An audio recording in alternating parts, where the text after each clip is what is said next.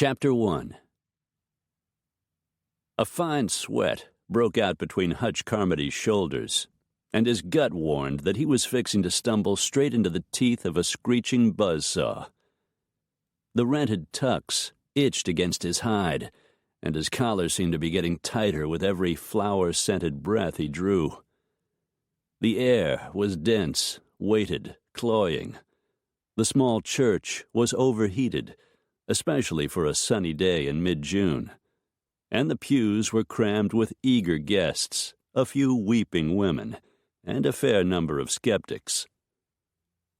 Hutch's best man, Boone Taylor, fidgeted beside him. The organist sounded a jarring chord, and then launched into a perky tune Hutch didn't recognize.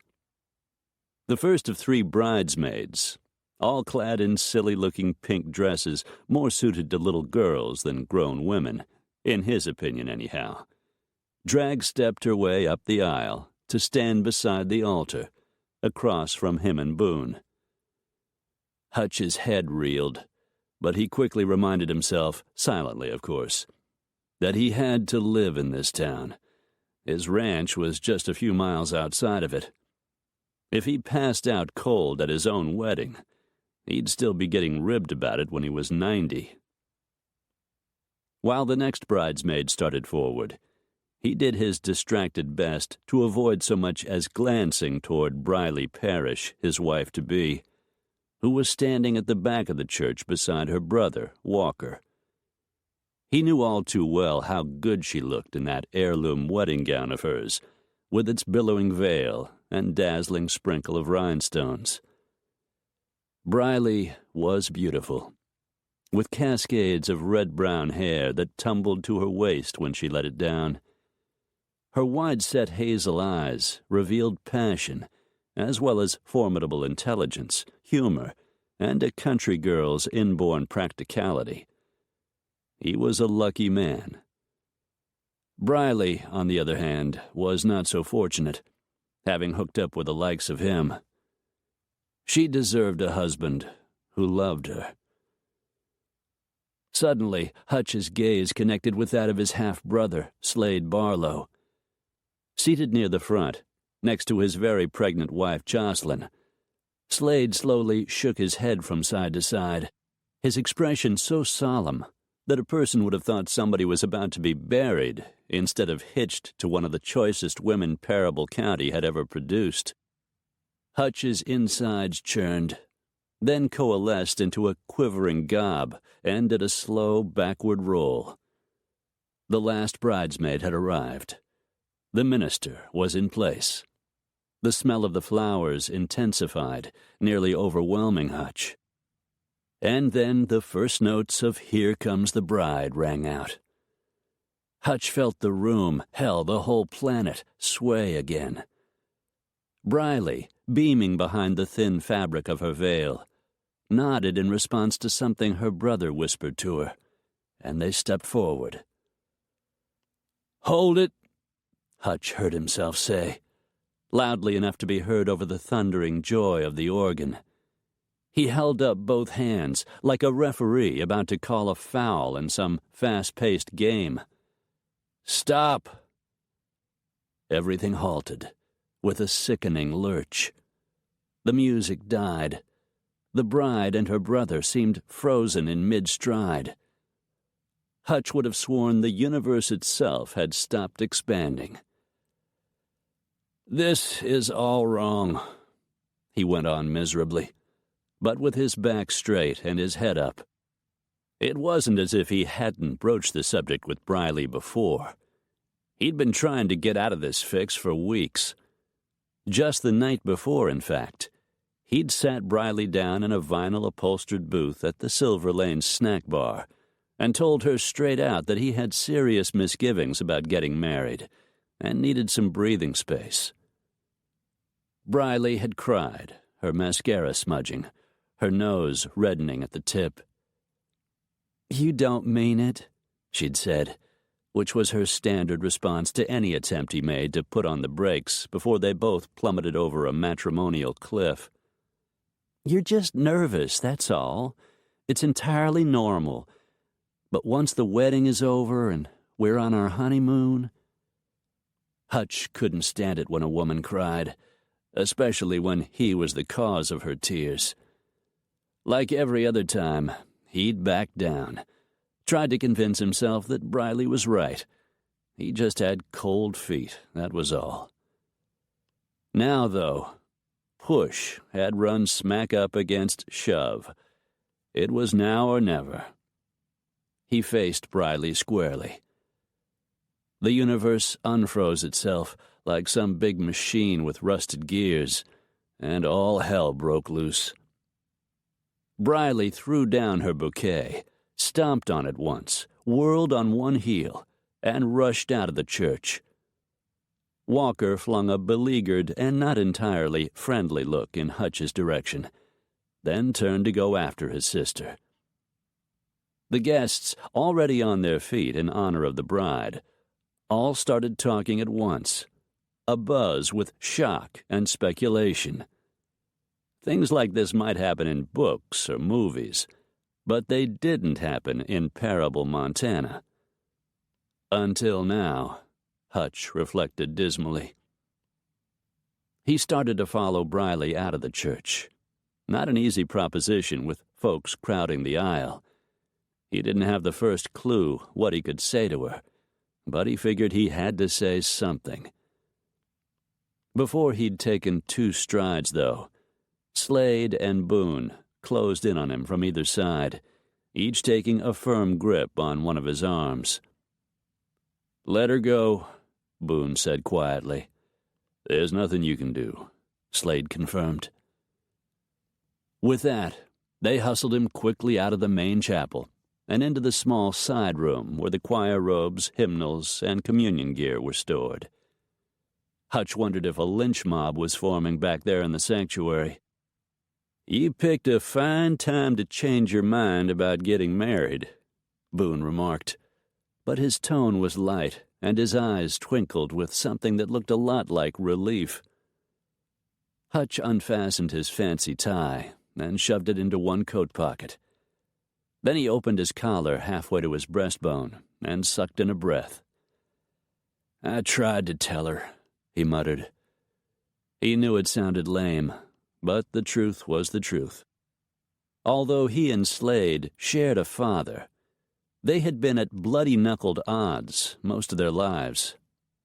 They'd made some progress toward getting along since the old man's death and the upheaval that followed, but neither of them related to the other as a buddy, let alone a brother. "Come on out to our place," Slade said, surprising him. "You'd best lay low for a few hours. Give Briley and Walker a little time to cool off." Hutch stiffened slightly, though he found the invitation oddly welcome. Home, that being Whisper Creek Ranch, was a lonely outpost these days, which was probably why he'd talked himself into proposing to Briley in the first place. "I have to talk to Briley," he repeated. "There'll be time for that later on," Slade reasoned. "Slade's right," Boone agreed. Boone, being violently allergic to marriage himself, probably thought Hutch had just dodged a figurative bullet. Or maybe he was remembering that Briley was a crack shot with a pistol, a rifle, or a Civil War cannon. Given what had just happened, she was probably leaning toward the cannon right about now. Hutch sighed. "All right," he said to Slade. "I'll kick back at your place for a while. But I've got to stop off at home first, so I can change out of this monkey suit." "Fine," Slade agreed. "I'll round up the women and meet you at the Windfall in an hour or 2. By the women, Slade meant his lovely wife Jocelyn, his teenage stepdaughter Shay, and Opal Dennison, the force of nature who kept house for the Barlow outfit. Slade's mother, Callie, had had the good grace to skip the ceremony. Old scandals die hard in a town the size of Parable, and recollections of her long-ago affair with Carmody Sr., from which Slade had famously resulted, were as sharp as ever. Today's escapade would put all that in the shade, of course. Tongues were wagging and jaws were flapping for sure. By now, various up-to-the-minute accounts were probably popping up on all the major social media sites. Before Slade and Boone had dragged Hutch out of the sanctuary, he'd seen several people whip out their cell phones and start texting. A few pictures had been taken, too, with those same ubiquitous devices. The thought of all that amateur reporting made Hutch close his eyes for a moment. "Shit," he murmured. "Knee-deep and rising," Slade confirmed, sounding resigned. Kendra sat at the antique table in her best friend Jocelyn's kitchen, with Callie Barlow in the chair directly across from hers. The ranch house was unusually quiet, with its usual occupants gone to town. A glance over one shoulder assured Kendra that her recently adopted 4-year-old daughter, Madison, was still napping on a padded window seat, her stuffed purple kangaroo, Rupert, clenched in her arms. The little girl's gleaming hair, the color of a newly minted penny, lay in tousled curls around her cherubic face, and Kendra felt the usual pang of hopeless devotion just looking at her. This long-sought, hard-won, much-wanted child. This miracle. Not that every woman would have seen the situation from the same perspective as Kendra did. Madison was, after all, living proof that Jeffrey had been unfaithful, a constant reminder that it was dangerous to love, treacherous to trust, foolish to believe in another person too much. But none of that had mattered to Kendra in the end. She'd essentially been abandoned herself as a small child, left to grow up with a disinterested grandmother, and that gave her a special affinity for Madison. Besides, Jeffrey, having returned to his native England after summarily ending their marriage, had been dying. Some men might have turned to family for help in such a situation. Jeffrey Chamberlain came from a very wealthy and influential one. But in this case, that wasn't possible. Jeffrey's aging parents were landed gentry with a string of titles, several sprawling estates, and a fortune that dated back to the heyday of the East India Company, and were no more inclined toward child-rearing than they had been when their own 2 sons were small. They'd left Jeffrey and his brother in the care of nannies and housekeepers from infancy, and shipped them off to boarding school as soon as they turned 6. Understandably, Jeffrey hadn't wanted that kind of cold and isolated childhood for his daughter. So he'd sent word to Kendra that he had to see her in person. He had something important to tell her. She'd made that first of several trips to the UK, keeping protracted vigils at her ex-husband's hospital bedside, while he drifted in and out of consciousness. Eventually, he'd managed to get his message across. He told her about Madison, living somewhere in the U.S., and begged Kendra to find his daughter, adopt her, and bring her up in love and safety. She was, he told her, the only person on earth he could or would trust with a child. Kendra wanted nothing so much as a child, and during their brief marriage, Jeffrey had denied her repeated requests to start a family.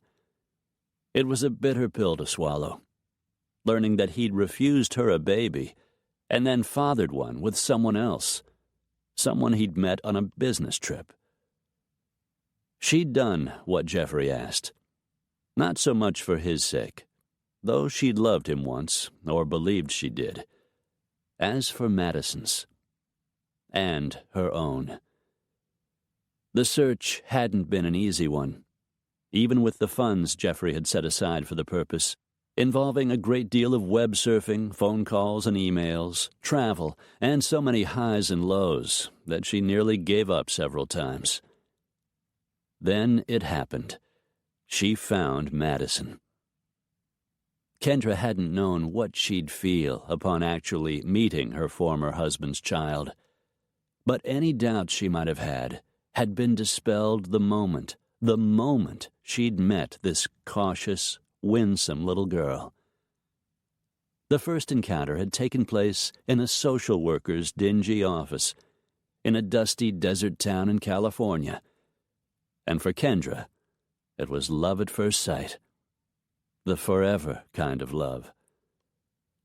Months of legal hassles had followed, but now, at long last, Kendra and Madison were officially mother and daughter, in the eyes of God and government. And Kendra knew she couldn't have loved her baby girl any more if she'd carried her in her own body for 9 months. Callie brought Kendra back to the present moment by reaching for the teapot in the center of the table and refilling Kendra's cup, then her own. "Do you think it's over yet?" Kendra asked, instantly regretting the question, but unable to hold back still another. "The wedding, I mean?" Callie's smile was gentle as she glanced at the clock on the stovetop and met Kendra's gaze again. "Probably," she said quietly. Then, without another word, she reached out to give Kendra's hand a light squeeze. Madison, meanwhile, stirred on the window seat. "Mommy?" Kendra turned again. "I'm here, honey," she said. Although Madison was adjusting rapidly, in the resilient way of young children, she still had bad dreams sometimes, and she tended to panic if she lost sight of Kendra for more than a moment. "Are you hungry, sweetie?" Callie asked the little girl. Slade's mom would make a wonderful grandmother. She had a way with children, easy and forthright. Madison shook her head as she moved toward Kendra, and then scrambled up onto her lap. "It's been a while since lunch," Kendra suggested, kissing the top of Madison's head and holding her close. "Maybe you'd like a glass of milk and one of Opal's oatmeal raisin cookies?" Again, Madison shook her head, snuggling closer still. "No, thank you," she said clearly, sounding, as she often did, more like a small adult than a 4-year-old. They'd arrived by car the night before and spent the night in the Barlow's guest room at Jocelyn's insistence. The old house, the very heart of Windfall Ranch, was undergoing considerable renovation, which only added to the exuberant chaos of the place, and Madison was wary of everyone but Opal, the family housekeeper.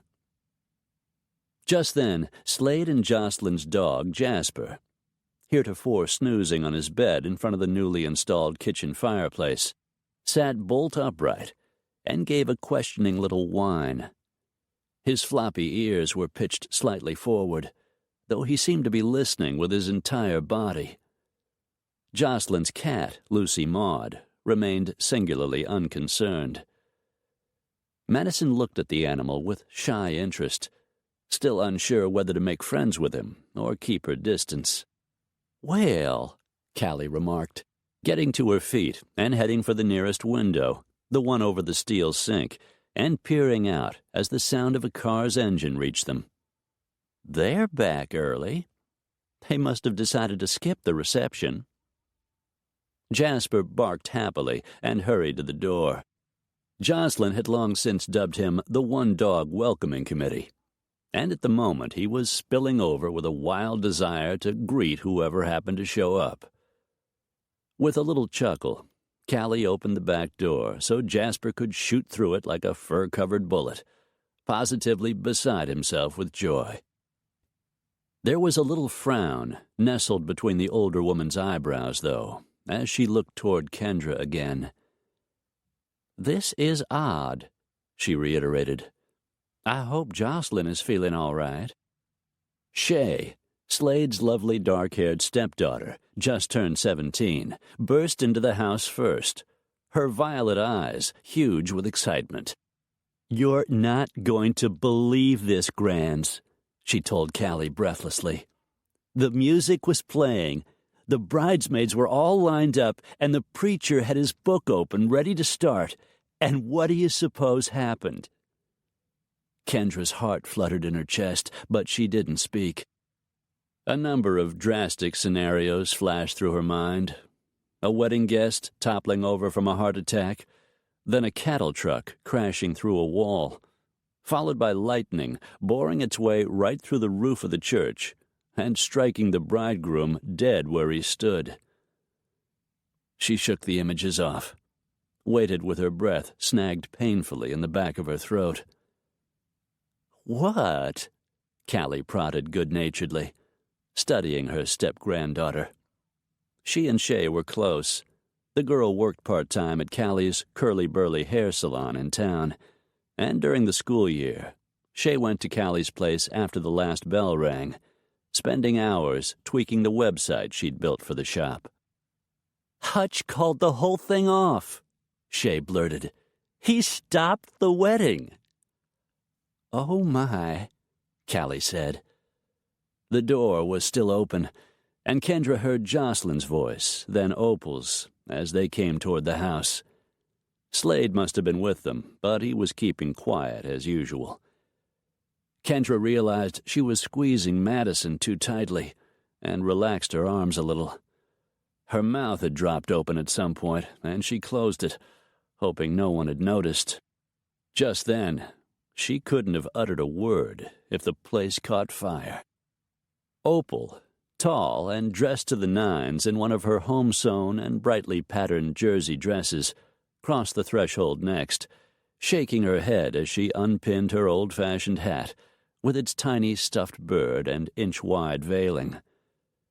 Slade and Jocelyn came in behind her, Jocelyn's huge belly preceding her by half an hour, as her adoring husband liked to say. By then, the bomb dropped. Shay had shifted her focus to Madison. She'd been trying to win the little girl over from the beginning, and her smile dazzled, like sunlight on still waters. "Hey, kiddo," she said. "Since we missed out on the wedding cake, I'm up for a major cookie binge.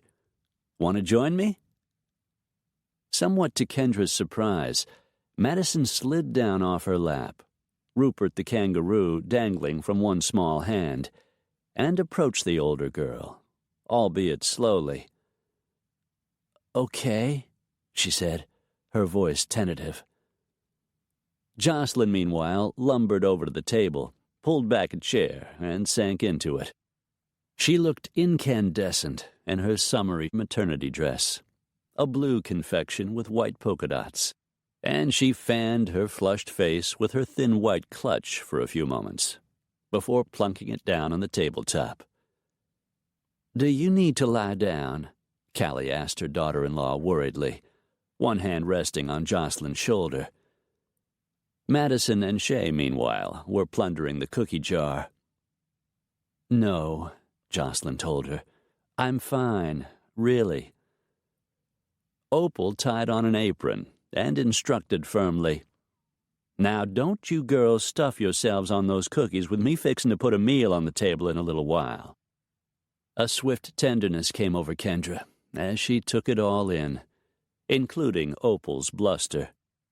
As Kendra was growing up, the woman had been like a mother to her, if not a patron saint. Slade, his blue gaze resting softly on Jocelyn, hung up his hat and bent to ruffle the dog's ears. "Poor Briley," Opal said, as she opened the refrigerator door and began rummaging about inside it for the makings of one of her legendary meals. "Sounded to me like it was her own fault," Slade observed, leaving the dog to wash his hands at the sink. He was clad in a suit, but Kendra knew he'd be back in his customary jeans, beat-up boots, and lightweight shirt at the first opportunity. "Hutch said he told Briley he didn't want to get married, more than once, and she wouldn't listen." For Slade, this was a virtual torrent of words. He was a quiet, deliberate man, and he normally liked to mull things over before he offered an opinion, in contrast to his half-brother Hutch, who tended to go barreling in where angels feared to tread, and consider the wisdom of his words and actions later, or not at all. Jocelyn, meanwhile, tuned in on Kendra's face and read her expression, however guarded it was, with perfect accuracy. They'd been friends since they were barely older than Madison was now, and for the past year they'd been business partners too, Jocelyn taking over the reins at Shepherd Real Estate in nearby Parable, while Kendra scoured the countryside for Jeffrey's daughter. "Thank heaven he came to his senses," Jocelyn said, with her usual certainty. "Briley is a wonderful person, but she's all wrong for Hutch, and he's all wrong for her. They wouldn't have lasted a year." The crowd in the kitchen began to thin out a little then. Shay, the dog, and Madison headed into the family room with their cookies, and Callie followed, Shay regaling her grands with an account of who did what and who wore what and who said what. Slade ascended the back stairway, chuckling, no doubt on his way to the master bedroom to change clothes. Except for bankers and lawyers, few men in rural Montana wore suits on a regular basis. Such get-ups were reserved for Sunday services, funerals, and weddings, ill-fated or otherwise. Opal, for her part, kept murmuring to herself and shaking her head as she began measuring out flour and lard for a batch of her world-class biscuits. "Land sakes," she muttered repeatedly, along with, "Well, I never in all my livelong days." Jocelyn laid her hands on her bulging stomach and sighed. "I swear this baby is practicing to be a rodeo star. It feels as though he's riding a bull in there." Kendra laughed softly, partly at the image her friend had painted, and partly as a way to relieve the dizzying tension brought on by Shay's breathless announcement. Hutch called the whole thing off. He stopped the wedding. "The least you could do," she teased Jocelyn, trying to get a grip on her crazy emotions, "is go into labor already and let the little guy get a start on his cowboy career." As serene as a Botticelli Madonna, Jocelyn grinned. "He's taking his time, all right," she agreed. The briefest frown flickered in her shining eyes as she regarded Kendra more closely than before. "It's only fair to warn you," she went on, quietly resolute, "that Slade invited Hutch to come to supper with us tonight." Jocelyn continued to talk, saying she expected both Slade and Hutch would saddle up and ride the range for a while. But Kendra barely heard her. She flat out wasn't ready to encounter Hutch Carmody, even at her closest friend's table. Why, the last time she'd seen him, after that stupid macho horse race of his and Slade's, she'd kicked him hard in the shins. Because he'd just kissed her. Because he'd risked his life for no good reason. Because hers was just one of the many hearts he'd broken along his merry way. Plus, she was a mess. She'd been on the road for 3 days, and even after a good night's sleep in Jocelyn's guest room and 2 showers, she felt rumpled and grungy. She stood up. She'd get Madison and head for town, she decided. Hurry to her own place, where she should have gone in the beginning. Not that she planned to live there very long. The mega mansion was too big for her and Madison, too full of memories. "Kendra," Jocelyn ordered kindly, "sit down." Opal could be heard poking around in the pantry, still talking to herself. Slade came down the back stairway, looking like himself in worn jeans, a faded flannel shirt, and boots. Passing Jocelyn, he paused and leaned down to plant a kiss on the top of her head. Kendra sank slowly back into her own chair. "Don't start without me," Slade said, spreading one big hand on Jocelyn's baby bulge and grinning down into her upturned face. It was almost enough to make a person believe in love again, Kendra thought glumly, watching these two. "Not a chance, Cowboy," Jocelyn replied, almost purring the words. "We made this baby together, and we're having it together." Kendra was really starting to feel like some kind of voyeuristic intruder when Opal came out of the pantry, looked Slade over from behind the thick lenses of her glasses, and demanded, "Just where do you think you're going, Slade Barlow? Didn't I just say I'm starting supper?" Slade straightened, smiled at Opal. "Now don't get all riled up," he cajoled. "I'm just going out to check on the horses, not driving a herd to Texas." "Do I look like I was born yesterday?" Opal challenged, with gruff good humor. "You mean to saddle up and ride. I can tell by looking at you." Slade laughed, shook his head, shoved a hand through his dark hair before crossing the room to take his everyday hat from a peg beside the back door and plop it on his head. "I promise you," he told Opal, "that the minute that dinner bell rings, I'll be here." Opal huffed, cheerfully unappeased, then waved Slade off with one hand and went back to making supper. "You might as well stay here and face Hutch," Jocelyn told Kendra, as though there had been no interruption in their conversation. "After all, Parable is a small town, and you're bound to run into him sooner rather than later. Why not get it over with?" The twinkle in Jocelyn's eyes might have annoyed Kendra if she hadn't been so fond of her. Like many happily married people, Jocelyn wanted all her friends to see the light and get hitched pronto. An image of Briley Parish bloomed in Kendra's mind, and she felt a stab of sorrow for the woman. Loving Hutch Carmody was asking for trouble. She could have told Briley that. Not that Briley would have listened, any more than she had long ago, when various friends had warned her that she was marrying Jeffrey on the rebound, had urged her to take time to think before leaping feet first into a whole different world. "I need to get Madison settled," Kendra fretted. "There are groceries to buy, and I've been away from the business way too long as it is." "The business is just fine," Jocelyn said reasonably. "And so is Madison." As if on cue, the little girl gave a delighted laugh in the next room. It was a sweet sound, all too rare, and it made the backs of Kendra's eyes scald.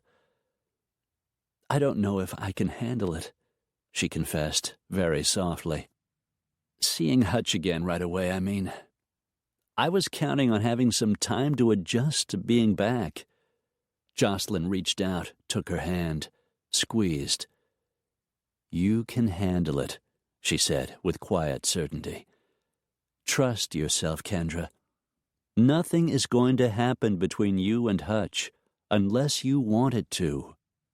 "That's just the trouble," Kendra reflected miserably, careful to keep her voice down so Madison wouldn't overhear. "Wanting a man, wanting Hutch, and knowing better the whole time, well, you know." "I do know," Jocelyn said, smiling. "I have a daughter now," Kendra reminded her friend. "I want Madison to grow up in Parable, go to the same schools from kindergarten through high school. I want to give her security, a real sense of community, the whole works. And getting sucked into Hutch's orbit would be the stupidest thing I could possibly do." "Would it?" Jocelyn asked, raising one delicate eyebrow as she waited for a reply. "Of course it would," Kendra whispered fiercely. "The man broke my heart into a gazillion pieces, remember? And now he's dumped some poor woman virtually at the altar, which only goes to prove he hasn't changed." "Did it ever occur to you," Jocelyn inquired, unruffled, "that Hutch might have dumped Briley for the simple reason that she's not you?" "No," Kendra said firmly, shaken by the mere possibility. That did not occur to me. He did it because he can't commit to anything or anyone long term. Because Whisper Creek Ranch is all he really cares about in this world. Because he's a heartless, womanizing bastard. Before Jocelyn could offer a response to that, Madison, Shay, Callie, and the dog trailed back in the kitchen, making further discussion of Hutch Carmody impossible. Kendra was still flustered, though. Her heart pounded, and her throat and sinuses felt strangely thick. Was she coming down with something? Every instinct urged her to get the heck out of there, now. But the idea seemed cowardly. And besides, Madison was just starting to let herself be part of the group. If they rushed off to town, the little girl would be understandably confused. So Kendra decided to stay, at least until after supper. She was a grown woman, a mother. Jocelyn had been right. It was time she started trusting herself. Hutch had always held an infuriating attraction for her. But she was older now, and wiser, and she had more self-control. The next hour was taken up with getting ready, coming and going, table setting, and a lot of companionable, light-hearted chatter. Slade returned from the barn as he'd promised, and after washing up in a downstairs bathroom, made the whole crew promise not to pester Hutch with questions about the interrupted wedding. As if, Kendra thought. She probably wouldn't say more than a few polite words to the man, if she spoke to him at all. She felt strong, confident, ready for anything. Until he actually walked into the ranch house kitchen, that is. Seeing her, he tightened his jaw and shot an accusatory glance in his half-brother's direction. "Didn't I mention that Kendra's here?" Slade asked, breaking the brief, pulsing silence. There was a smile in his voice, though his blue eyes conveyed nothing but innocent concern. Hutch, his dark blonde hair sun-kissed with gold, recovered his normal affable manner within the space of a heartbeat. He even smiled, flashing those perfect white teeth and setting Kendra back on her figurative heels. "Hello, Kendra," he said with a nod, after taking off his hat. Like Slade, he was dressed cowboy, and the look suited him. Kendra replied with a nod of her own. "Hutch," she said, turning from the chopping board where she'd been preparing a salad, and wished she'd cleared her throat first, because the name came out like a croak. His gaze moved straight to Madison, and Kendra read the questions in his eyes even before he hid them behind a smile. Madison, meanwhile, raised Rupert, as if presenting him to this stranger for inspection. "Howdy there," he said, all charm. "Do my eyes deceive me, or is that critter a kangaroo?" Chapter 2. The way Hutch figured it, a solid week should have been plenty long enough for the fuss over the wedding that never was to die down. But when Saturday afternoon rolled around again, and he sat down at his computer to get a quick read on the gossip situation, tired from rounding up strays with the ranch hands since just after dawn, he was promptly disabused of the notion. This jabberfest was getting worse by the moment. Apparently, he'd made every jerk list in cyberspace, not just locally, but worldwide. Indignant females from as far away as the Philippines thought he ought to be tarred and feathered, and a couple of Briley's girlfriends, bless their vengeful little hearts, had set up a page on one of the major networking sites solely for the purpose of warning every woman with a pulse to steer clear of Hutch Carmody. The reverse version, he supposed, grimly amused, of an Old West wanted poster. Of course, this being the digital age, there were pictures up the wazoo. Bride doll Briley, flushed and furious in her over-the-top dress, stomping on her bouquet in the church aisle.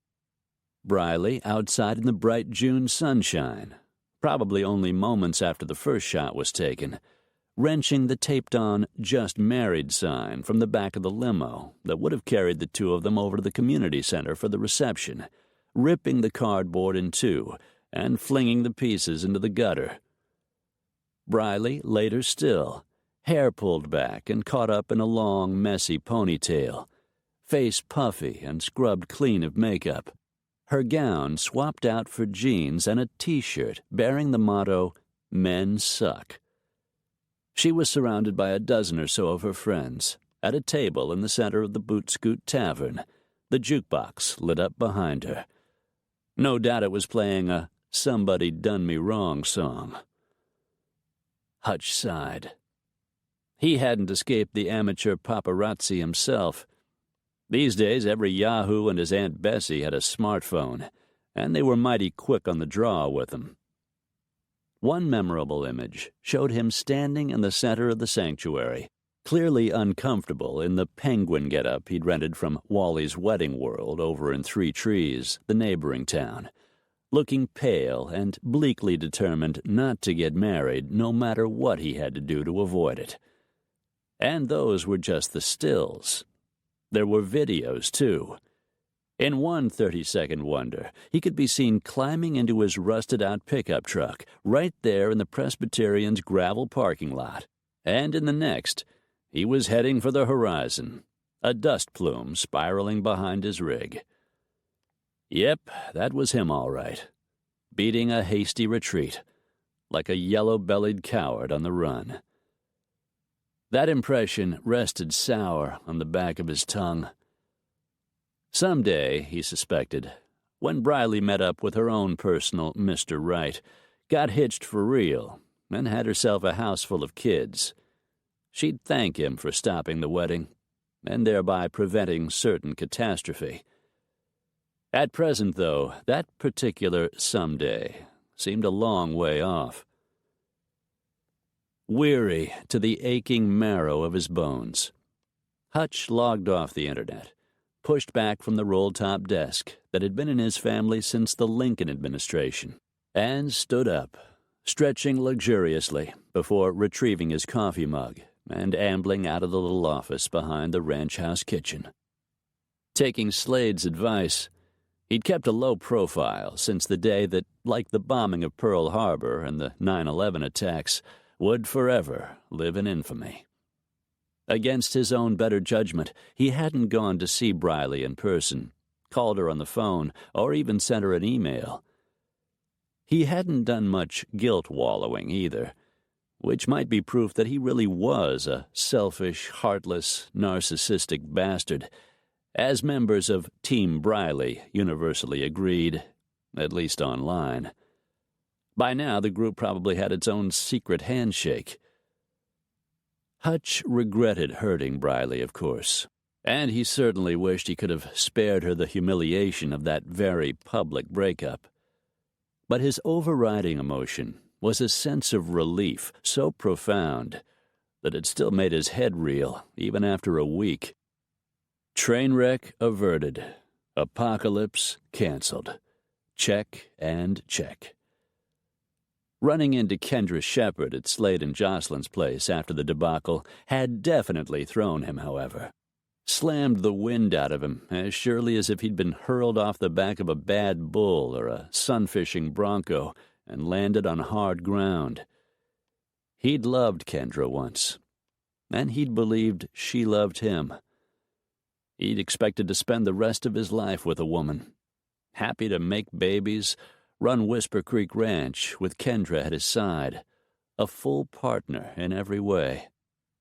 Instead, enter Jeffrey Chamberlain, he of the nominal titles and English estates, practically a prince to a woman like Kendra, brought up in a small Montana town by a grandmother who resented the responsibility of raising her errant daughter's child. Chamberlain had been visiting friends at the time, Hollywood types with delusions of living the ranching life in grand style.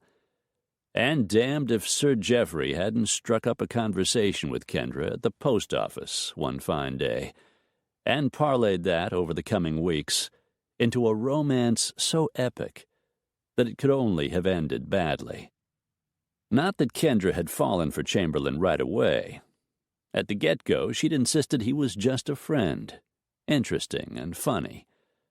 Hutch, though nettled, had reluctantly, grudgingly, accepted the explanation. Down deep, he'd been out of his gourd jealous, though, and soon enough the bickering commenced. Chamberlain, knowing full well what he'd set in motion, had found excuses to stay on in Parable, and he just bided his time while things got worse and worse between Hutch and Kendra. Inevitably, the bickering escalated to fiery yelling matches, and worse, single words, terse and biting, punctuated by long, achy silences. Eventually, Kendra had given Hutch an ultimatum: trust her or leave her. He'd chosen the latter option, being a stubborn, hard-headed cowboy from a long line of stubborn, hard-headed cowboys, never really thinking she'd go at all, let alone stay gone. Everybody knew they belonged together, he and Kendra. After a semi-decent interval, though, she'd hauled off and eloped with Geoffrey. There were still days, moments really, when Hutch couldn't believe it had come to that, and this was one of them. Now, standing in his kitchen, he closed his eyes, remembering. Kendra had called him 3 days after tying the knot down in Vegas. Even then, he'd wanted to say, "This isn't right.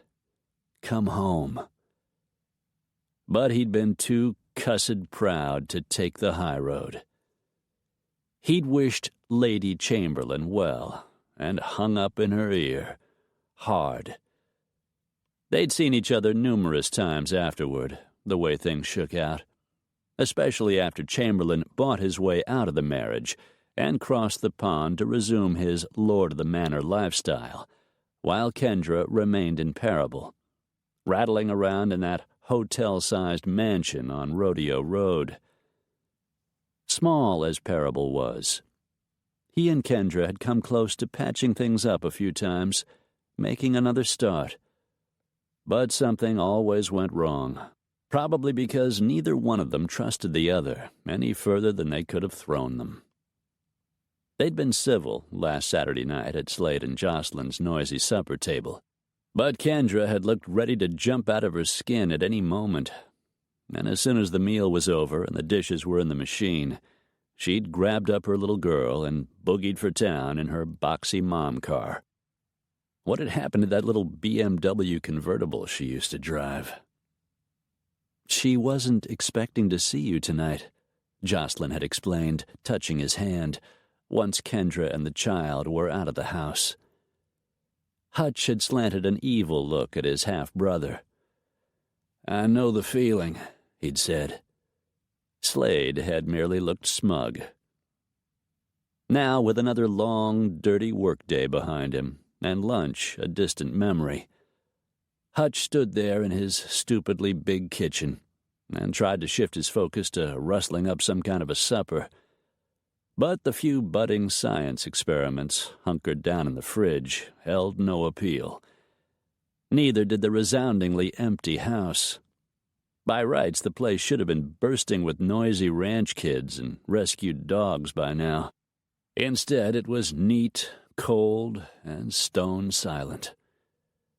Hutch sighed, shoved a hand through his hair, stepped back from the refrigerator, and shut the door. Upstairs, he took a quick shower and donned fresh jeans, a white shirt, and go-to-town boots. He'd hidden out long enough, damn it. By God, he was through keeping a low profile. He meant to fire up one of the ranch trucks, drive into Parable to the Butter Biscuit Cafe, claim one of the stools at the counter, and order up his usual cheeseburger, shake, and fries. As for the joshing and the questions and the speculative glances he was bound to run into, bring it, he thought. Kendra had had a week to put that off-the-wall encounter with Hutch the previous Saturday night behind her, and she was mostly over it. Mostly.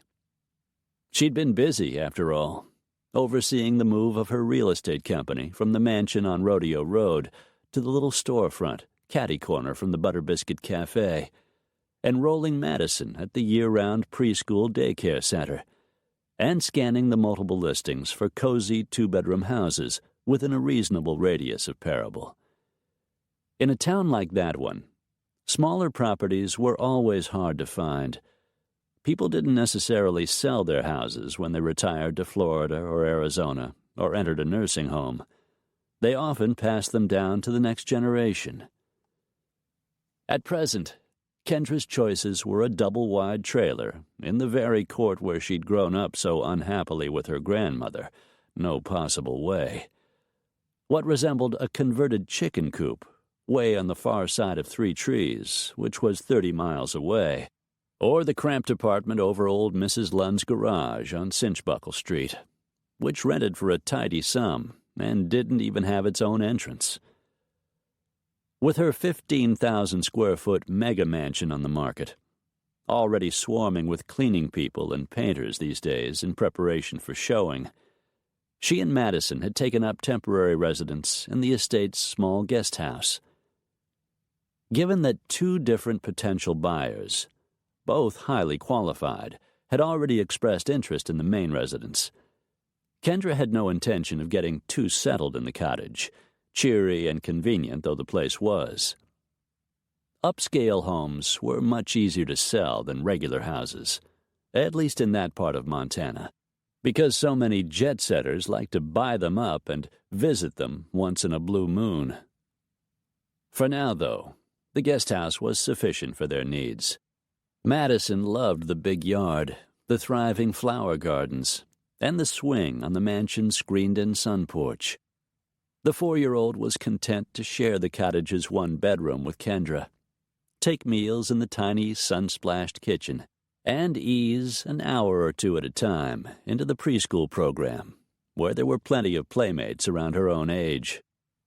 Already Madison's fair skin was golden, having absorbed so much country sunshine, and she didn't cry at the prospect of even the shortest separation from Kendra.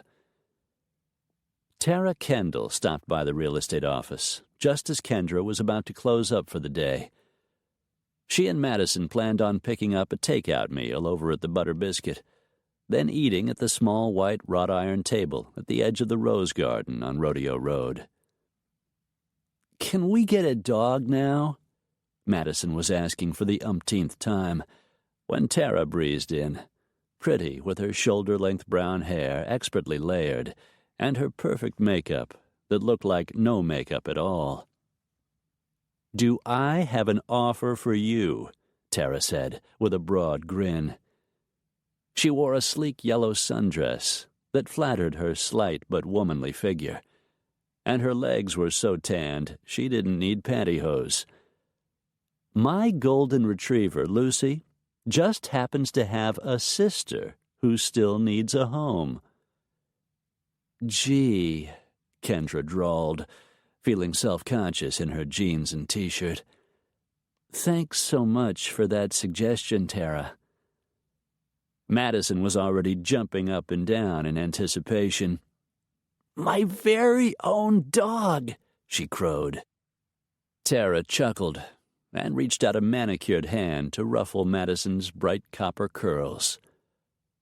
"Oops," she said, addressing Kendra in a sing-song voice that sounded warmly insincere. "Did I just put my foot in my mouth?" "More like your entire leg," Kendra replied sweetly. Tara, a relative newcomer to Parable, had fit right in with her and Jocelyn, turning a duet into a trio. The three of them had been fast friends from the beginning. "We're not ready for a dog yet, since we don't really have a place to—" She paused, looked down at Madison, who was glowing like a firefly on a moonless night, and reconsidered the word she'd intended to use, which was live, diverting to permanently reside. "We have the cottage," Madison pointed out. "There's a yard, and Lucy's sister could sleep with us." "Says you," Kendra said, but with affection. She remembered how badly she'd wanted a pet as a little girl. But her grandmother had always refused, saying she had enough on her hands looking after a kid. She wasn't about to clean up after a dog or a cat, too. "You promised," Madison reminded her sagely. She was so like Jeffrey. She had his eyes, his red hair, his insouciant certainty that everything good would come to him as a matter of course, including golden retriever puppies with sisters named Lucy. "I said we could get a pet when we were settled," Kendra clarified patiently, after shooting a see-what-you've-done glance at a singularly non-repentant Tara. "We'll be moving soon." "So will the dog," Tara put in lightly. "Marty Wren can only keep her at the shelter for so long. Then it's off to, well, wherever." "Thanks again, Tara," Kendra said. She knew her friend meant well, but the woman wasn't known for her good judgment. Hadn't she given up a great job in New York, heading up a world-class cosmetic company, to buy, of all things, a dilapidated chicken ranch on the outskirts of Parable, Montana? Huge tears welled in Madison's eyes. "Nobody wants Lucy's sister?" At last, Tara looked shamefaced. "She's a beautiful dog," she told the little girl gently. "Somebody will adopt her for sure." "You, for instance?" Kendra said. "I guess she could live with Lucy and me for a while," Tara decided, shifting her expensive hobo bag from her right shoulder to her left. Madison grabbed at Kendra's hand, squeezed. "We could just look at Emma, couldn't we?" "Emma?" Kendra echoed, dancing on ice now, Bambi with all four limbs scrabbling for traction. "That's what we'd call Lucy's sister," Madison said matter-of-factly, her little face shining more brightly than the sunset gathering in shades of pink and orange at the rims of the mountains to the east. "Emma." Emma. It was Madison's birth mother's name. Did she know that? How could she? She'd been only a year old when Emma gave her up. "Why Emma?" Kendra asked carefully, hoping to hide her dismayed surprise from the child. Tara, she instantly noted, had already read her face, though she couldn't have known the significance of the name, and she looked way beyond apologetic. "It's a pretty name," Madison said. "Don't you think so, Mommy?" "It's lovely," Kendra conceded. "Now, shouldn't we pick up our supper and head for home?" She glanced at Tara. "Join us? Nothing fancy. We're getting takeout, but we'd love to share." Tara blinked, clearly uncertain what response she ought to give. "Well, and it would be fun to meet Lucy," Madison went on. "Is she with you?" "As a matter of fact," Tara said, "yes, she's in the car. We just came from the vet's office, and—" "You're both welcome," Kendra insisted. Firstly, because Tara was a dear friend, and secondly, because she was enjoying the other woman's obvious discomfort. "You and Lucy." "Well," Tara murmured, with a weak little smile. "Okay." Kendra smiled. "Let's go then," she said, jingling the ring of keys she'd just plucked from her purse. She shut off the inside lights, stepped out onto the sidewalk, and locked up behind them. Leaving Kendra's Volvo in the parking lot out back, they crossed the street to the Butter Biscuit Cafe. Tara's flashy red sports car was parked on the street in front of the restaurant. The yellow dandelion-fluffed dog, Lucy, pressing her muzzle against the driver's side window, steaming up the glass. Kendra's heart softened at the very sight of that dog, while Madison rushed over to stand on tiptoe and press the palms of both hands against the window. "Hello, Lucy," Madison cried gleefully.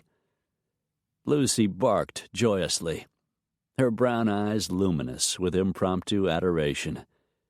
She tongued the window where Madison's right palm rested. Tara laughed. "See?" she said, giving Kendra a light elbow to the ribs. "It's fate." "I'll get you for this," Kendra told her friend with an undertone.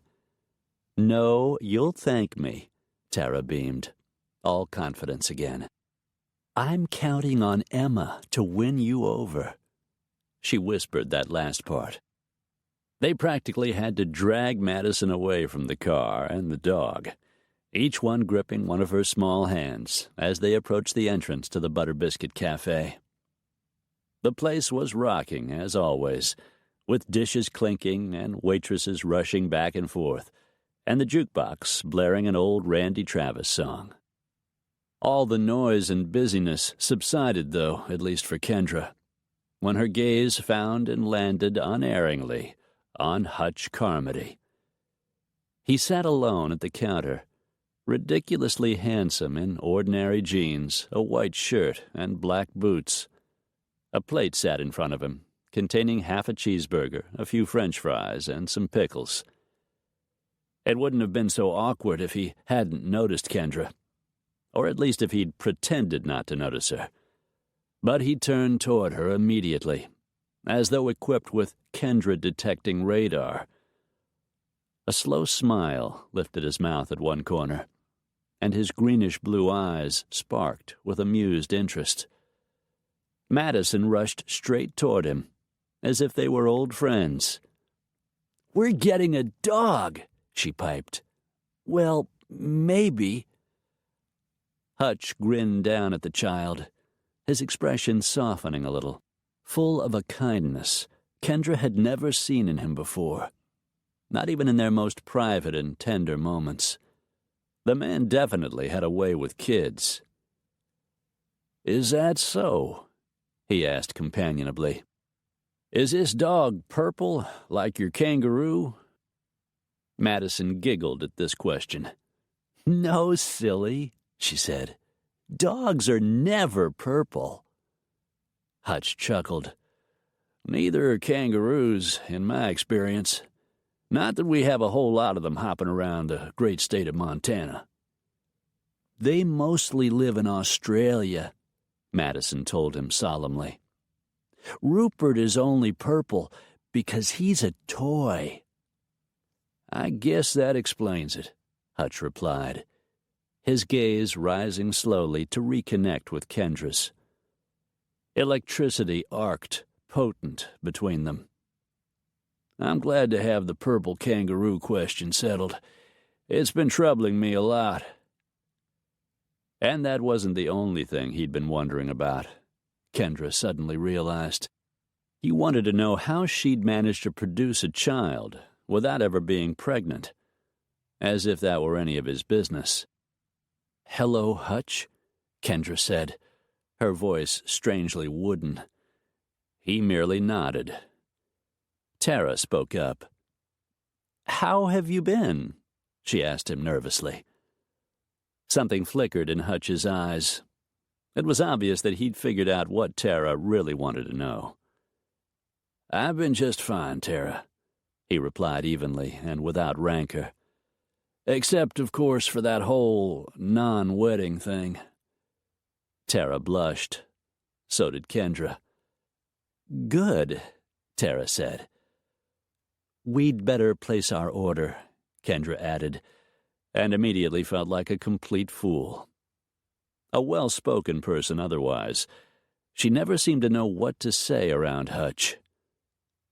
Before the cafe gets any busier, I mean. Plus, Lucy's locked up in the red car outside, Madison put in. Plus that, Kendra said lamely. Lucy? Hutch asked, raising one eyebrow. My dog, Tara explained. Right, Hutch answered. His gaze remained on Kendra, stirring up all sorts of totally unwanted memories, like the way his hands felt on her bare thighs, or the touch of his lips gliding softly over the tops of her breasts. Nice to see you again, he added casually. When he looked at her that way, Kendra always felt as though her clothes were made of cellophane, and that got her hackles up, not to mention her nipples, which, thankfully, were well hidden under the loose fabric of her T-shirt. Even though she turned away quickly and began studying the big menu board on the wall behind the cash register, Kendra was still acutely aware of Hutch, of little Madison, who so clearly adored him, and of Tara, who was trying to pick up the dangling conversational thread. Rodeo days are almost upon us, Tara said brightly. Every Independence Day weekend since the beginning of time, Parable had hosted the county rodeo, fireworks, and carnival.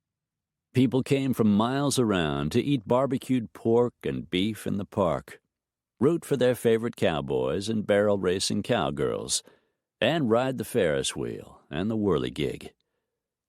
The cleanup committee is looking for volunteers. Shall I put your name down to help out, Hutch?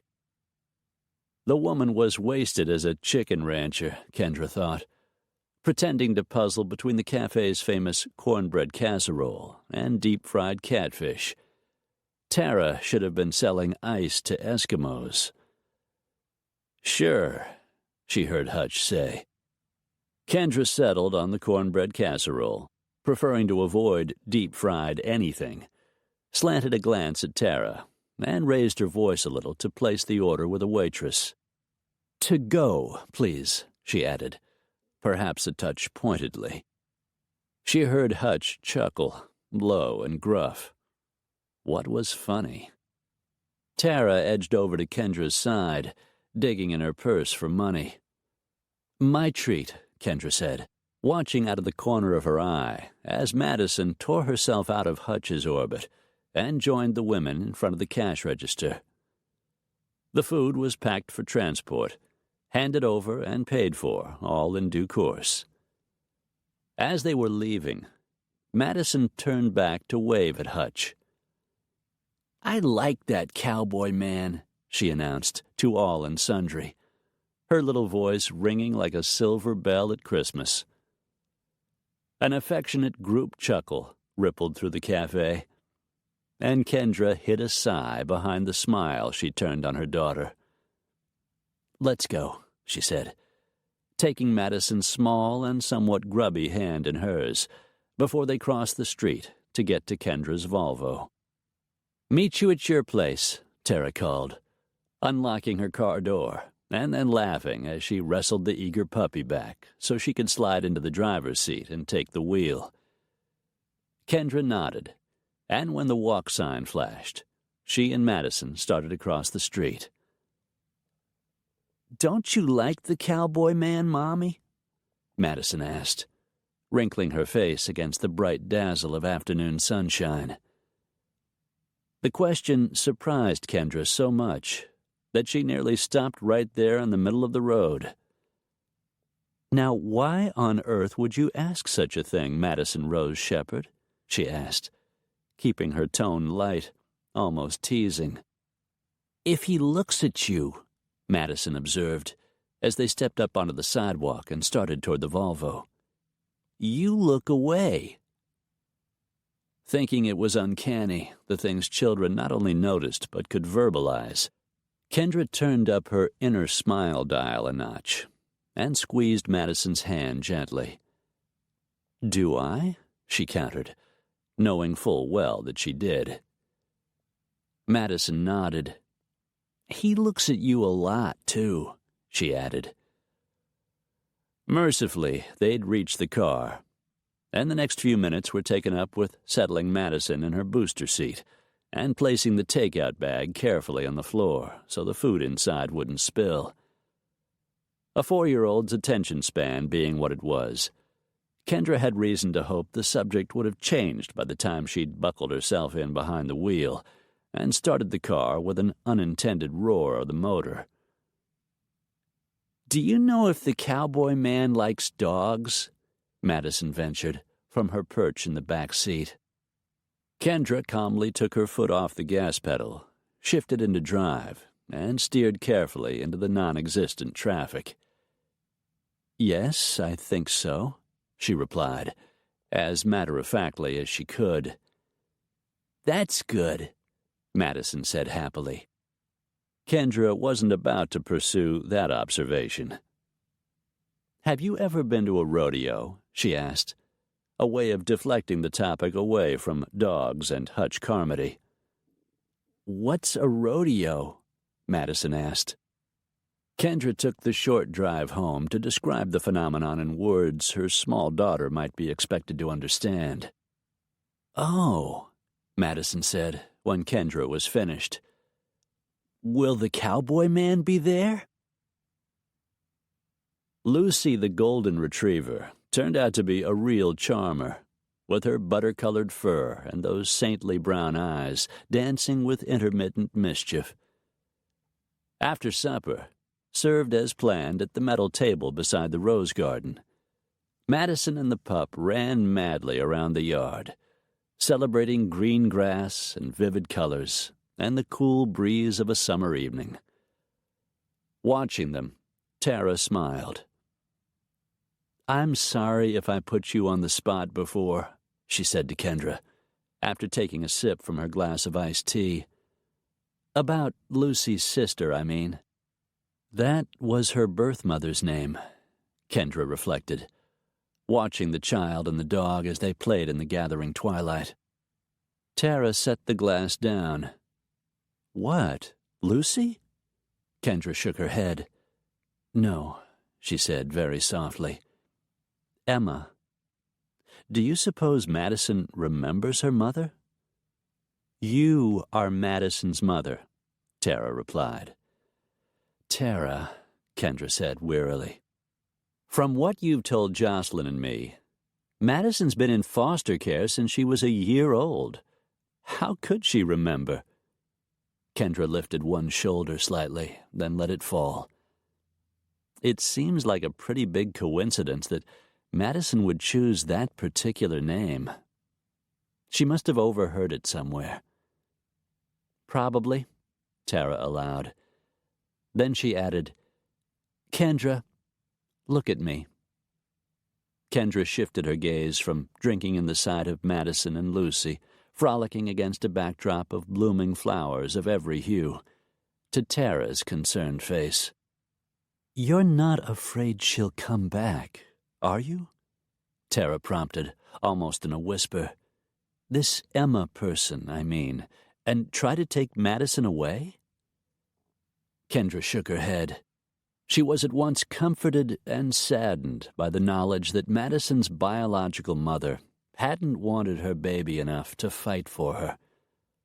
The woman had demanded money, naturally, but she'd signed off readily enough once Jeffrey's American lawyers got the point across that the buying and selling of babies was illegal. "She's relinquished all rights to Madison," she finally answered. Tara sighed. "It's hard to understand some people," she said. "Impossible," Kendra said. Oddly, though, she wasn't thinking of Madison's birth mom anymore, but of Hutch. The man was a mystery, an enigma. He fractured women's hearts with apparent impunity. There always seemed to be another hopeful waiting in the wings, certain she'd be the exception to the rule. And yet kids, dogs, and horses saw nothing in him to fear, and everything to love. Was he actually a good man? underneath all that bad boy mojo and easy charm. "Still planning to sell this place, then?" Tara asked, with a gesture of one hand that took in the mansion as well as the grounds. Kendra nodded. "I'll be putting the proceeds in trust for Madison," she said. She hadn't told Jocelyn and Tara everything, but they both knew Jeffrey had fathered the little girl. "It's rightfully hers." Tara absorbed that quietly and took another sip from her iced tea. "You won't miss it? The money, I mean? Living in the biggest and fanciest house in town?" Kendra's smile was rueful. "I'm not broke, Tara," she said. "I've racked up a lot of commissions since I started Shepherd Real Estate." She looked back over one shoulder at the looming structure behind them. "As for missing this house, no, I won't. Not for a moment. It's a showplace, not a home." Tara didn't answer. She seemed to be musing, mulling something over. "So," Kendra said, "how's the chicken ranch coming along?" At that, Tara rolled her beautiful eyes. "It's a disaster," she answered, with honest good humor. "The nesting house roof is sagging. The hens aren't laying. I suspect that's because the roosters are secretly gay. And Boone Taylor still refuses to plant shrubbery to hide that eyesore of a trailer he lives in, so it won't be the first thing I see when I look out my kitchen window every morning." "Regrets?" Kendra asked gently. Madison and Lucy seemed to be winding down, moving in slow motion as the shadows thickened. After a bath and a story, Madison would sleep soundly. Tara immediately shook her head from side to side. "No," she said. "It's hard, but I'm a long way from giving up." "Good," Kendra said with a smile. "Because I'd feel guilty if you were having second thoughts, considering I was the one who sold you the place." "You might have warned me about the neighbors," Tara joked. "Boone isn't so bad," Kendra felt honor-bound to say. She'd known him since childhood. Known his late wife, Corey, too. He'd lost interest in life for a long time after Corey's death from breast cancer a few years back. But last November, he'd up and run for sheriff and gotten himself elected by a country mile. He's just stubborn, like most of the men around here. That's what gets them through the hard times. Tara's eyes widened a little. "Does that apply to Hutch, too?" Kendra stood up, beckoned to her tired daughter. "Time to get ready for bed," she called to Madison, who meandered slowly toward her, proof in itself that she was exhausted. Like most small children, she normally resisted sleep with all her might, lest she miss something. The puppy trotted over to Tara, nuzzling her knee, and she laughed as she bent to ruffle his ears. "If you think Lucy's perfect," she said, instead of goodbye, "just wait till you meet her sister." Chapter 3. The next morning after church, Kendra gave in to the pressures of fate and her very persistent daughter, and drove across town to Pause for Reflection, the private animal shelter run by a woman named Marty Wren. Marty, an institution in Parable, oversaw the operation out of an office in her small living room, surviving entirely on donations and the help of numerous volunteers.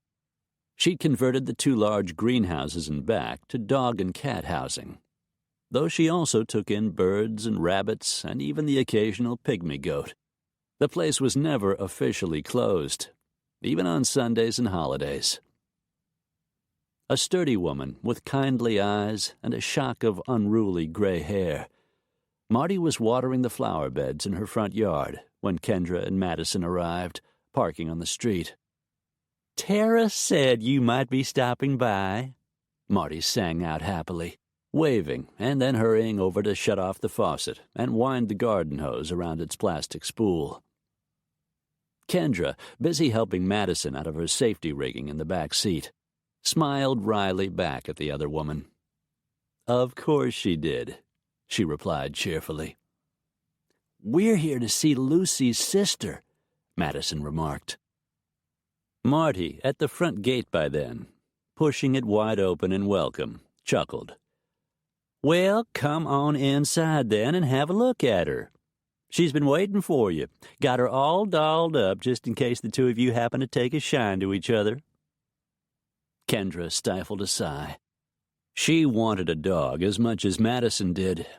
There had been a canine-shaped hole in her heart for as long as she could remember, but she'd hoped to find a permanent place to live before acquiring a pet, get settled in. Alas, the universe did not seem concerned with her personal plans. She and Madison passed through the gate, closing it behind them, and Marty led the way onto the neatly painted front porch and up to the door. The retriever puppy did indeed seem to be waiting. She was sitting primly on the hooked rug in the tiny entryway, with a bright red ribbon tied to her collar, and her chocolate-brown eyes practically liquid with hope. Kendra immediately melted. Madison, meanwhile, placed her hands on her hips and tilted her head to one side, studying the yellow fluff ball intently. The puppy rose from its haunches and approached the little girl, looking for all the world as though it were smiling at her. "Where have you been?" the animal's expression seemed to say. "We're supposed to be having fun together." Madison turned her eyes to Kendra. "She's so pretty," she said, sounding awed, as though there had never been and never would be another dog like this one. "Very pretty," Kendra agreed, choking up a little. She saw so much of her childhood self in Madison, and that realization made her cautious. Madison was Madison, and trying to soothe her own childhood hurts through her daughter would be wrong on so many levels. Marty, an old hand at finding good homes for otherwise unwanted critters, simply waited, benignly silent. She believed in letting things unfold at their own pace. Not a bad philosophy in Kendra's opinion, though she'd yet to master it herself. As a little girl, she'd had to fight for every scrap of her grandmother's attention. In her career, she'd been virtually driven to succeed, believing with all her heart that nothing good would happen unless she made it happen. Now that Madison had entered her life, though, it was time to make some changes. Shifting her Type A personality down a few gears so she could appreciate what she had, rather than always striving for something more, was at the top of the list. Madison was still gazing at Kendra's face. "Can we take her home with us, Mommy?" she asked, clearly living for a yes. "Please? Can we name her Daisy?" Kendra's eyes burned as she crouched beside her daughter, putting herself at eye level with the child. "I thought you wanted to call her Emma," she said. Madison shook her head. "Daisy's not an Emma. She's a Daisy." Kendra put an arm around Madison, but loosely. "Okay," she said, very gently. "Daisy it is." "She can come home with us, then?" Madison asked, wide-eyed, a small, pulsing bundle of barely contained energy. "Well, there's a procedure that has to be followed," Kendra replied, looking over at Marty as she stood up straight again, leaving one hand resting on the top of Madison's head. "Daisy's had her shots," Marty said. "And I've known you since you were the size of a bean sprout, Kendra Shepherd. You'll give this dog a good home and lots of love, and that's all that matters." Something unspoken passed between the two women. Marty was probably remembering other visits to the shelter when Kendra was small. She'd been the youngest volunteer at the shelter, cleaning kennels, filling water bowls, and making sure every critter in the place got a gentle pat and a few kind words. "You get a free vet visit, too," Marty said, as though further persuasion might be required. Madison's face shone with delight. "Let's take Daisy home right now," she said. Kendra and Marty both laughed.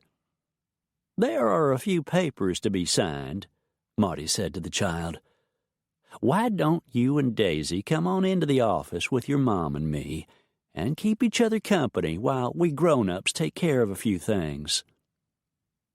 Madison, though obviously eager to take Daisy and run before one of the adults changed their mind, nodded dutifully.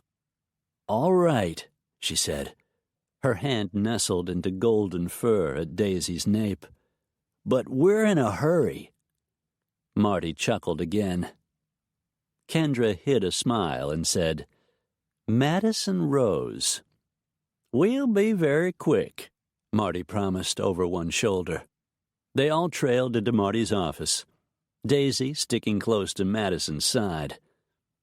"It isn't polite to rush people, Madison," Kendra told her daughter. "You said," Madison reminded her, "that the churchman took too long to stop talking, and everybody wanted to get out of there and have lunch. You wanted him to hurry up and finish." Kendra blushed slightly. She had said something along those lines as they were driving away from the church. But that was different from standing up when the sermon seemed never-ending and saying something like, "Wrap it up, will you? We're in a hurry." Explaining that to a 4-year-old, obviously, would take some doing. Marty chuckled again. "Lloyd's a dear, but he does tend to run on when he's got a captive audience of a Sunday morning," she remarked, with kindly tolerance. "Bless his heart." The Reverend Lloyd Atherton, like Marty, was a fixture in Parable. Long-winded though he was, everybody loved him. Kendra made a donation in lieu of a fee, listened to a brief and heart-rending explanation of Daisy's background. She'd literally been left on Marty's doorstep in a cardboard box, along with 6 of her brothers and sisters, and signed a simple document promising to return Daisy to pause for reflection if things didn't work out. "Is Daisy hungry?" Madison wanted to know. It was a subtle nudge. "We're in a hurry." Marty smiled. "Puppies always seem to think they are. But Daisy had a bowl of kibble less than half an hour ago. She'll be just fine until supper time." Madison nodded, apparently satisfied. She was staring raptly at the little dog, stroking its soft coat as she waited for the adoption to be finalized. Soon enough, the details had been handled, and Madison was in the back of the Volvo again, buckled into her booster seat, with Daisy sitting alertly beside her, panting in happy anticipation of whatever. They made a quick stop at the big discount store out on the highway, leaving Daisy waiting patiently in the car with the window partly rolled down for air, while they rushed inside to buy assorted gear: a collar and leash, a package of poop bags, a fleecy bed large enough for a golden retriever puppy to grow into, grooming supplies, a few toys, and the brand of kibble Marty had recommended. Daisy was thrilled at their return, and when Kendra tossed the bed into the back seat, the animal frolicked back and forth across the expanse of it, unable to contain her delight, causing Madison to laugh in a way Kendra had never heard her laugh before, rambunctiously and without self-consciousness or restraint. It was a beautiful thing to hear, and Kendra was glad there were so many small tasks to be performed before she could put the car in motion, because her vision was a little blurred. Back at the guest house, Kendra put away the dog's belongings, while Madison and Daisy ran frenetically around the backyard, both of them bursting with pent-up energy and pure celebration of each other. "We need a poop bag, please," Madison announced presently, appearing in the cottage doorway, a vision in her little blue Sunday school dress.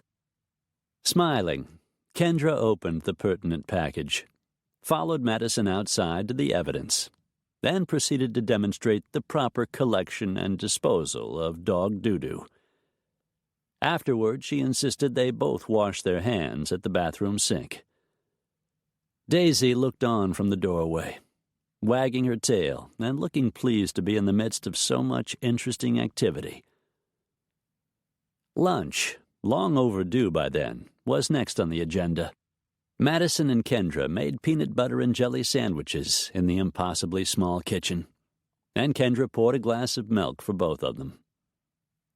Daisy settled herself near Madison's chair, ears perked forward, nose raised to sniff the air, probably hoping that manna in the form of scraps of PB&J might fall from heaven.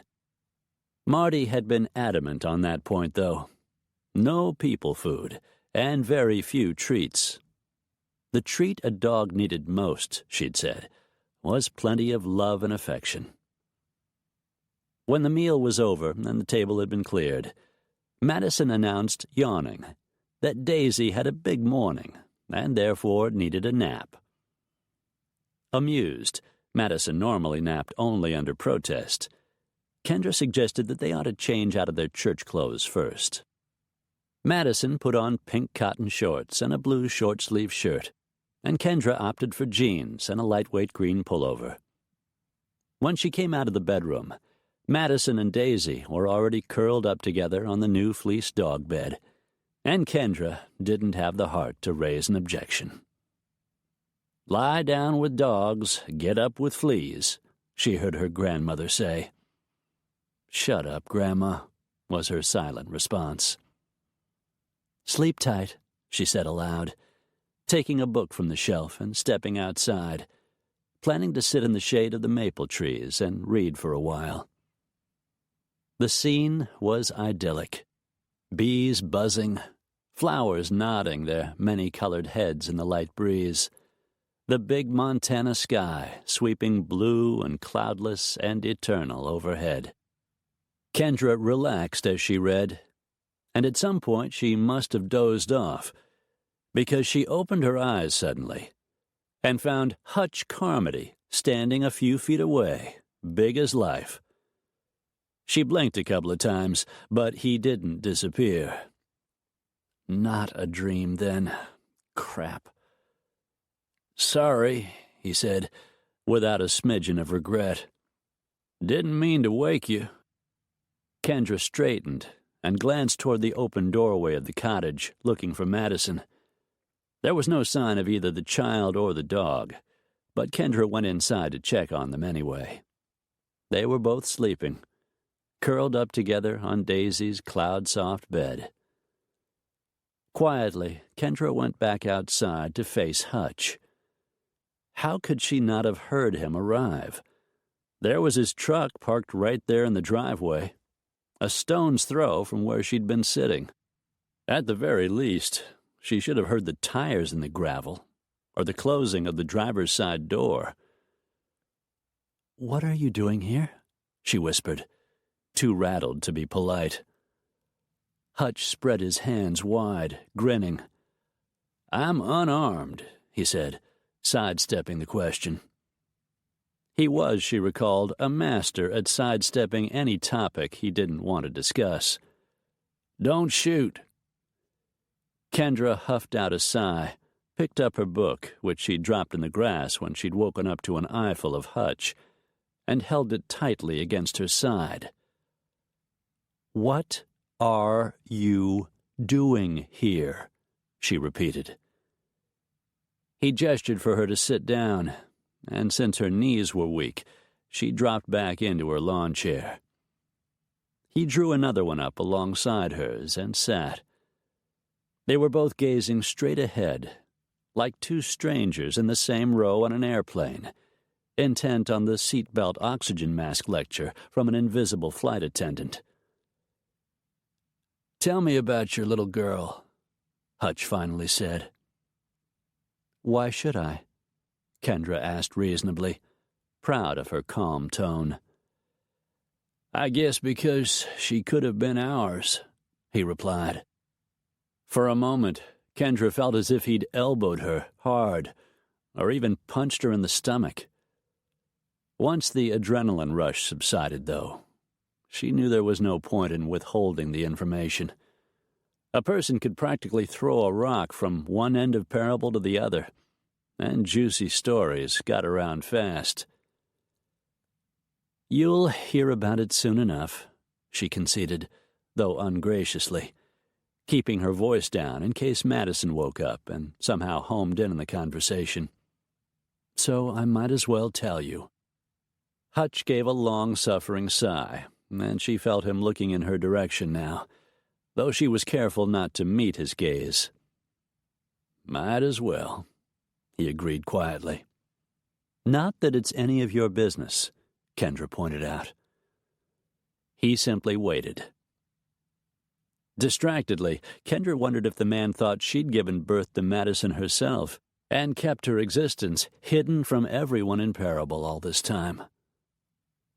Madison is adopted, she said. It was a simple statement, but it left her feeling as though she'd spilled her guts on some ludicrous tell-all TV show. Why do I think there's more to the story? Hutch asked after a pause. His very patience galled Kendra. What right did he have to be patient? This was a courtesy explanation. She didn't owe it to him. She didn't owe him anything, except maybe a broken heart. Madison's father was my ex-husband, Kendra said. Suddenly she wanted to cry, and it had nothing to do with her previous hesitation to talk about something so bruising and private. Why couldn't Madison have been born to her, as she should have been? And her mother? Once again, Kendra looked to make sure Madison hadn't turned up in the cottage doorway, all ears. She was one of Jeffrey's girlfriends. Hutch swore under his breath. That rat bastard, he added a moment later. Kendra stiffened her spine, squared her shoulders, jutted out her chin a little way. I beg your pardon, she said, in a tone meant to point up the sheer irony, not to mention the audacity, of the pot calling the kettle black. Could we not argue just this once? Hutch asked hoarsely. Just this once, Kendra said, and one corner of her mouth twitched with a strange urge to smile. Probably some form of hysteria, she decided. I'm sorry I called your ex-husband a rat bastard, Hutch offered. You are not, Kendra challenged, still without looking at him. Except out of the corner of one eye, that is. All right, Hutch ground out. Fine. He sighed and shoved a hand through his hair. Let me rephrase that. I'm sorry I didn't keep my opinion to myself. A brief, sputtery laugh escaped Kendra then. Since when have you ever been known to keep your opinion to yourself? You're determined to turn this into a shouting match, aren't you? No, Kendra said pointedly, bristling. I am not planning on arguing with you, Hutch Carmody. Not ever again. Kendra, Hutch said, you can hedge and stall all you want, but eventually we're going to have this conversation, so we might as well just go ahead and get it done. She made a swatting motion in his general direction, as though trying to chase away a fly. Now she was digging in her heels again, and she couldn't seem to help it. Madison is my daughter now, and that's all that matters. You're an amazing woman, Kendra, Hutch told her. And he sounded so serious that she swiveled on the seat of her lawn chair to look at him with narrowed, suspicious eyes. I mean it, he said, with a gruff chuckle, the sound gentle and yet innately masculine. Some people couldn't handle raising another woman's child. Under those circumstances, anyhow. It isn't Madison's fault that Jeffrey Chamberlain was a... Hutch's mouth crooked up at one corner, and sad mischief danced in his eyes. Rat bastard, he finished for her. Yes, she said. That's about the size of it.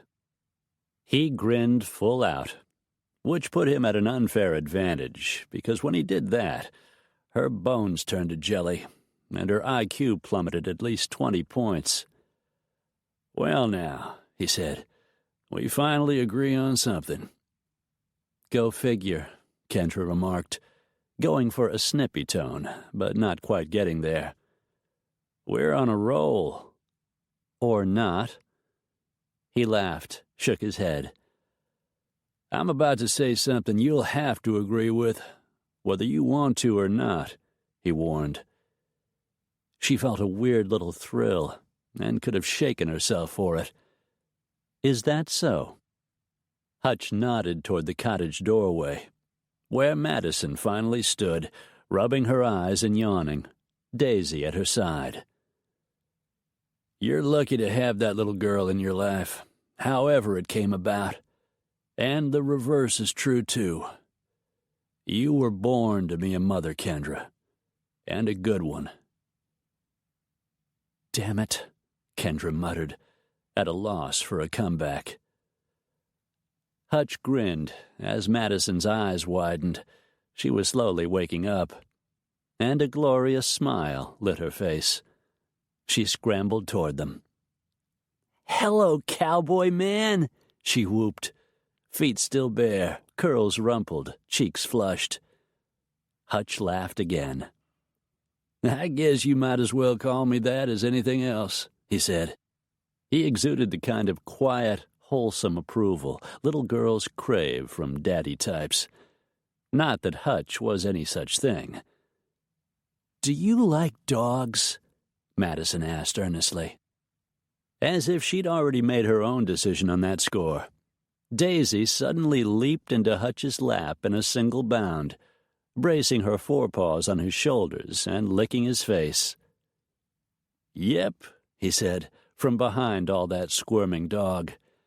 And as you can see, they're inclined to like me, too. Good, Madison said. Kendra felt unaccountably nervous, though she couldn't have said why. Madison, she began, but her voice fell away. Do you like kids, too? Madison pressed. Kendra groaned inwardly. Hutch set Daisy carefully on the ground, patting her still bouncing head. I like kids just fine, he said. Do you have any? Hutch shook his head. Nope. Madison, Kendra repeated, with no more effect than before. Do you like my mommy, too? Kendra squeezed her eyes shut.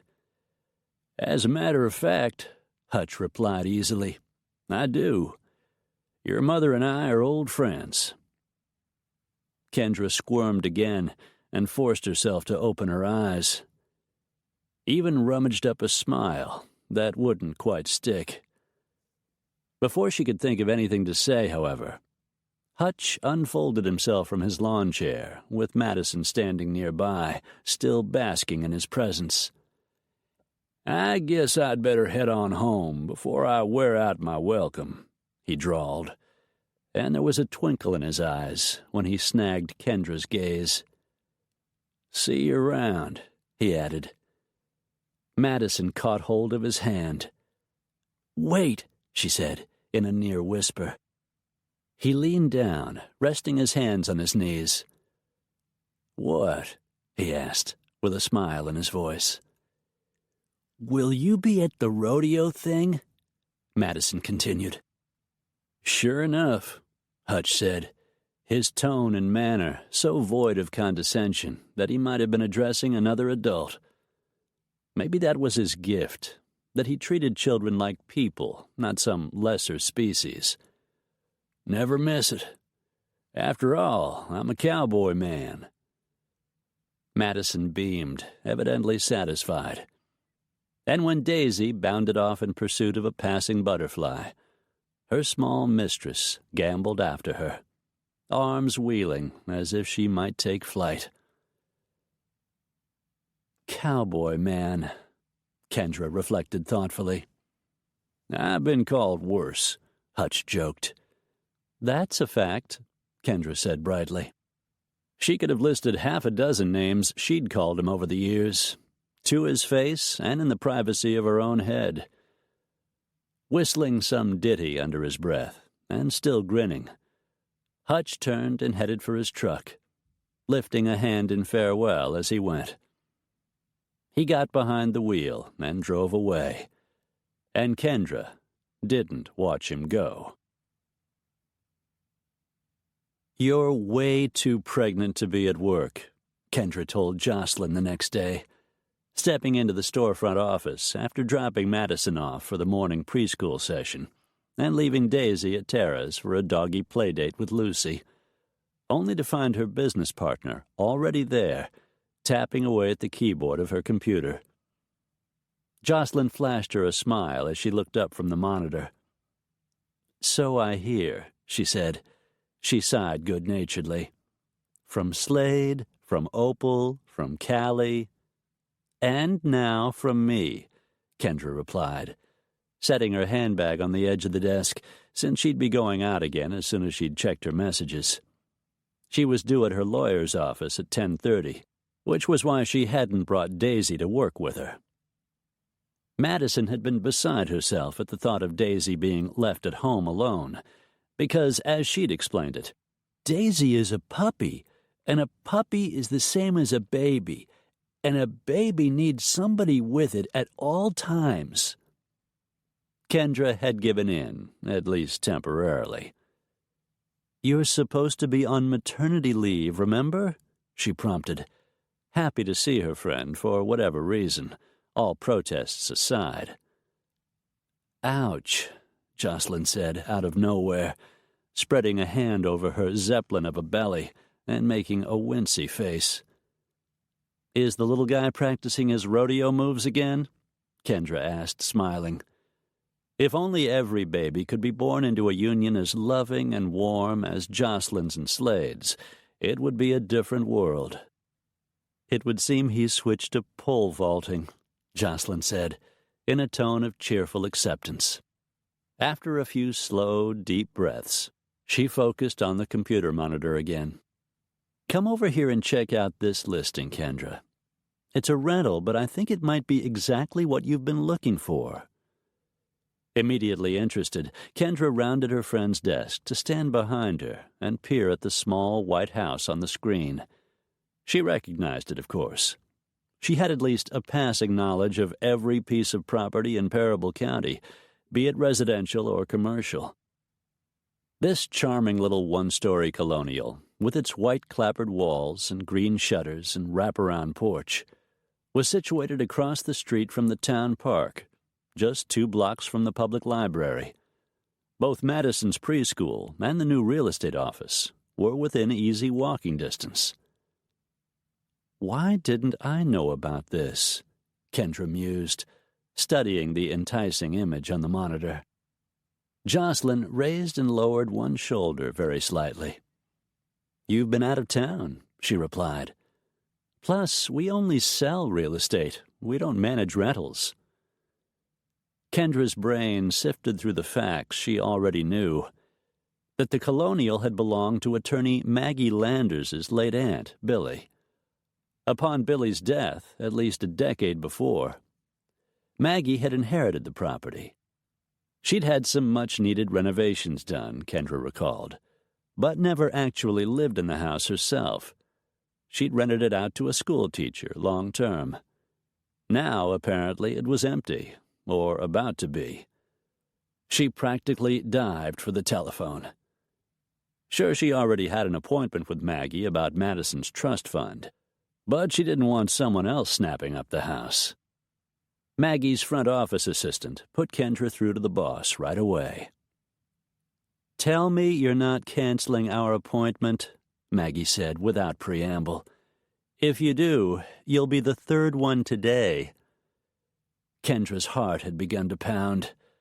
"No," she said quickly, smiling, hoping. "No, it isn't that. I'll be there at 10:30, like we agreed." "Kendra," Maggie broke in, sounding concerned now.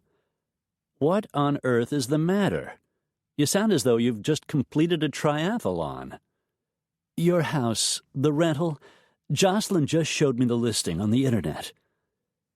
Maggie gave a nervous little laugh, and Kendra could see her in her mind's eye, fiddling with that strand of priceless pearls she always wore. "Yes? What about it?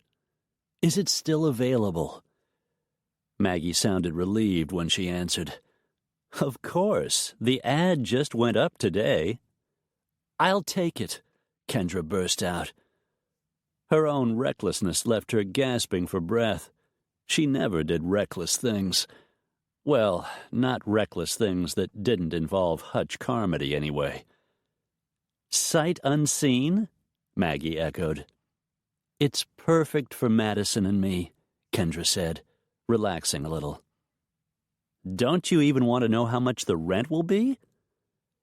Kendra strained to see Jocelyn's monitor again and scanned quickly for the price. "That won't be a problem," she nearly chimed.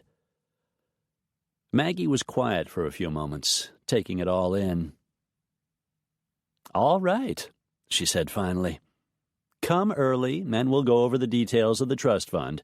Then run over to the house so you can have a look inside before you commit yourself to a year's lease." Kendra bit back a very un-Kendra-like response, which would have gone something like this. "I'm committing right now. Do you hear me? Right now." "Fine," she said moderately. "But please don't show it to anyone else in the meantime." "In the meantime?" Maggie echoed, with a friendly little laugh. "As in, say, the next half hour? Relax, Kendra. If you want the house, it's yours." Jocelyn was grinning throughout the whole conversation. "Thank you," Kendra said, near tears. She was so excited. She said goodbye, hung up, and grabbed her purse from the corner of her desk. "Kendra," Jocelyn said, "take a breath. It's meant to be." "That," Kendra retorted lightly, already on her way to the door, car keys in hand, "is what you said about Hutch and me, remember?" "Oh," Jocelyn answered breezily, "I haven't changed my mind on that score. Sooner or later, I'm sure you'll both come around." Kendra shook her head, gave a rueful chuckle. "Don't work too hard," she said, opening the office door. "If you're still here when I get back, I'll buy you lunch at the Butter Biscuit." "One more lunch at the Butter Biscuit," Jocelyn said, "and I'll be a butter ball. Anyway, I promised to meet Shay at the Curly Burly at 1. We're going shopping." Kendra nodded and rushed out. 5 minutes later, she was seated in Maggie's office, on the very edge of her chair.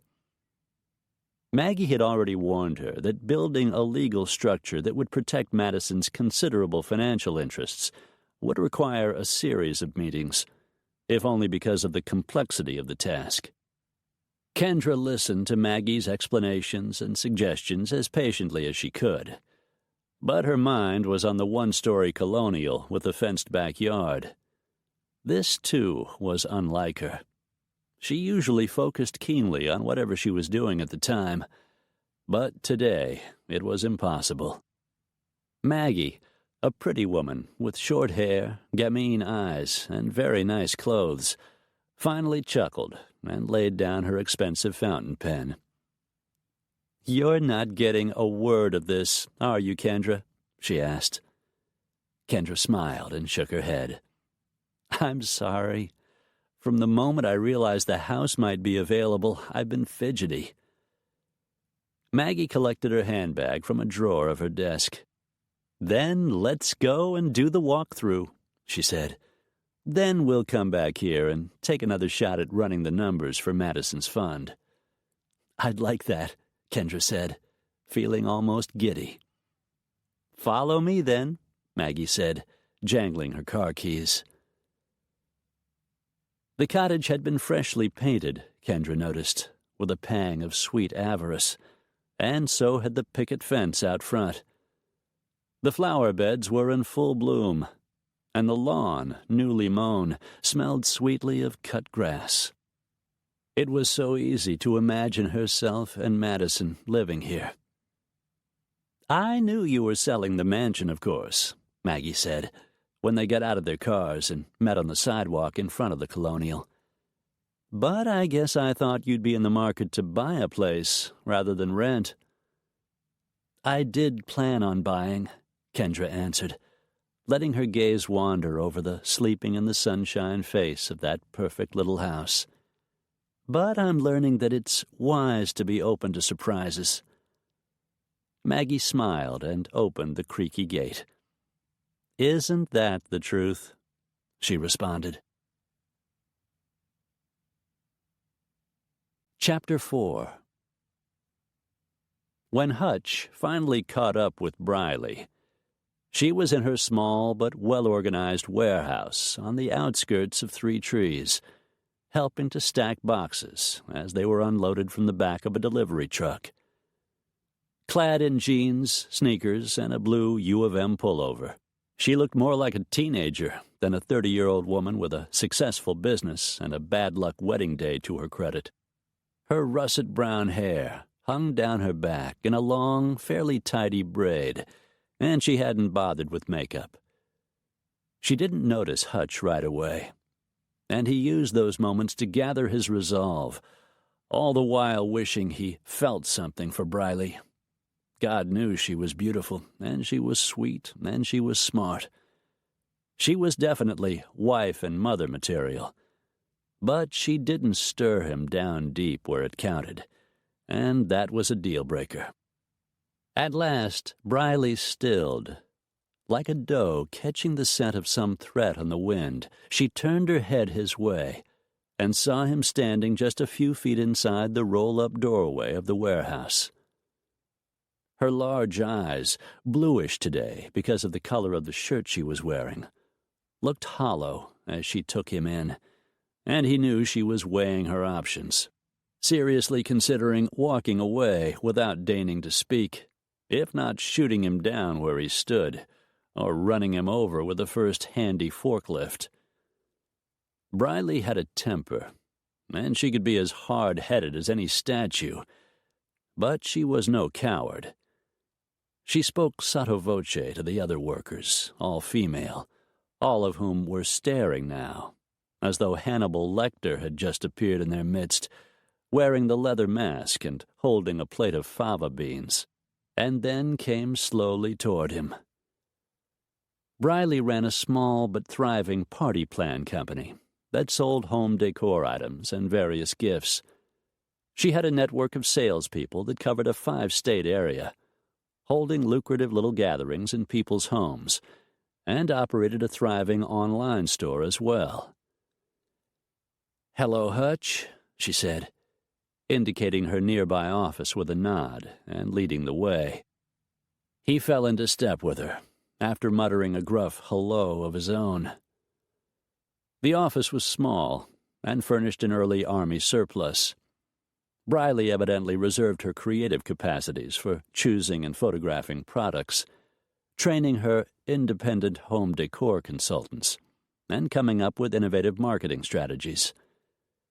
Here, in this little room off the warehouse, she handled the practical end of things. "I wondered when you'd show up," she said, once they were inside her enclave, with the door closed against listening ears.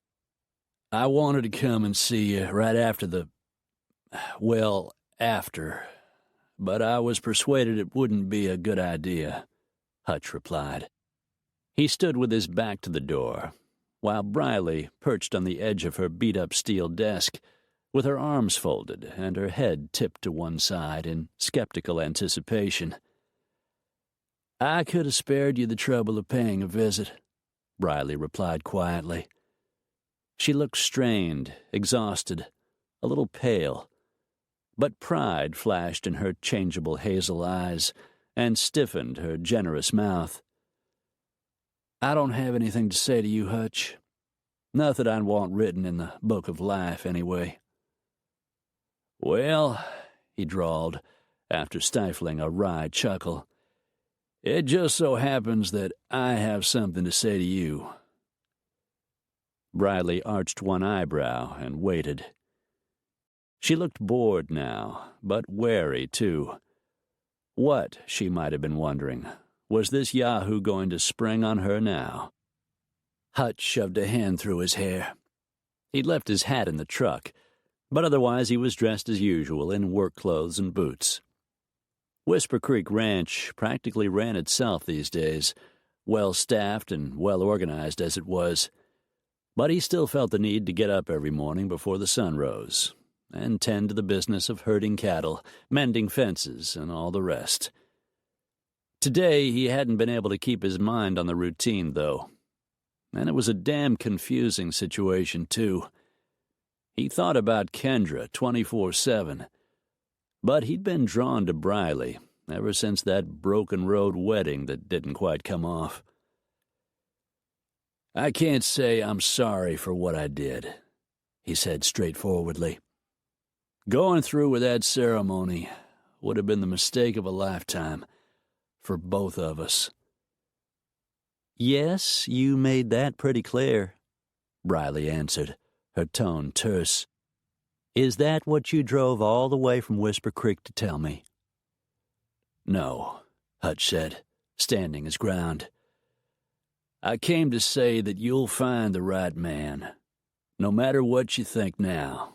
And when you do, you'll be damn glad you didn't marry me and wreck your chances to be happy." "Maybe I'm already damn glad I didn't marry you," Briley reasoned tartly. "Did you ever consider that possibility?" He grinned. "That one did occur to me, believe it or not," he said. "I should have made you listen to me, Briley, before things went as far as they did." "That was my grandmother's dress I was wearing," she said after a short pause. "It had to be restored and altered and specially cleaned.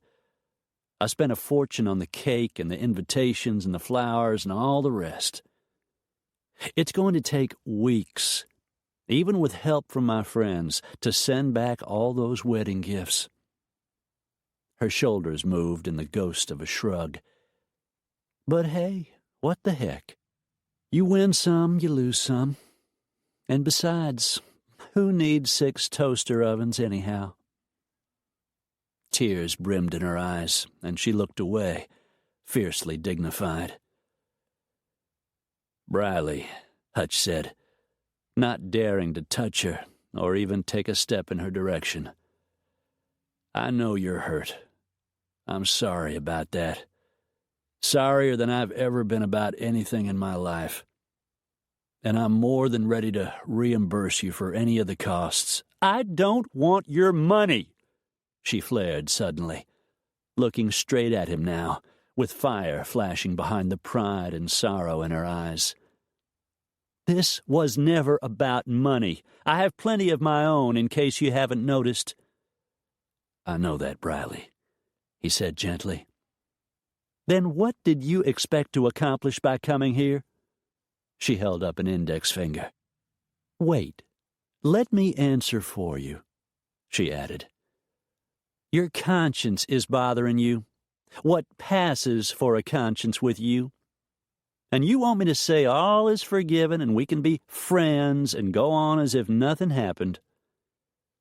With that, Briley slipped past him and jerked the office door open wide. "Well, you can just go to hell, Hutch Carmody, and take your lame apologies with you." A sharp, indrawn breath. "Get out." "You might want to try listening to what's really being said to you, Briley, instead of just the parts you want to hear," he told her calmly, unmoving. It would save a lot of wear and tear on you and everybody else." "Get out." Briley parsed the words out. "Now." He spread his hands in an I-give-up gesture and ambled past her, across the warehouse, which was still as a mausoleum, and out through the doorway into the sunshine. Walker Parrish, Briley's brother, had just driven up in a big extended cab pickup with his stock company logo painted on the doors. He raised rodeo stock on his ranch outside of Three Trees, where he and Briley had grown up. Hutch stopped. He frankly wasn't in the mood for any more yammer and recrimination, but he wouldn't have it said that he'd tucked his tail and run from Walker or anybody else. "Well," Walker said, dragging out the word, "if it isn't the runaway bridegroom." Hutch wasn't about to give an inch. "No autographs, please," he retorted dryly.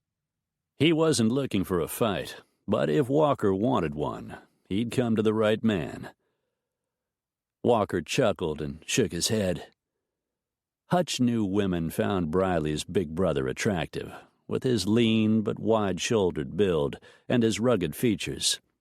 But so far he'd managed to steer clear of marriage, which should have made him at least a little sympathetic to Hutch's side of the story, and clearly hadn't. "I can't imagine what you're doing on my sister's property right now," Walker observed. His water-gray eyes narrowed as he studied Hutch. Hutch took his time shaping a reply. "I felt a need to offer an apology," he finally said, his tone level, even affable. "She wasn't in the frame of mind to accept it." "I don't reckon she would be," Walker said. "Far as I'm concerned, Briley always was half again too good for you, and in the long run you probably did her a favor by calling off the wedding. None of which means I wouldn't like to smash your face in for putting her through all that." While Hutch privately agreed with much of what Walker had just said, he wasn't inclined to explain his repeated attempts to put the brakes on before he and Briley and half the town ended up in the church on that fateful Saturday afternoon. And he'd come to Three Trees to apologize to Briley, not her brother. "If you want to fight, Walker," he said, "I'll give you one." Walker appeared to consider the pros and cons of getting it on right there in the warehouse parking lot. In the end, though, he shook his head. "What goes around comes around," he finally said. "You'll get what's coming to you." Then, as an apparent afterthought, he added, "You planning on entering the rodeo this year?" "Don't I always?" Hutch answered, mindful that Walker provided the bulls and bronchos for such events all over the West, including the one in Parable. He was well known for breeding almost unrideable critters. Walker grinned. "Here's hoping you draw the bull I have in mind for you," he said. "He's a real rib stomper." "Bring him on," Hutch replied, grinning back. With that, the two men, having said their pieces, went their separate ways. Hutch heading for his truck, Walker going on into the warehouse. Behind the wheel of his pickup, Hutch ground the key in the ignition. He didn't know what he'd expected of this first post-disaster encounter with Briley, but he'd hoped they could at least begin the process of burying the hatchet. After all, neither of them were going anywhere. Parable and Three Trees were only 30 miles apart, and the two communities were closely linked. In other words, they'd see each other all the time. He sighed and drove away. Maybe there was something to Briley's accusation that in coming on this fool's errand, he'd been more interested in soothing his own conscience than making any kind of amends. But at least he'd tried, again, to set things right, so they could at least be civil to each other. He figured it was probably too soon, and wondered if the anti-Hutch internet campaign would ramp up a notch or two, since several of the key players, Briley's friends and employees, had basically witnessed the confrontation. These days, everybody was an ace reporter. "Well, Cowboy man," he muttered to himself, "you're batting 1,000. Might as well go for broke." Reaching the highway, he rolled on toward Parable and Kendra. Madison was thrilled with the new house when Kendra sprang the surprise on the little girl after picking her up at preschool that afternoon, and Daisy was thrilled with the spacious backyard. The small colonial boasted 2 quite spacious bedrooms, plus a little cubicle Kendra planned to use as a home office, and 2 full baths. The kitchen was sunny, with plenty of cupboard space and a small pantry, and there was a large, old-fashioned brick fireplace in the living room. Closer inspection revealed small hooks in the wooden mantel for hanging Christmas stockings. All in all, the place was perfect, except, of course, for being a rental and therefore impermanent. Kendra had asked Maggie about buying the house, but Maggie was understandably reluctant to sell. She said it would be like putting a price on her childhood, and she couldn't do that. "This is my room," Madison exulted now, standing in the center of the space with window seats and built-in bookshelves and shiny plank floors, worn to a warmly aged patina. The folding closet doors were louvered, and the overhead light fixture was small but ornate. Daisy gave a single joyous bark, as though seconding Madison's motion and making a claim of her own. Kendra laughed. "Yes," she said to both of them, "this is your room." "Am I going to have a bed?" Madison inquired matter-of-factly. "Of course," Kendra replied. "We'll visit the furniture store over in Three Trees, and you can pick it out yourself." The town of Three Trees was actually smaller than Parable by a couple of thousand people, but it boasted a large outlet mall that drew customers from all over that part of the state, along with a movie house, a large bookstore, and a main street lined with shops. "Can we go now?" Madison asked. "I don't see why not," Kendra replied. Her gaze fell on Daisy. Shopping for furniture with a puppy in tow didn't mesh. The next question was inevitable, not to be forestalled. "Can Daisy come with us?" Madison wanted to know. Sadly, Kendra shook her head. "That won't work, sweetie. But she'll be fine at the guest house, I promise." Madison mulled that over. Then her face brightened again. "All right," she said. "Daisy must be tired from playing with Lucy all day. She can take a nap while we're gone." "Good thinking," Kendra said, holding out a hand to her daughter. "Let's get going." Daisy was remarkably cooperative when they got back to the guest cottage. She lapped up half the water in her bowl, munched on some kibble, went outside with Madison to take care of dog business, and returned to settle on her soft bed in the kitchen, yawning big. Kendra's heart swelled into her throat as Madison crouched next to the puppy, patting its head gently and whispering, "Don't be scared, okay? Because Mommy and I will be back before it gets dark." For the 1,000th, if not millionth time, Kendra wondered what life in that series of foster homes had been like for Madison. Had she felt safe, secure, loved? According to the social workers, Madison's care had been exceptional.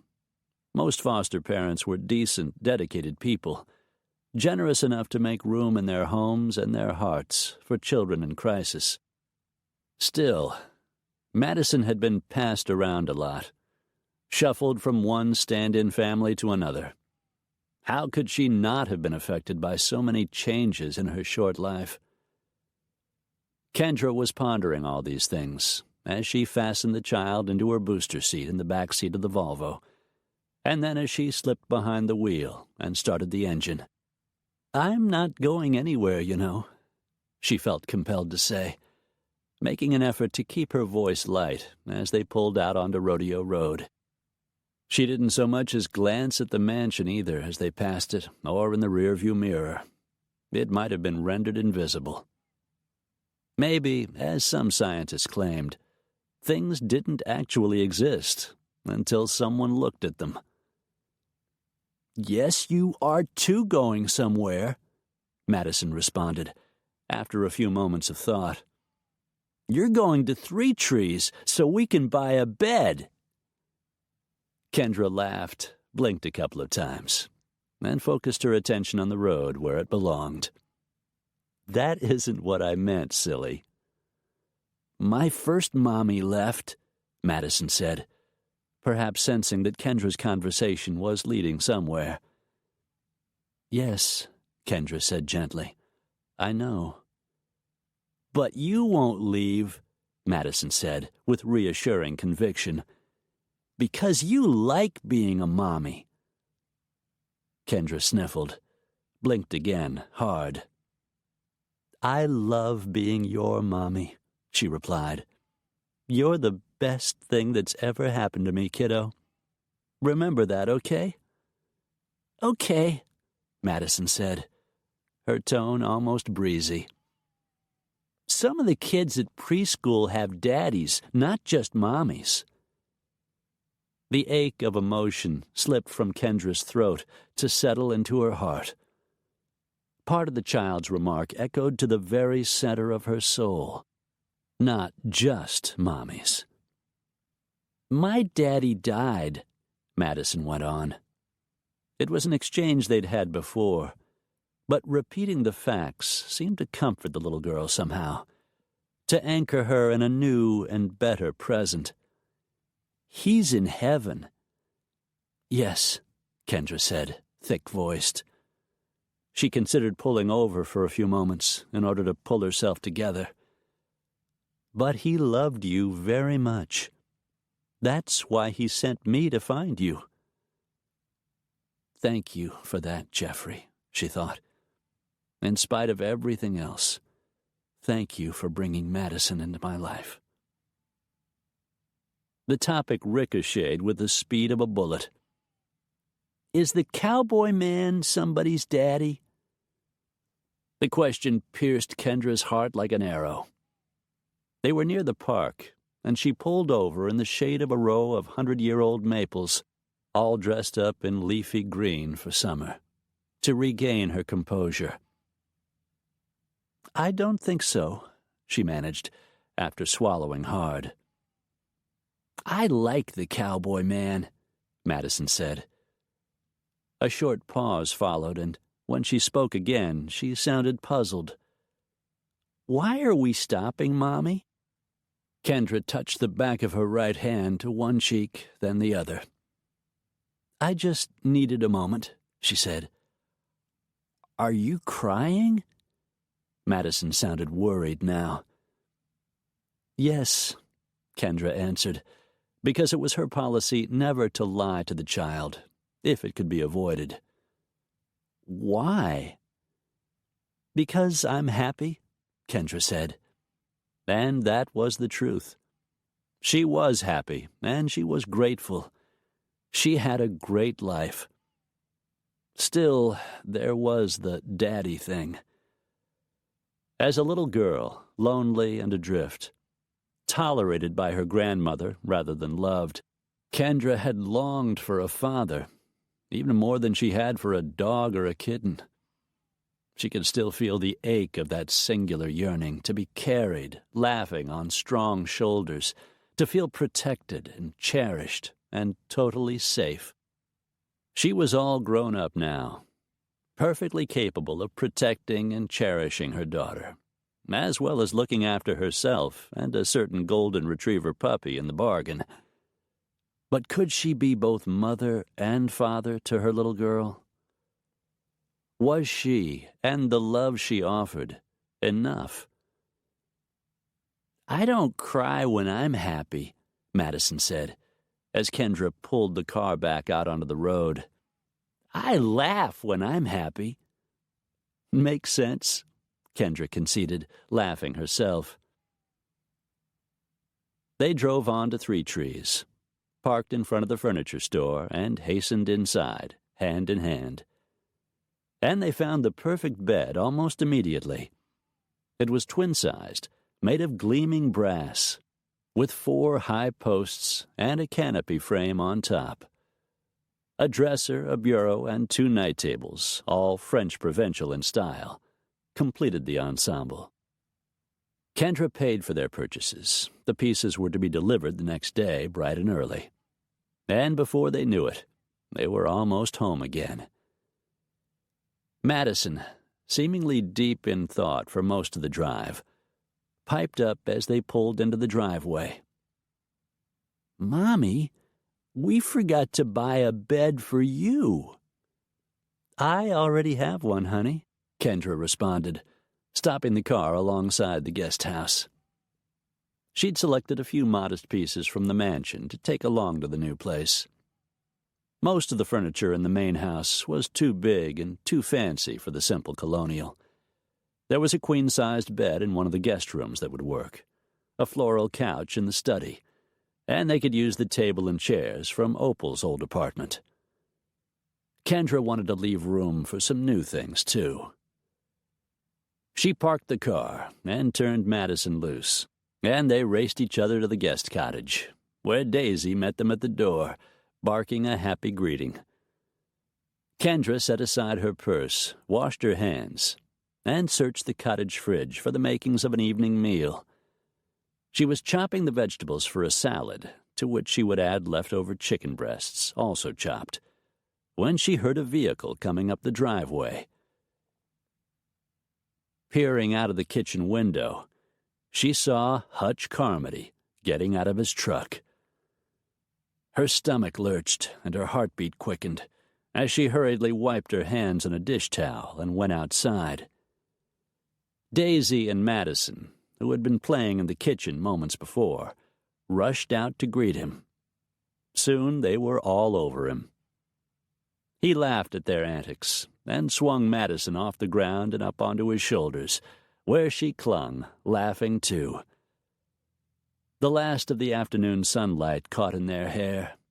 Hutch's a butternut color, Madison's like copper flames, and the dog circled them, barking her excitement. Kendra couldn't help being struck by the sight of the man and the little girl and the dog, looking so happy, so right. She went outside. "I was here earlier," Hutch told her, easing Madison off his back and setting her on her feet, where she jumped, reaching up, wanting to be lifted up again. "You weren't home." Kendra couldn't speak for a moment, knowing, as she somehow did, that she might never get the image of the 3 of them together out of her head. It had been unspeakably beautiful, like some otherworldly vision of what family life could be. "Hello?" Hutch teased, when she didn't say anything, standing close to her now, his head tipped a little to one side, like his grin. All the while, Madison was trying to climb him like a beanpole, and he finally swung her back onto his shoulders. "Come in," Kendra heard herself say, her voice all croaky and strange. He nodded and followed her into the guest cottage, ducking so Madison wouldn't bump her head on the doorframe. This time, when he put the child down, she seemed content just to hover nearby. He accepted the chair Kendra offered him at the small dining table and the coffee she brought him, black the way he liked it. Funny, the things you didn't forget about a person. Mostly small and ordinary stuff, like coffee preferences, and the way they always smelled of sun-dried cloth, even after a day spent hauling cattle out of mud holes or digging post holes. Kendra gave herself a mental shake, sent a protesting Madison off to wash her hands and face before supper. Daisy, of course, tagged along with her small mistress, though she cast a few glances back at Hutch as she went. "Join us for supper?" Kendra asked, hoping she sounded, well, neighborly. Hutch shook his head. "No thanks," he said, offering no further explanation, which was like him. Kendra could hear Madison in the bathroom, running water in the sink, splashing around, talking non-stop to Daisy about the new house and the new bed, and whether or not they'd be allowed to watch a DVD that night before they had to go to bed. "Why are you here?" she finally asked, very quietly. And this time it wasn't a challenge. She was too tired for challenges, too wrung out emotionally from the things Madison had said in the car. Hutch sighed. The distant splashing continued, as did the child-to-dog chatter. "I'm not entirely sure," he said at some length, taking Kendra aback a little. She couldn't remember one single instance in all the time she'd known Hutch Carmody when he hadn't been completely sure of everything and everybody, especially himself. "That's helpful," she said mildly. Any moment now, Madison would be back in the room, thereby curtailing anything but the most mundane conversation. "Jocelyn tells me there's a cleanup day over at the Pioneer Cemetery on Saturday," he finally said, after casting about visibly for something to say. "There'll be a town picnic afterward, like always, and, well, I was just wondering if you and Madison and Daisy might be interested in going along." He paused, cleared his throat. "With me?" Kendra was astounded, not so much by the invitation as by Hutch's apparent nervousness. Was he afraid she'd say no? Or was he afraid she'd say yes? "Okay," she agreed, as a compromise between the two extremes. She wanted, she realized, to see how he'd react. Would he backpedal? Instead, he favored her with a dazzling grin, rose from his chair, and passed her to set his coffee cup, still mostly full, in the sink. Their arms brushed, and his nearness, the hard heat of his very masculine body, sent a jolt of sweet fire through her. "Okay," he said, with affable finality. Madison was back by then, holding up her clean hands for Kendra to see, but obviously more interested in Hutch than in her mother. "Very good," Kendra said approvingly, and began moving briskly around the infinitesimal kitchen, setting out plates and silverware and glasses, which Madison promptly counted. "Aren't you hungry, cowboy man?" she asked Hutch, when the tally was 2 places at the table rather than 3. He looked down at Madison with such fondness that Kendra felt another pang of something. "Can't stay," he said. "I have horses to look after, and they like their supper served on time, just like people do." Madison's eyes widened. "You have horses?" From her tone, she might have asked, "You can walk on water?" "Couldn't very well call myself a cowboy if I didn't have horses," Hutch said reasonably. Madison pondered that, then nodded in agreement. Her eyes widened. "Can I ride one of your horses sometime? Please?" "That would definitely be your mother's call," Hutch told her. It was grown-up vernacular, but Madison understood and immediately turned an imploring face to Kendra. "Maybe sometime," Kendra said, because she couldn't quite get to a flat-out no, not with all that ingenuous hope beaming up at her. Remarkably, that non-committal answer seemed to satisfy Madison. She scrambled into her chair at the table and waited for supper to start. "See you on Saturday," Hutch said lightly.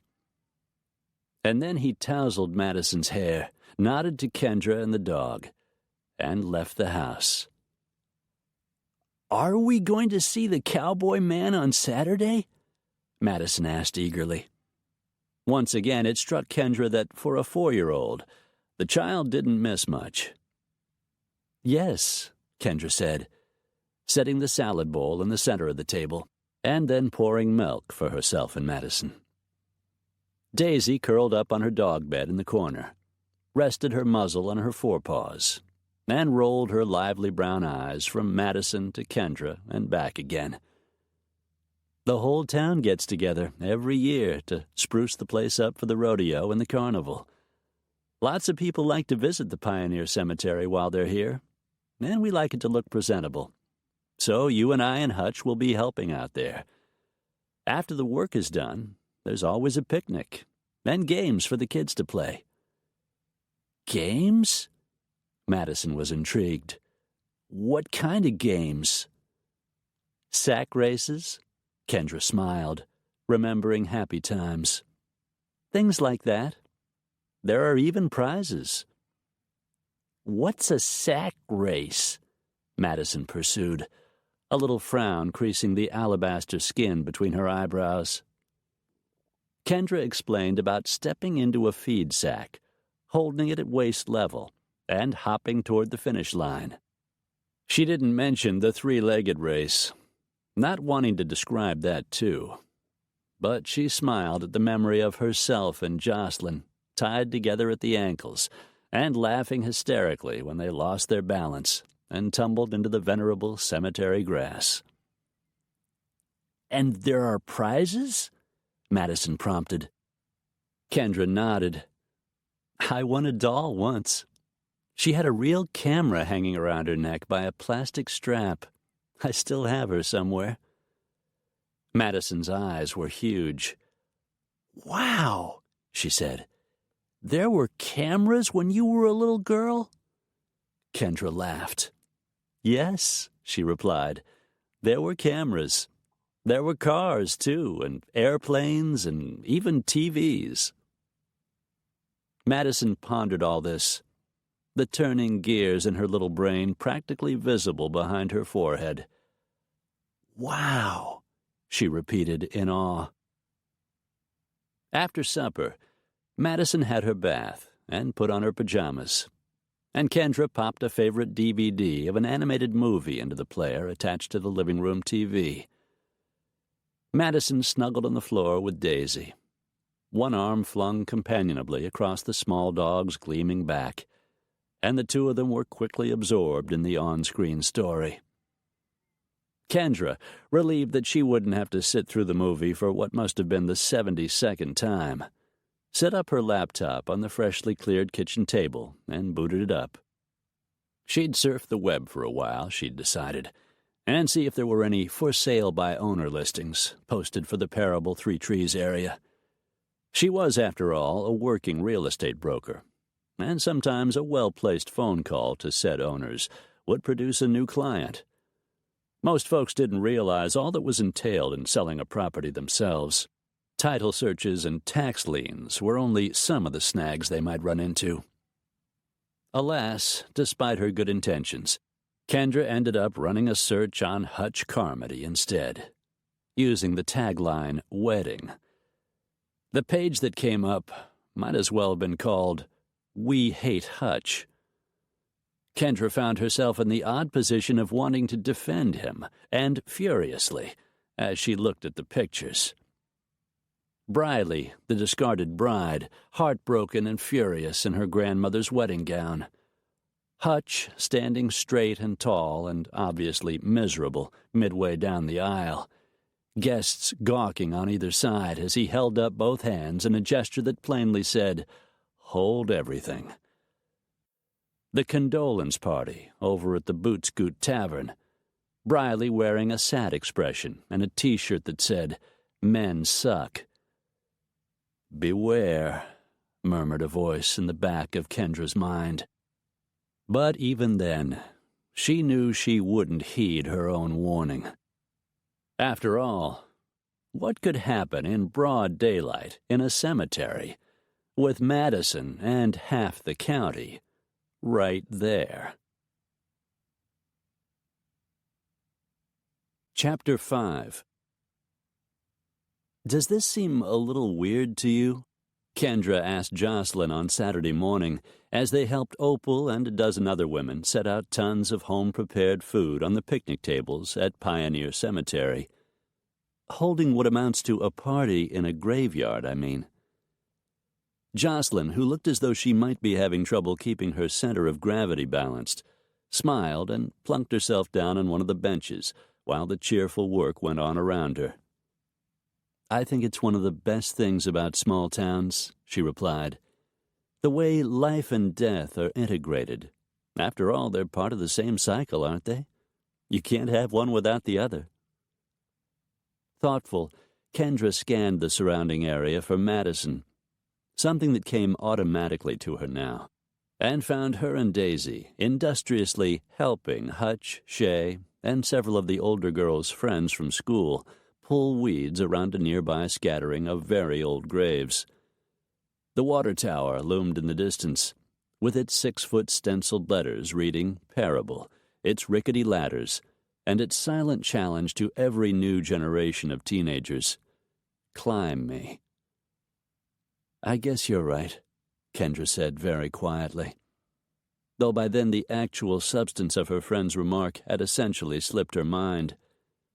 An instant later, though, at some small sound, a gasp maybe, she turned to look straight at Jocelyn. Jocelyn sat with one hand splayed against either side of her copiously distended stomach, her eyes huge with delighted alarm. I think it's time, she said in a joyous whisper. Oh, my God, Kendra replied, instantly panicked, stopping herself just short of putting a hand to her mouth. Opal stepped up, exuding a take-charge attitude. Now everybody just stay calm, she commanded. Babies are born every second of every day in every part of the world, and this is going to turn out just fine. Get slayed, Jocelyn managed, smiling and wincing at the same time. Please. No one had to go in search of Jocelyn's husband. He seemed to have sonar where his wife was concerned. Kendra watched with relief as he came toward them, his strides long and purposeful, but calm and measured, too. He was grinning from ear to ear when he reached Jocelyn and crouched in front of her, taking both her hands in his. Breathe, he told her. Jocelyn laughed, nodded, and breathed. It's time, then? He asked her, gruffly gentle. His strength was quiet and unshakable. Definitely, Jocelyn replied. Then let's get this thing done, Slade replied, straightening to his full height and easing Jocelyn to her feet, supporting her in the curve of one steel-strong arm as they headed for the parking lot. Opal took off her apron, thrust it into the hands of a woman standing nearby, and hurried after them, taking her big patent leather purse with her. Shay materialized at Kendra's side with Madison and Daisy, and leaned into her a little, her expression worried and faintly lost. Kendra wrapped an arm around the teenage girl's slender shoulders and squeezed. Everything's going to be all right, she said softly, just like Opal said.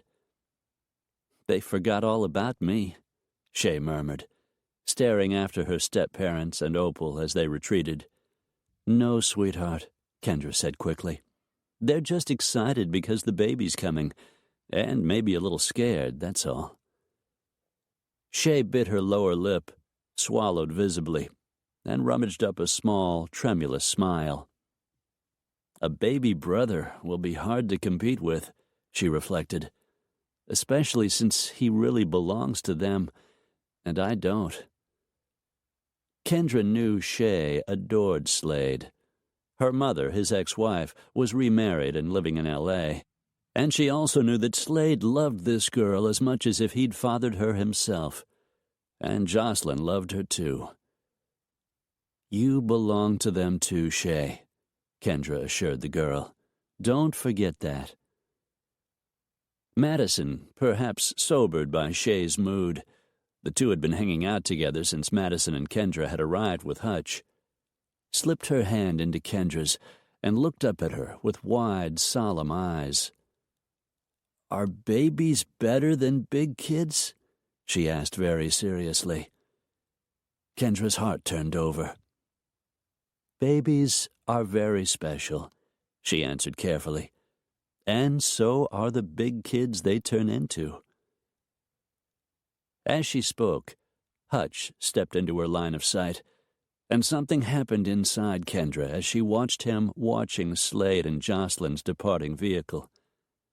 Opal sat tall and stalwart in the back seat. What was that look in his eyes? Worry, perhaps? Envy? Back in high school, Kendra recalled, Jocelyn had been Hutch's first love, and he hers. Most people had expected them to marry at some point, perhaps after college. But they'd grown apart instead, from a romantic standpoint at least. They had remained close friends. She, Kendra, had been his second love. Maybe that was why he hadn't stepped in when she threw herself into an ill-fated relationship with Jeffrey Chamberlain way back when. Possibly letting her go had been easy, because he hadn't really been over Jocelyn at that point. In fact, it could well be that he still wasn't over her, even though she was happily married to his half-brother and about to give birth to their first child. "Now you're just being silly," Kendra scolded herself silently, straightening her spine and raising her chin. Besides, what did it matter who Hutch Carmody did or did not love? He'd hurt every woman he'd ever cared about, except Jocelyn. "Do you want me to drive you to the hospital?" The question had come from Hutch, and he was looking at Shay as he spoke. Although he and Slade were still working on being brothers, he was already an uncle to Shay, and she was a niece to him. Shay shook her head, slipped away from Kendra's side, and held out a hand to Madison. "The three-legged race is starting soon," she said to the little girl. "Want to be my partner?" Madison nodded eagerly and crowed, "Yes!" for good measure, in case there might be any ambiguity in the matter. "Let's go check out the prize table, then," Shay said. And just like that, they were off, racing through the grass, Daisy and Jasper, the Barlow's dog, bounding after them. "Slade and Jocelyn do realize," Kendra began, without really meaning to say anything at all, "that Shay is worried that they won't love her as much once the baby is here?" Hutch, standing nearer than she'd thought, replied quietly, "Slade and I may have our differences," he said, "but the man is rock solid when it comes to loving his family." A pause followed, then a wistful, "Not a trait he learned from our dad." Picking up the pain in his words, she looked at him directly. They were essentially alone together under those leafy, breeze-rustled trees, because everyone else had gone back to what they were doing before Jocelyn had gone into labor, setting out food, pulling weeds, mowing grass, generally getting ready for the festivities that would follow on the heels of the cleanup effort. Hutch, meanwhile, looked as though he regretted the remark about John Carmody, not because he hadn't meant it, but because it revealed more than he wanted her or anyone else to know. "Tell me about your dad," Kendra said, pushing the envelope a little. She remembered the elder Carmody clearly, of course, but she hadn't really known him. He'd been a grown-up, after all, and a reserved one at that. Handsome like Slade, and almost religious about minding his own business. Hutch took her hand, and she let him, and they drifted away from the others to sit on rocks overlooking the town of Parable, nestled into the shallow valley below. "Not much to tell," he said, in belated reply to her earlier request. "The old man and I didn't see eye to eye on most things, and he made it pretty plain that I didn't measure up to his expectations." "But you loved him?" "I loved him," Hutch confirmed, staring out over the town, past the church steeples and the courthouse roof. "And I guess, in his own way, he probably loved me. Do you remember your dad, Kendra?" She shook her head. "He was long gone by the time I was born," she said. Remarkably, as close as they'd been, she and Hutch hadn't talked much about their childhoods. They'd been totally, passionately engrossed in the present. Now, Kendra thought about her mother, Sherry, beautiful and flaky and too footloose to raise a little girl on her own.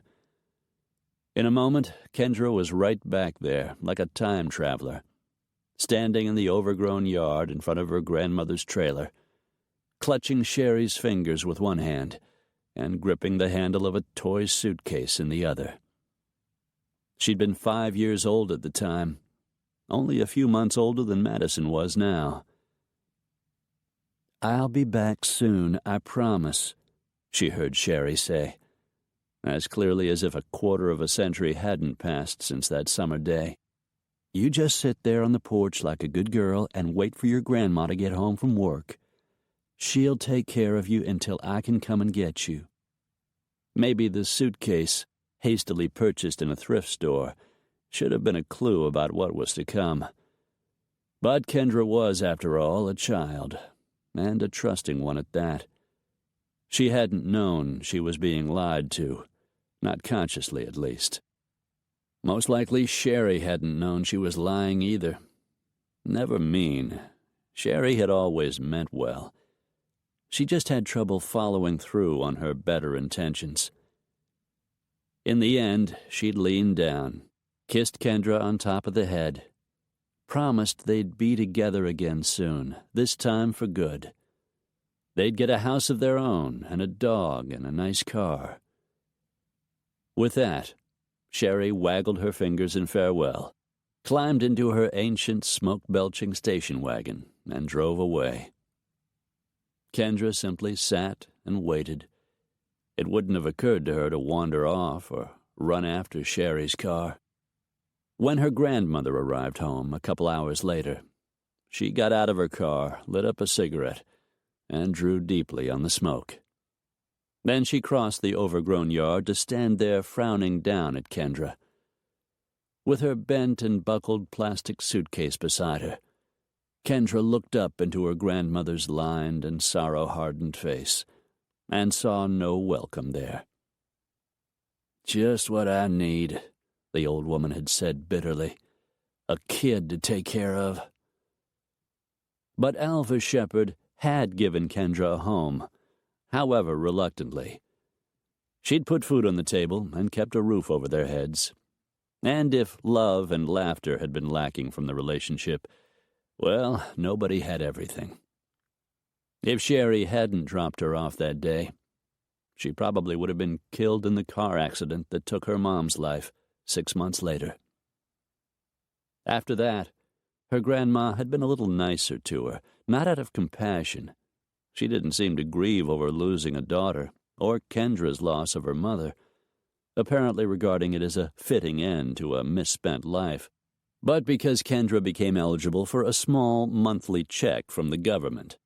That made things easier all around. "Kendra?"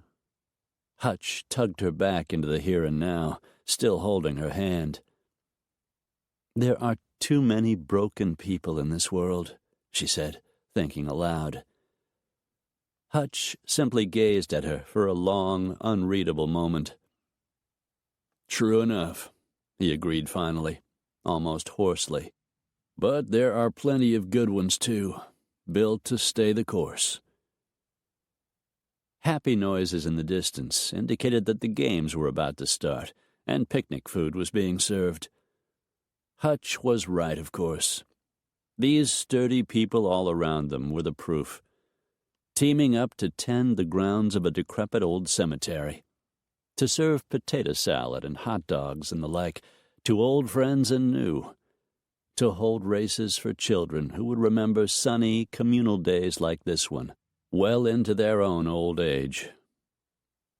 In that moment, Kendra felt a wistful sort of hope that places like Parable would always exist, so babies could be born and grow up and get married and live on into their golden years, always in touch with their own histories and those of the people around them, always a part of something, always belonging somewhere. It was what Kendra had wanted for Madison, that kind of stability, and what she wanted for herself, too, because her story hadn't ended with her overwhelmed grandmother on the rickety porch of a double-wide that had even then seen better days, because Opal had taken her into her heart, and Jocelyn had been the sister she'd never had, and the generous souls who called Parable home had taken her into their midst without hesitation, made her one of them. Tears brimmed in her eyes. Hutch, seeing them, stopped and cupped a hand under her chin. "What?" he asked, with a tenderness that made Kendra's breath catch. "I was just thinking how perfect life is," Kendra admitted, "even when it's imperfect." He grinned. "It's worth the trouble, all right," he agreed. "Want to enter the three-legged race? I can't think of anybody I'd rather be tied to at the ankle." She laughed and said yes, and threw herself head first into the celebration. Parable County Hospital was small, with brightly painted white walls, and most of the staff had been born and raised within 50 miles of the place, so folks felt safe when they were sick or hurt, knowing they'd be cared for by friends or friends of friends, or even kinfolks. Hutch hadn't been there since his dad died, but now there was the baby boy, born a few hours before, ratcheting up the population by 1. The numbers on the sign at the edge of town were magnetic, so they could be altered when somebody drew their first breath, sighed out their last one, or simply moved to or from the community. Slade, standing beside him, rested a hand briefly on his shoulder. After the races and the picnic and the prizes, he'd dropped Kendra and Madison and that goofy dog of theirs off at their new digs before heading home to shower, shave, put on clean clothes, and make the drive back to town. "You done good, brother," Hutch said, without looking at Slade. Slade chuckled. He hadn't taken his eyes off that little blue-bundled yahoo in the plastic baby bed since they'd stepped up to the window. "Thanks," he replied. "But Jocelyn deserves at least some of the credit. She handled the tough part." Hutch smiled, nodded. The kid hadn't even been in the world for a full day, and he was already looking more like John Carmody, as did Slade, by the second. He guessed it was the old man's way of keeping one foot in the world, even though he was 6 feet under. "What are you going to call him?" he asked. "Trace," Slade answered, with a touch of quiet awe in his voice, as though he didn't quite believe his own good fortune. "Trace Carmody Barlow." Hutch wasn't prepared for the Carmody part. While Slade was technically as much a Carmody as Hutch himself was, their dad hadn't raised him, hadn't even claimed him until his will was read. Slade interpreted his half-brother's silence accurately. "It's a way of telling the truth," he said, "about who Trace is and who I am." Hutch swallowed, nodded.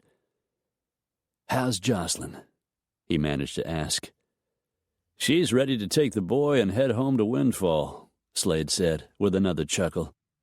"Opal and I overruled her, insisting that she spend the night here in the hospital, just to make sure she and the baby don't run into any hitches." Windfall was the aptly chosen name of Slade and Jocelyn's ranch, which bordered Hutch's land on one side.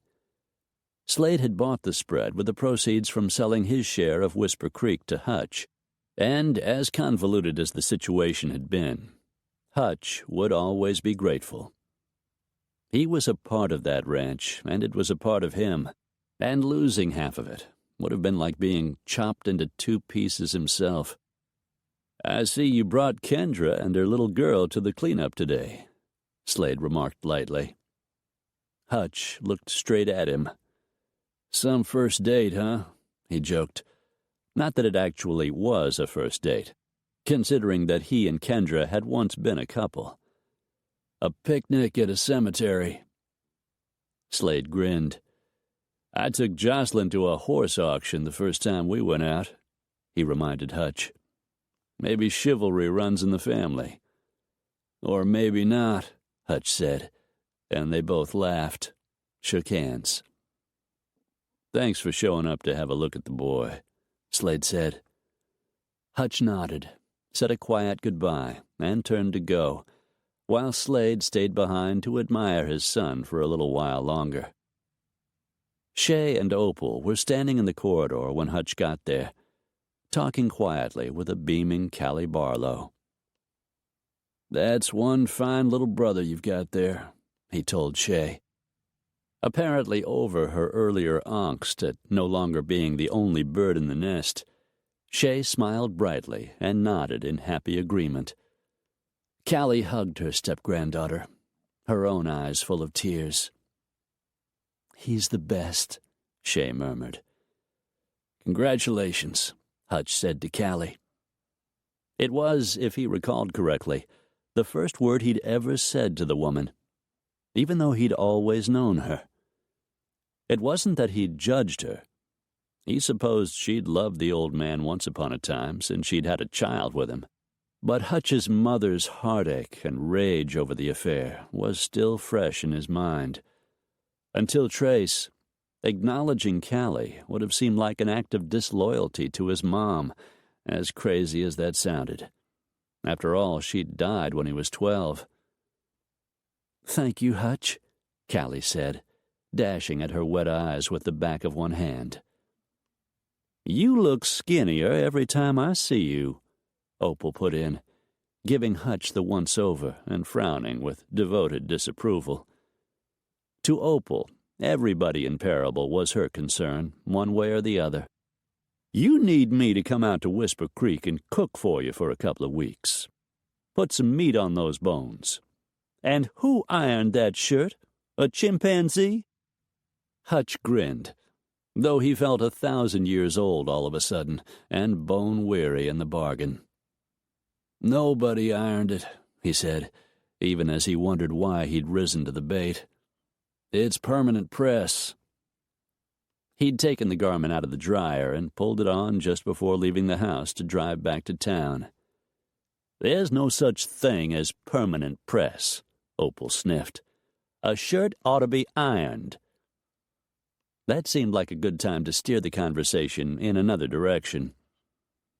"I appreciate your offer, Opal," he said honestly, "but Jocelyn's going to need you to help take care of Trace." "Jocelyn's mama is on her way to Parable as we speak," Opal replied succinctly. "She'll provide all the looking after that family needs, at least for a week or two. I'll be at your place first thing tomorrow morning with my suitcase, so be ready for me." Hutch opened his mouth, closed it again. There was no point in arguing with Opal Dennison once she'd made up her mind, which she obviously had. If she meant to take over his house, or his whole life for that matter, she'd do it. She was about as stoppable as a tornado gobbling up flat ground. Best to just get out of the way and wait for the dust to settle. "See you tomorrow," he finally said. "Pick up some spray starch on your way home," Opal ordered, "and a decent iron, too, if you don't have one." He pretended not to hear and walked off toward the elevator.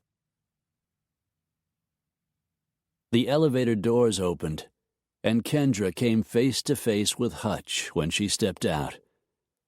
Even after spending much of the day in his company over at the Pioneer Cemetery, she felt startled by the encounter, unprepared and very nervous. "Where's Madison?" he asked, his gaze drifting lightly over Kendra's cotton print sundress, which she changed into after the picnic, and then back to her face. Kendra found her voice. Stepping past him, she remembered that she'd come to the hospital on a mission to see her best friend's brand-new baby for the first time. "Downstairs," she answered automatically. "The receptionist is looking after her." "I'll say howdy to her on my way out," Hutch replied. He entered the elevator. The doors whispered shut between them, and Kendra was left with the odd sensation that she'd imagined the whole exchange, if not the whole crazy day.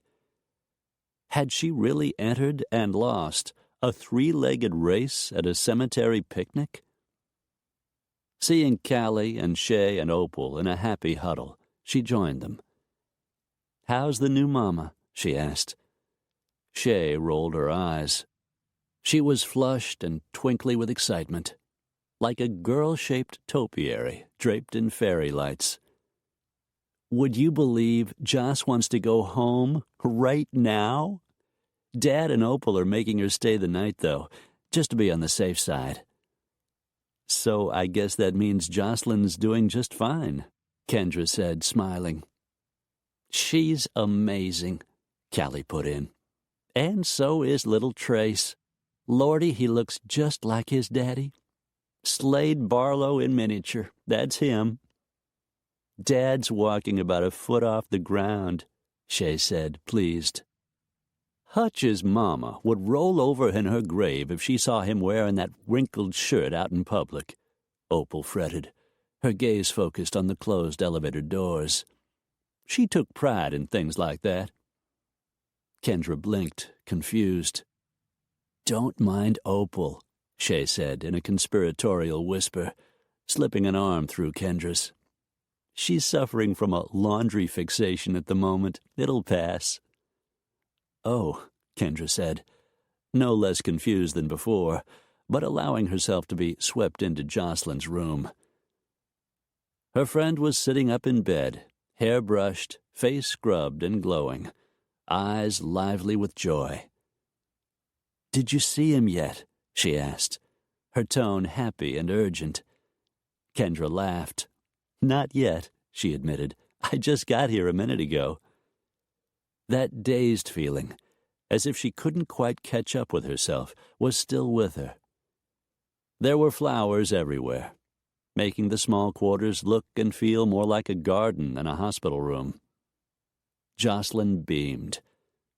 "I can't wait to have another one," she said. "Whoa," protested Slade from the doorway, grinning. "We just got out of the delivery room a couple of hours ago, woman." "Come here and kiss me," Jocelyn told him. Shay laughed and made a face. "Gross," she said fondly. By that time, Slade had crossed the room, bent over Jocelyn, and touched his mouth to hers. The air crackled with electricity. Kendra, still befuddled, remembered the bouquet of yellow carnations she was carrying, and found a place for it among the tangle of color filling the room nearly to overflowing. A nurse brought little Trace in then, and placed him gently in Jocelyn's waiting arms. The sight of the three of them, father, mother, and child, was a poignant one to Kendra, and she felt a warm twinge of affection, along with a touch of envy. The latter was followed by a swift plunge into guilt, because she loved Madison so fiercely, and wanting to bear a child of her own seemed almost greedy. Jocelyn's gaze over the baby's downy head rested warmly on Kendra for a moment, and the kind of understanding only close friends can share passed between them. Shay took a cautious step forward. Could I hold him?" she asked. Jocelyn smiled at the girl. "Of course," she replied easily. "Here, let me show you how to support his head." As simply, as beautifully as that, Shay took her place in this newly increased family. And then there were 4. Kendra was so choked up she nearly fled the room, fearing she'd cry and Jocelyn would misunderstand. "I'll pay you a visit when you get home," she told her friend, aware of Callie and Opal entering the room behind her. The walls were starting to close in. She needed fresh air and space to recover her equilibrium. What was wrong with her anyway? "Wait," Jocelyn said, when Kendra would have made her exit. "There's something I want to ask you before you go, and it's important." Kendra, mystified and strangely hopeful, approached the bedside. Shay, holding the baby expertly, made room for her in the small, cozy circle, and Slade looked at her with a smile in his eyes. Up close, Trace was so beautiful that he claimed a piece of Kendra's heart right then and there, and she knew she'd never get it back, never even want to get it back. "Will you be Trace's godmother?" Jocelyn asked softly, reaching out to cover Kendra's cool and somewhat unsteady hand with her own warm one. Her grasp was firm. The request was a simple one, and yet it touched Kendra to the center of her soul, an unexpected grace. "I'd be proud," she managed in a ragged voice. Jocelyn squeezed her hand. "Good," she said, tearing up herself. "That's good." Overcome, Kendra touched Trace's tiny head, turned, and hurried out of Jocelyn's hospital room. The instant she crossed the threshold, the tears came in rivers, and she ducked into the women's restroom to pull herself together. At one of the sinks, she splashed cold water on her face, not caring that she'd ruined her mascara. She used a moist paper towel to wipe away the dark trails on her cheeks, drew a deep breath, and squared her shoulders, ready to face the world. For the most part, anyway. Downstairs, Madison was ensconced at the main desk, coloring importantly and enjoying being the center of attention. It threw Kendra a little when she realized that Hutch was there too, chatting amicably with the receptionist. Barely out of her teens, the young woman, whose name tag read Darcy, looked up at him with an expression that resembled wonder, hanging on his every word. Kendra found herself withdrawing slightly. She might have been able to hide her puffy eyes from Madison, but Hutch was another matter. He noticed right away, and she knew he probably wouldn't ignore the only too obvious fact that she'd been crying, very recently and a lot. He might even deduce that while she was very happy for Slade and Jocelyn, she was feeling oddly hopeless at the moment, and that would make her too vulnerable to all that cowboy charm. "Maybe I ought to drive you and Madison home in my truck," he said, straightening and stepping back from the tall reception counter. "I can call one of the ranch hands to bring your car back over to your place."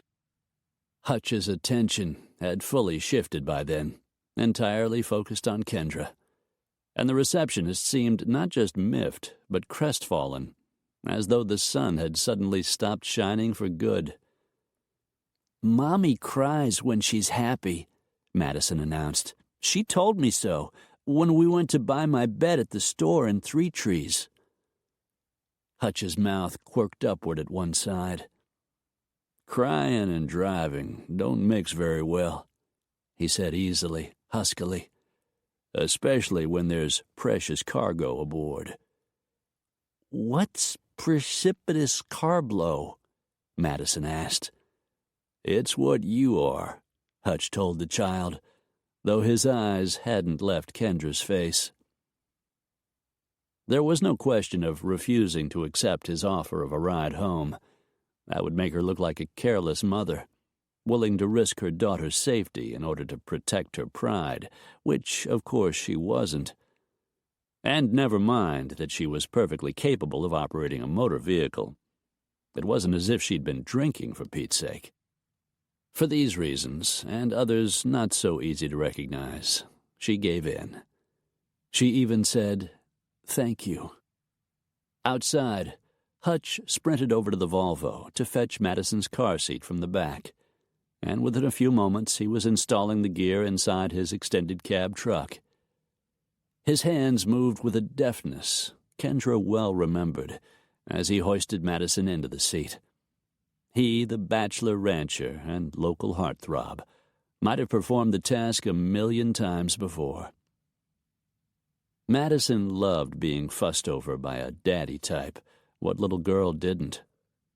And if she'd been wearing a dress instead of those little jeans and a t-shirt, she probably would have stood right there in the hospital parking lot and twirled her skirt.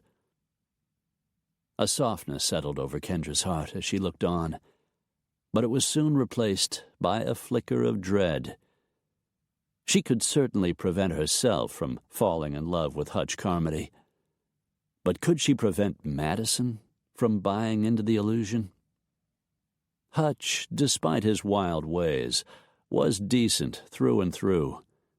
He genuinely liked people, particularly children, and he talked to them with a rare, enfolding ease that naturally made them feel special, even entirely unique.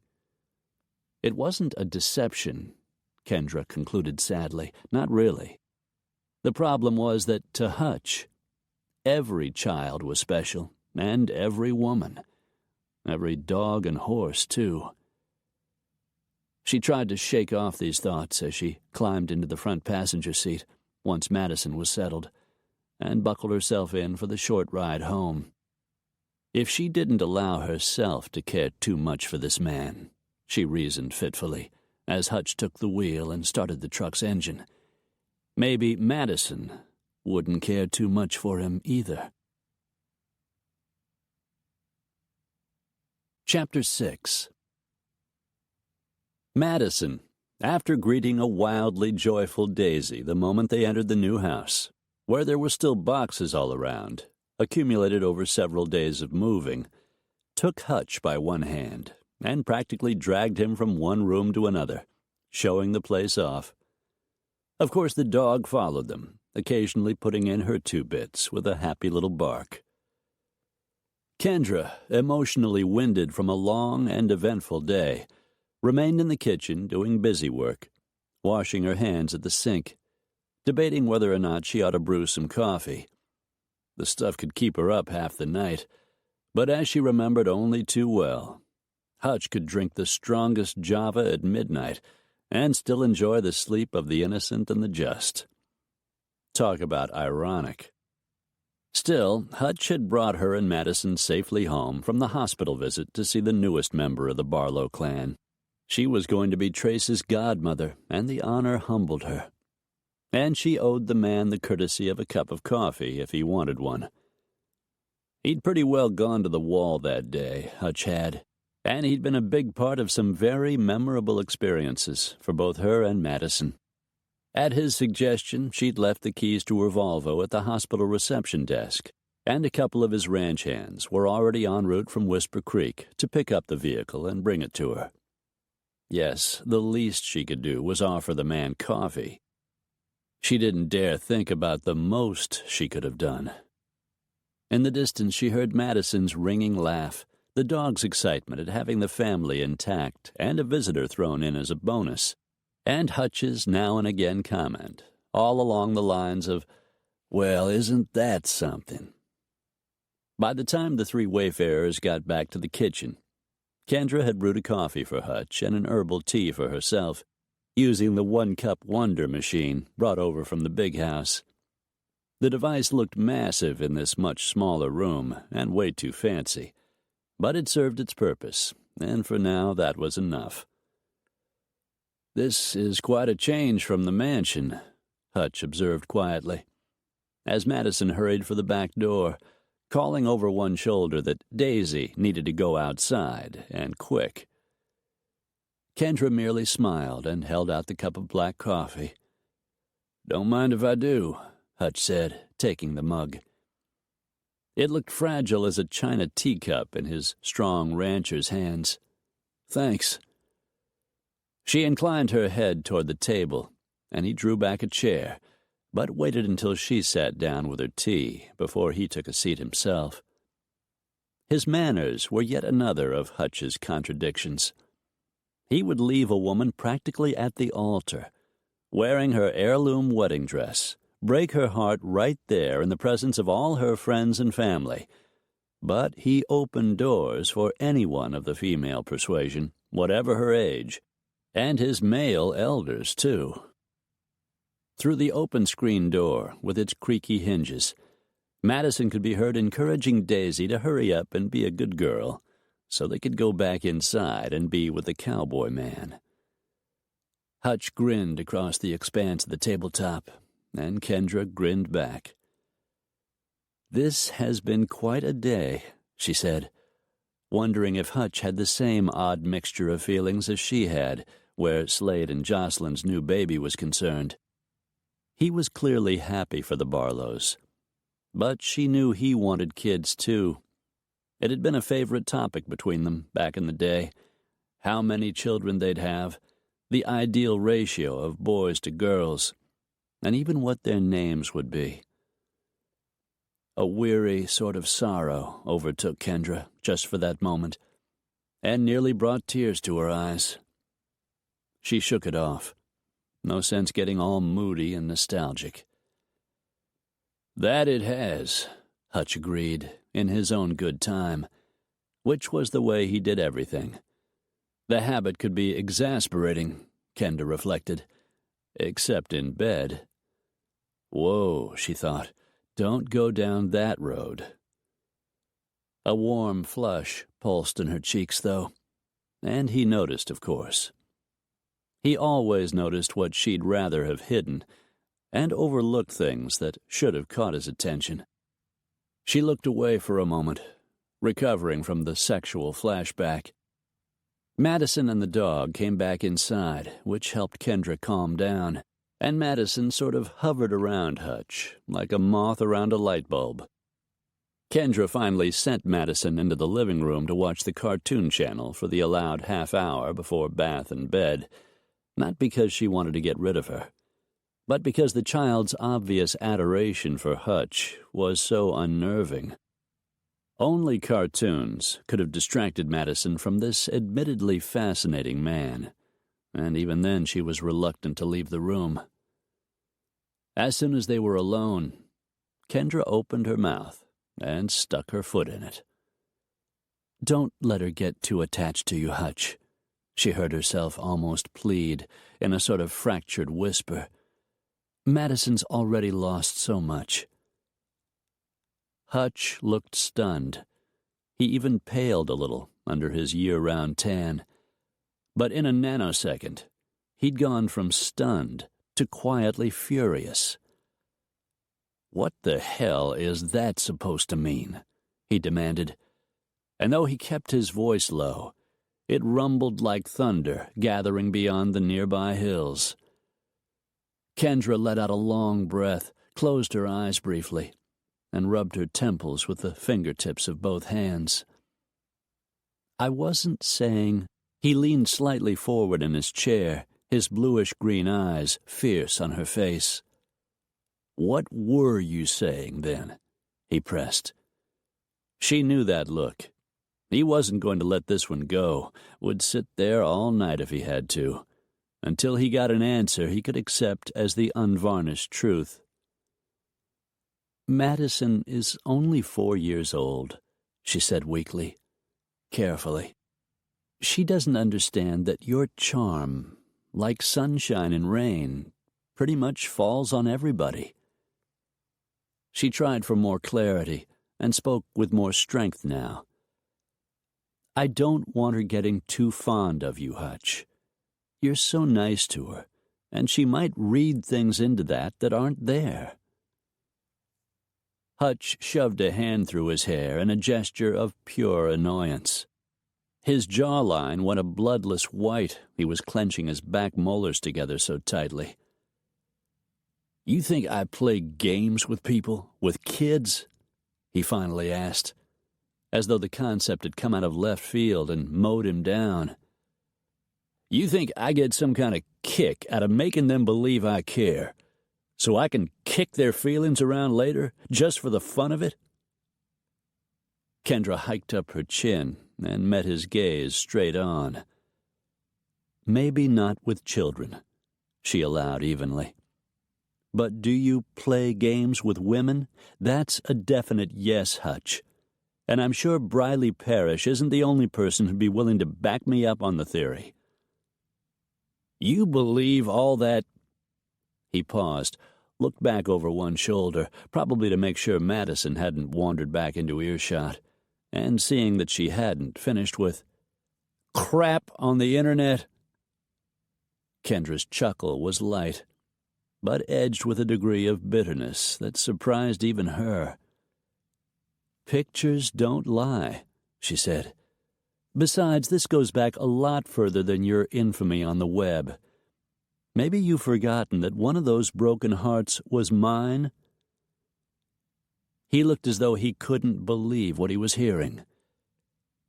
And maybe you've forgotten that we had something good going for us before you decided to kick off the traces and become Lady Chamberlain. It wasn't like that at all, Kendra whispered. Go ahead and rewrite history to suit yourself, Hutch rasped, pushing back his chair and standing up, his half-finished coffee forgotten. He made the move so quietly that his chair didn't so much as scrape the floor. But rage was hardwired into every lean, powerful line of him. He set his hands on his hips and looked down at her for a long moment, then added, The fact is, sweetheart, you walked out on me. A knock sounded at the screen door just then, and a man's face appeared on the other side of the mesh. Brought the car, he said, jangling the keys. Hutch crossed the room, yanked the screen door open, and stormed right past the guy without even glancing at him. The ranch hand looked at him curiously and extended the Volvo keys to Kendra, who had followed Hutch as far as the threshold, even though she had no intention of pursuing him. All the things she wanted to say to Hutch, scream at him, were lodged painfully in the back of her throat, where she'd barely managed to stop them. Thank you, Kendra said mildly, taking the keys from the visitor's hand. You're mighty welcome, the weathered cowboy replied, with a practiced tug at his hat brim. A mischievous twinkle lit his eyes. Seems like this wouldn't be a good time to hit the boss up for a raise. Kendra smiled at the joke. You're probably right, she replied. Hutch's truck started up with a roar, and both Kendra and the ranch hand winced a little when the tires screeched as he pulled away from the curb. The cowboy shook his head, smiled ruefully, and turned toward the other Whisper Creek truck waiting in the short driveway alongside the house, a second man at the wheel. Kendra waved, closed the screen door, then its inside counterpart, hung the keys on a nearby hook, and turned to find herself facing her daughter. Madison and Daisy stood side by side in the middle of the kitchen, their heads tilted at exactly the same angle, their gazes questioning and worried. Kendra had to smile at the picture they made, even though she was still so irritated with Hutch that she felt like tearing out hanks of her own hair. The cowboy man didn't say goodbye, Madison said, and her lower lip wobbled slightly. It was one of those rare times when only a lie would do, Kendra decided ruefully. Actually, Mr. Carmody was in a big hurry, and he asked me to tell you goodbye and say he was sorry he had to rush off. Madison, being an intelligent child, looked skeptical and unappeased, but she accepted the fib, to a degree. I heard mad voices, she challenged Kendra after a few beats. They'd been so careful not to yell, she and Hutch, though she'd wanted to, and it was probably safe to assume Hutch had as well. Madison had picked up on the energy of the exchange rather than the actual words. "It's time for your bath and a story," Kendra said moderately, striving for normalcy. How could Hutch claim, for one moment, that she'd been the one to break them up? He'd virtually handed her over to Jeffrey and walked away whistling. "You should be nice to people," Madison lectured. "That's what you always tell me."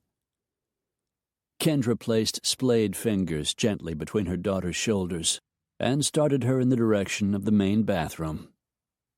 "Let's have this discussion another time, please," she said. Daisy's toenails clicked on the hardwood floor behind them as she and Madison headed down the hall, Madison resisting ever so slightly as they went. "But you forgot supper," the child reasoned. Sure enough, Kendra realized, the evening meal had completely slipped her mind. "You're right," she replied, at once chagrined and glad to find common ground, even if it was a little shaky. "Tell you what, we'll feed Daisy, and then, after you've had your bath, I'll whip up a couple of grilled cheese sandwiches for us. How would that be?" Madison looked up at her, and something in her small, obstinate face relented. "I like grilled cheese sandwiches," she admitted. Kendra smiled. "Me too," she said. With Madison stripping and Daisy supervising the whole enterprise, Kendra managed to prepare the little girl's bath, a few inches of warm water with bubbles. Madison climbed in, and Daisy rested her muzzle on the edge of the bathtub, watching her small mistress, brown eyes shining with love. "Can Daisy get into the tub, too?" Madison asked, reaching for her pink sponge and the duck-shaped bar of soap she favored. "Not this time, sweetie," Kendra said, since that seemed better than a flat no. Madison huffed out a sigh and began her ablutions, perfectly capable of bathing herself. A few minutes later, she announced, "I'm clean now, Mommy." Smiling, despite the quiet but persistent ache in the region of her heart Hutch still claimed, Kendra gave her a kiss and reached for a towel. Hutch had always been good at letting stuff roll off his back. He'd had to be. But that tangle with Kendra back at her place made him want to fight. With anybody, about anything. When the lights of Boone's cop car flashed behind him, just before the turn-in at Whisper Creek, it almost pleased him to pull over. "What?" he snapped, rolling down the window on the passenger side of the truck so Boone could peer in at him. "You headed for a fire?" Boone countered. "I clocked you at 50 and a 35 back there." Hutch swore under his breath, tightened his grip on the steering wheel. "Sorry," he lied, glaring through the windshield at the dirt road ahead. It did some twisting and turning, that old road, before it joined the highway and rolled right on into Idaho and Washington. At the moment, he sure felt like following it till it ended at the Pacific Ocean. "Look at me, Hutch," the sheriff said, and he sounded dead serious. Hutch turned his head, met Boone's gaze. "Write the ticket and be done with it," he growled. "Well, who spit in your oatmeal this morning?" Boone asked, folding his arms against the base of the window and studying Hutch intently. "I've got a lot on my mind right now," Hutch snapped. "All right?" Boone sighed, shoved a hand through his dark hair. "I know that," he said, "but I can't let you go speeding around my county now, can I? Pretty soon folks will be saying I turn a blind eye when my friends break the law, and I can't have that, Hutch. You know I can't." "So write the ticket," Hutch reiterated. He just wanted to be gone, to be moving. To be riding hard across darkening ground on a horse, or climbing Big Sky Mountain on foot, anything but sitting still. "Have it your way," Boone said. He took his ticket book from his belt, scrawled on a piece of paper, ripped it free, and held it out to Hutch, who snatched it from his hand and barely managed to keep from chucking it out his own window out of sheer cussedness. "Thanks," Hutch told him, glaring.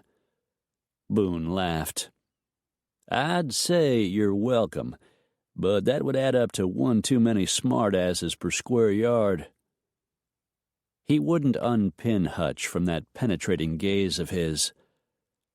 "I'm off duty, and I was headed for home until you went shooting by me like a bat out of hell," he said companionably. "Why don't you follow me back over to my place? We'll have a couple of beers and feel sorry for ourselves for a while." Hutch had to chuckle at that, though it was against his will, and he resented it. "All right," he agreed at last, and grudgingly. "Long as you promise not to run me in for drunk driving after plying me with liquor." "You have my word," Boone said with a grin. "See you over there." With that, he backed away from the window and strolled back to his cruiser, where the lights were still swirling, blue and white, causing the few passers-by to slow down to gawk. Boone's land, situated on the far side of Parable from where they started, was prime, fronting the river and sloping gently up toward the foothills. But it had the look of a place bogged down in hard times. The double-wide trailer was ugly as sin, and there were a couple of junked-out cars parked in the tall grass that surrounded it. The double-wide had rust around its skirting. The makeshift porch dipped in the middle, and there was an honest-to-God toilet out front, with a bunch of dead flowers poking out of the bowl. Boone and his wife Corey, she'd never have stood for a John in the yard, had planned to live in the trailer only until they'd built their modest dream house. But when Corey died of breast cancer a few years back, everything else in Boone's life seemed to stall. If he'd had a dog, folks said, he'd have given it away. He had sent his 2 young sons, Griffin and Fletcher, off to live with his sister and her family in Missoula, where he probably figured they were better off. Running for sheriff, after Slade announced that he wouldn't be seeking re-election, had been the first real sign of life in Boone since Corey was laid to rest. And for a while, optimistic locals had hoped he'd get his act together, bring his kids home to Parable where they belonged, and just generally get on with things. Parking behind the cruiser, Hutch felt an ache of sorrow on his friend's behalf. Boone had loved Corey with all he had, from first grade on through college, and in some ways, it was as if he'd just given up and crawled right into that grave with her. "I swear this place looks worse every time I see it," Hutch remarked, after getting out of the truck. There should have been 2 little boys running to greet their dad after a day at work, he thought, and a dog barking in celebration of his return, if not a woman smiling on the porch of the new house. Instead, it was dead quiet, like a graveyard with rusted headstones.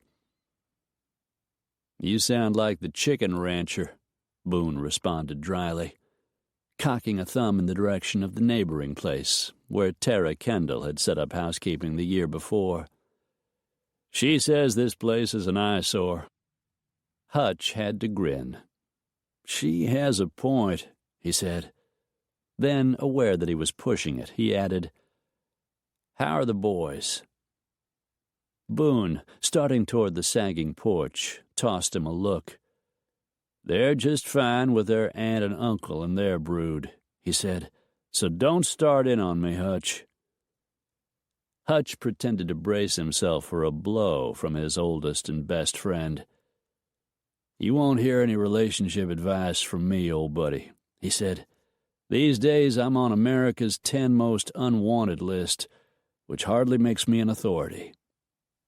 Damn straight, Boone grumbled. And that's where you belong, too, on a master shit list, I mean. I knew all that womanizing was bound to catch up with you someday. Hutch laughed and followed his friend into the trailer. Boone always said what he thought. Nobody was required to like it. The inside of the double-wide was clean enough, but it was dismal, too. Full of shadows and smelling of the bachelor life. Musty clothes left in the washing machine too long. Garbage in need of taking out. The remains of last night's lonely pizza. Boone opened the refrigerator and took out 2 cans of beer, handing one to Hutch and popping the top on another, taking a long drink before starting back outside again to sit in one of the rickety lawn chairs on that sorry excuse for a porch. Hutch joined him. "Old friend," Hutch ventured, looking out over what passed for a yard. "You need a woman, and that's just the start." Boone grinned ruefully. "So do you," he said, "but you keep running them off." Hutch sipped his beer. It was icy cold, and it hit a dry spot way down deep, unknotting him a little. "Slade's a dad now," he remarked, letting the jibe pass. "Can you believe it?" "Hell yes, I can believe it," Boone responded. They had a 3-cornered alliance, Slade and Hutch and Boone. Slade and Hutch, being half-brothers, hadn't gotten along until after the old man died. But Boone was close friends with both of them, and always had been. One look at Jocelyn, and Slade was a goner. Mark my words, they'll have a house full of little Barlows before too long. Hutch chuckled, but his thoughts had taken a somber turn just the same. "I reckon they enjoy the process of making them all right," he said. A pause followed, and another slow sip of cold beer. "What do you suppose it is about Slade that's missing in you and me?" he asked. Boone didn't pretend not to understand the question, but he took his time answering. "I hate to admit it," he finally replied, "but I think it's just plain old backbone. Slade's not afraid to throw his heart in the ring and risk getting it stomped on. You and me now, we're a couple of cowards." Hutch absorbed that for a while. It was a tough truth to acknowledge. He wasn't afraid of anything besides climbing the water tower in town and giving up a chunk of his ranch to some vindictive ex-wife. But he couldn't deny that Boone had a point. Therefore, he didn't take offense. "What scares you the most, Boone?" he asked quietly. Boone studied the horizon for a few moments, weighing his reply. "Loving a woman the way I loved Corey," he said at long last, "and then losing her in the same way I lost Corey. I don't honestly think I could take that, Hutch." They were quiet for a long time, beers in hand, gazes fixed on things that were long ago and far away. "Your boys are growing up, Boone," Hutch ventured, after a decent interval. "They need you." "They need what they have," Boone said, his voice taut now, his grip on his beer threatening to crush the can between his fingers. "Which is a normal life with a normal family." He paused, swore, shook his head. "Hell, Hutch, you know I can't take care of them the way Molly does."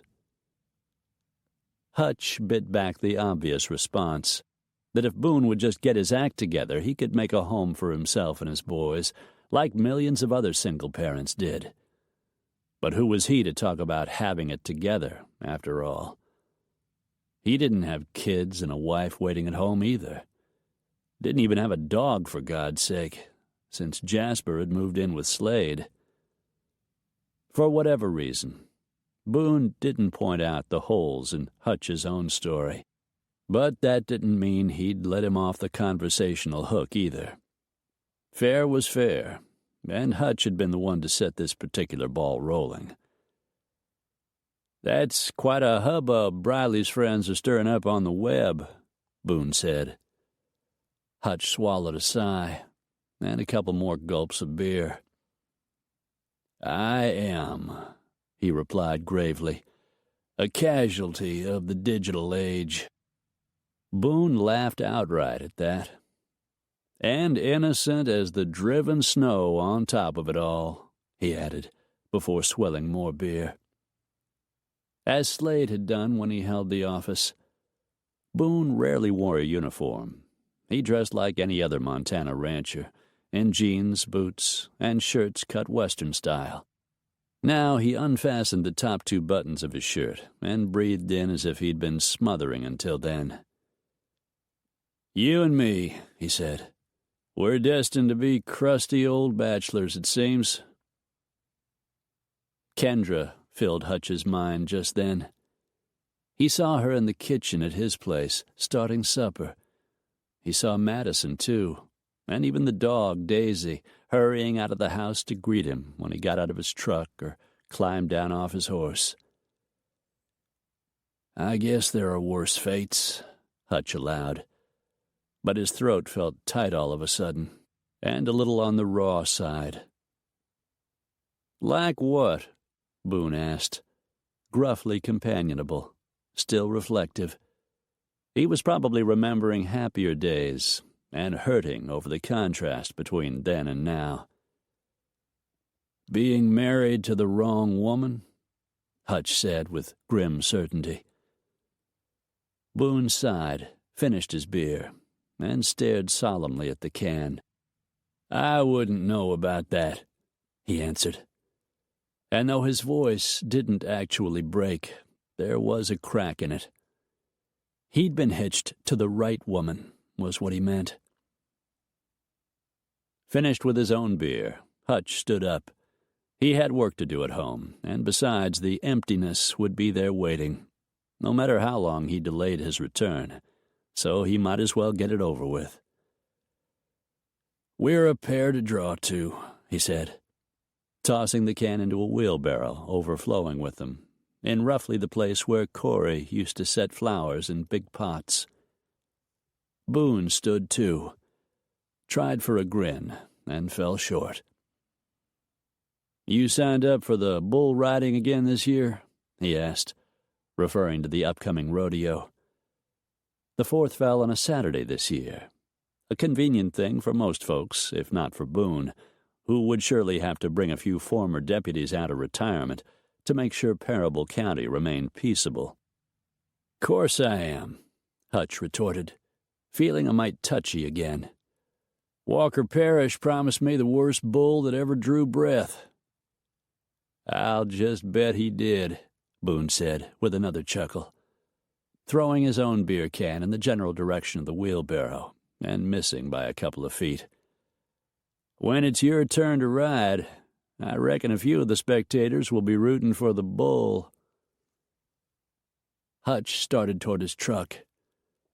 Twilight was gathering at the edges of the land, pulling inward like the top of a drawstring bag, and his horses would be wondering when he planned on showing up with their hay and grain rations.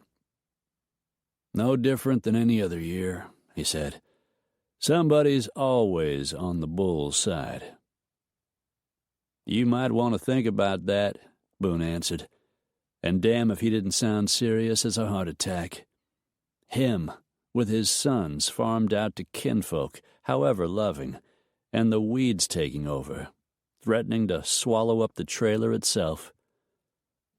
Hutch stopped in his tracks. "Think about what?" he demanded. "Life, people, how time gets away from a man, and before he knows it, he's sitting in some nursing home without a tooth in his head, or a hope in his heart that anybody's going to trouble themselves to visit. Damned if you aren't dumber than the average post," Hutch said, moving again, jerking open the door of his truck and climbing inside. "At least I know my limitations," Boone said affably. "Thanks for the beer," Hutch replied ungraciously, and slammed the truck's door. He drove away at a slower pace than he would have liked, though. Boone had already written him up for speeding once, and he wasn't above doing it again. By the time he got back to Whisper Creek, he'd simmered down quite a bit. Though what Boone had said about the pair of them being cowards still stuck in him like barbed wire. A familiar station wagon, 3 years older than dirt, was parked next to the house when he pulled in. Opal, he realized, had arrived early. He muttered something under his breath, got out of the pickup, and went directly into the barn, where he spent the better part of an hour attending to horses. It was almost dark by the time he'd finished, and the lights were on in the kitchen, spilling a golden glow of welcome into the yard. Stepping inside, he nodded a howdy to Opal, refusing to give her the satisfaction of demanding to know what the hell she was doing in his house. For one thing, he already knew. She was frying up chicken, country style, and it smelled like 3 levels of heaven. "Wash up before you eat," Opal ordered, tightening her apron strings and eyeing him through the big lenses of her glasses. "I generally do," Hutch said mildly, running water at the sink and picking up the bar of harsh orange soap he kept handy. "Look at those boots," Opal scolded, with that strange, gruff tenderness she reserved for people in need of her guidance and correction. "Bet the soles are caked with manure." Hutch sighed. He'd scraped them clean outside on the porch, as he'd been taught to do around the time he started wearing boots. "With you over here," he quipped, "who's going to nag Slade Barlow?" "Shay's mama got in early," Opal replied, spearing pieces of chicken onto a platter with a meat fork. "So I figured I might as well get started setting things to rights around here." Hutch dried his hands on a towel and grinned at her. "You're off to a good start with supper," he conceded. She chuckled. "I made mashed potatoes and gravy, too, and boiled up some green beans with bacon and onion to boot. Sit yourself down, Hutch Carmody, and eat the first balanced meal you've probably had in a month of Sundays." He waited until all the food was on the table and Opal was seated before taking a chair, wryly amused to recall that this was just the scenario he'd imagined for himself earlier. Only the woman was different. Chapter 7. The mansion on Rodeo Road seemed strangely hollow the next morning when Kendra stepped through the front door, even though most of the original furniture remained, and there were painters and other workers in various rooms throughout. Standing in the enormous entryway, she tipped her head back and looked up at the exquisite ceiling, waited for a pang of regret. Some kind of sadness was to be expected, she supposed, given that she'd spent part of her life here. She'd wanted so much to live in this house, long before she'd met and married Jeffrey Chamberlain. And after her marriage, a number of dreams had lived and died right here in these rooms. Somewhat surprisingly, what Kendra actually felt was a swell of relief, a healthy sense of letting go, of moving on, even of becoming some more complete and authentic version of herself. There was comfort in that, even exhilaration. When she'd first set foot in the place, as an awestruck little girl recently dumped on the porch of a run-down double-wide on the wrong side of the railroad tracks, Jocelyn had been the one who lived here, along with her mom Dana and stepfather Elliot, and, of course, Opal. To Kendra, the place had seemed like a castle, especially at Christmas, with Jocelyn as resident princess. During her childhood and her teens, the mere scope of that house had amazed Kendra. There were rooms not just for sleeping or eating or bathing, like in most homes, but ones set aside just for plants to grow in, or for playing cards and watching TV, or for reading books and doing homework, or simply for sitting.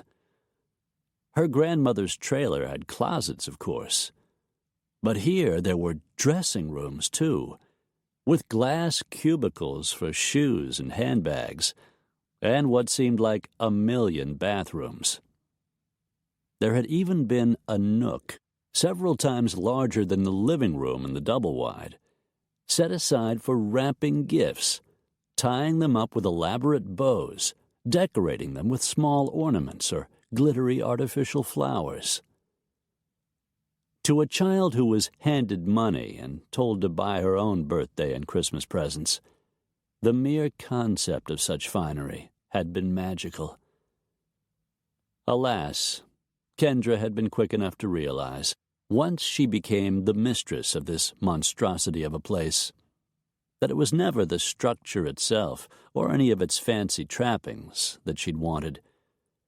Instead, it was the family, the sense of fitting in and belonging somewhere, of being a valued part of something larger. Seen from the outside, Jocelyn's life had certainly seemed happy in those early days, even enchanted, although a shattering scandal would eventually erupt, leaving everything in ruins. Before her stepfather's financial fall from grace, when he'd ripped off friends and strangers alike, Jocelyn had had it all. And while some people had been jealous of her and thought of her as spoiled and self-centered, Kendra had seen a different side of Jocelyn. She'd shown empathy for Kendra's very different situation, but never pity. And she'd been willing to share her toys and her skates, and later on, her beautiful clothes.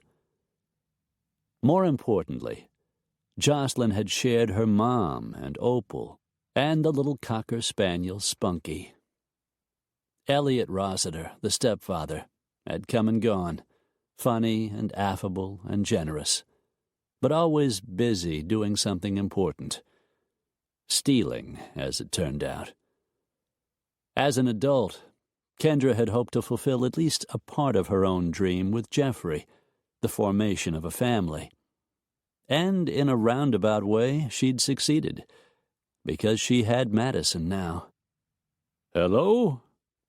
The voice startled Kendra out of her musings, even though she'd known she wasn't alone, having seen the painters and cleaning services vans in the driveway. Charlie Duke, who ran Duke's Painting and Construction, stepped into view, clad in splotched overalls and wiping his hands on a shop rag. He grinned, showing the wide gap between his front teeth. "Morning, Miss Shepherd," he said. "Here to see how the place is coming along, are you?" Kendra smiled. "Something like that," she replied. She'd known Charlie and his wife Tina for years, and in the post office or the grocery store or over at the Butter Biscuit Cafe, either one of them would have addressed her simply as Kendra. But the Dukes were old-fashioned people. When Charlie was on the job, all exchanges were formal, and Kendra was Ms. Shepherd. "We've about finished up in the main parlor," Charlie told her with quiet pride, leading the way along the corridor. He wore paper booties over his work boots, and his T-shirt had a hole in the right shoulder, only partially covered by one of his overall straps. Kendra followed, like someone taking a tour of some grand residence in an unfamiliar country.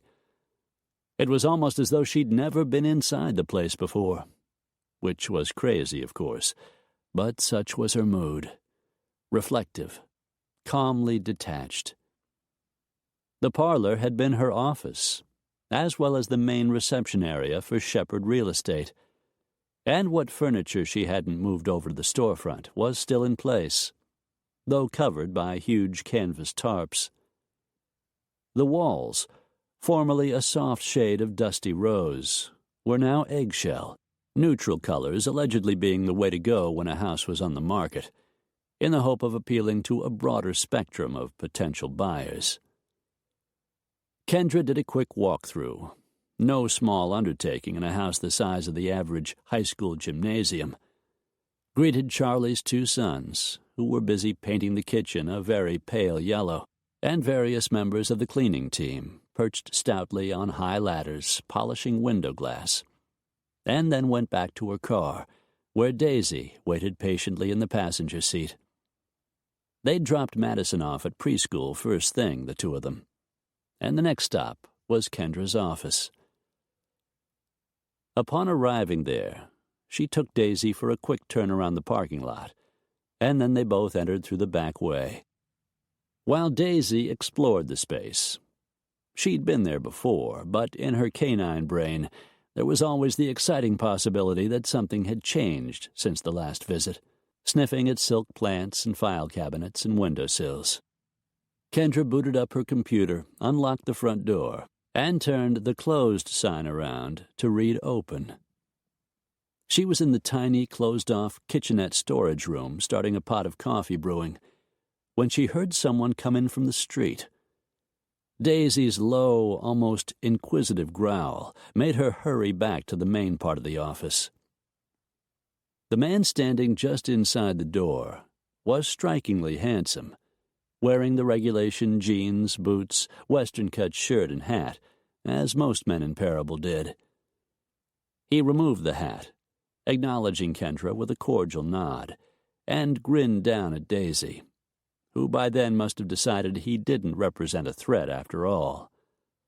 Far from growling at him, she was nuzzling the hand he lowered for her to inspect. It was a moment or two before Kendra placed the man. Not a stranger, but not a resident of Parable proper either. Of course, some new people could have moved into town while she was traveling, somehow managing to escape her notice, but that didn't seem very likely. After all, it was her business to know what was going on in the community, who was moving in and who was moving out, and she'd kept pretty close tabs on such local doings through Jocelyn, even while she was away. The visitor smiled, and recognition finally clicked. His name was Walker Parrish, and he was a wealthy rancher with a place over near Three Trees. Besides raising prize beef, he bred bulls and broncos for rodeos as well. And he was the brother of the almost bride, Briley Parrish, Hutch's latest casualty of the heart. Surely, Kendra thought, a little desperately, he didn't think she'd been a factor in the wedding day breakup. Everyone knew she'd been involved with Hutch at one time, but that had been over for years. Still, what other business could Parrish have with her? He already owned a major chunk of the county, so he probably wasn't looking to acquire property. And since his place had been in his family for several generations, she couldn't imagine him selling out either. She finally gathered enough presence of mind to smile back at him and ask, "What can I help you with today, Mr. Parrish?" "Well," he said, with a grin that cocked up at one side, "you could start by calling me by my given name, Walker." Daisy by that time had dropped to her belly in what looked like a dog swoon, her long nose resting atop Walker's right boot, as though to pin him in place so she could stare up at him forever in uninterrupted adoration. "All right," Kendra said. "Walker it is, then." As a somewhat flustered afterthought, she added, "I'm Kendra." Again the grin flashed. "Yes," he said, "I know who you are." He cleared his throat. "I came by to ask you about the house on Rodeo Road. I understand you're getting ready to sell it." Kendra nodded, surprised and hoping it didn't show. Maybe she'd been wrong earlier, deciding that Walker hadn't come to buy or sell real estate. "Yes," she said, at last summoning up her manners and offering him one of the chairs reserved for customers, while she moved behind her desk and sat down. "What would you like to know?" Daisy sighed and lifted her head when Walker moved away, then wandered off to curl up in a corner of the office for a snooze. Once Kendra was seated, Walker took a seat too, letting his hat rest, crowned to the cushion, on the chair nearest his.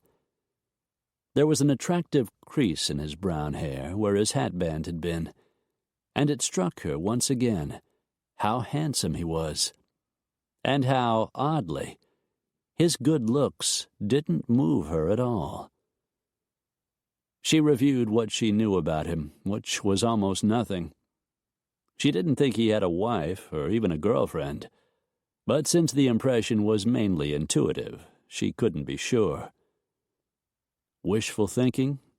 Perhaps. If he was single, the question was, why? Why was a man like Walker Parrish still running around loose?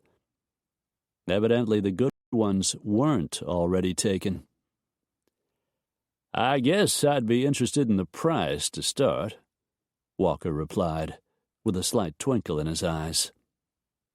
Had he guessed what she was thinking in regard to his marital status? The idea mortified her instantly. Her tone was normal when she recited the astronomical numbers. Walker didn't flinch. "Reasonable," he said. The curiosity was just too much for Kendra. "You're thinking of moving to Parable?" she asked. He chuckled at that, shook his head. "No," he said. "I'm here on behalf of a friend of mine. She's in show business, divorced, and she has a couple of kids she'd like to raise in a small town. Wants a big place, because she plans to set up her own recording studio.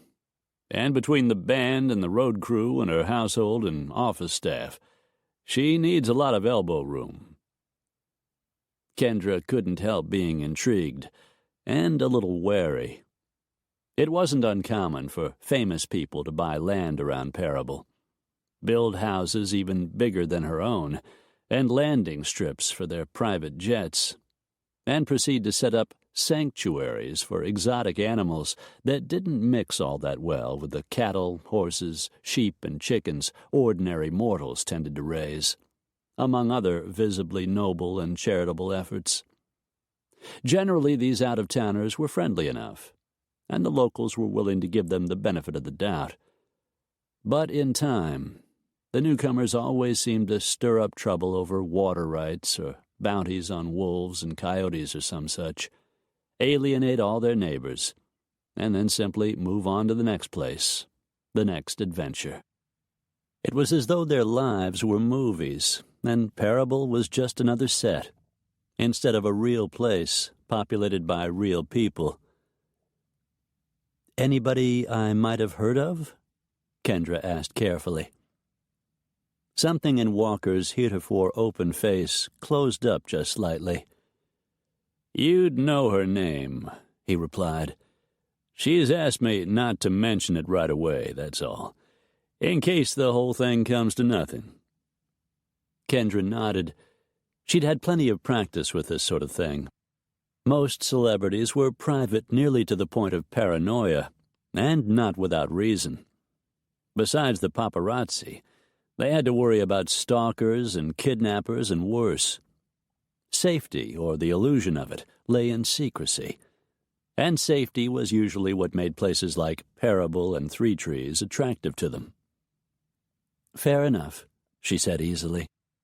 "There are always a few upscale properties available in the county." She could think of two that had been standing empty for a while. One had an Olympic-sized indoor pool, and the other boasted a home theater with a rotating screen and plush seats for almost 100. The asking prices were in the mid to high seven-figure range, not surprisingly, but it didn't sound as though that would strain Walker's mysterious friend's budget. But Walker was already shaking his head. Being a local, he knew as well as anybody which properties were for sale, what kind of shape they were in, and approximately what they'd cost to buy, restore, and maintain, and he'd asked specifically about the house on Rodeo Road. "She wants to be in town," he said. Then a frown creased his tan forehead. "Is there some reason why you don't want to show your house just yet?" No, Kendra said. "It's nothing like that. We can head over there right now if you want. It's just that—" She stopped in the middle of the sentence because she couldn't think of a diplomatic way to go on. "Show business people are sometimes unreliable," Walker finished for her. The frown had smoothed away, and he was grinning again. "I remember that rock band a few years back, the ones who built a pseudo-haunted house, trashed the Grange Hall in Three Trees one night when they were partying, and then nearly burned down a state forest conducting some kind of crazy ritual. But it wouldn't be fair to hold that against everybody who sings and plays a guitar to earn a paycheck, would it?" Kendra let out a long breath, shook her head no. Walker was right. That wouldn't be fair. And besides, hadn't he said this woman wanted to raise her children in a small town? That gave her at least one thing in common with Kendra herself, and with most of her friends, too. Parable had its problems, like any community. But the crime rate was low. People knew each other, and down-to-earth values were still important there. In a very real sense, Parable was a family, and it was cousin to Three Trees. The two towns were rivals in many ways, but when trouble came to one or the other, they stood up to it, shoulder to shoulder. "If you have time," she reiterated, "I can show you through the house right now." "That would be great," Walker said, rising from his chair. "I was there a few times when I was a kid for parties and the like, but I don't remember too many of the details."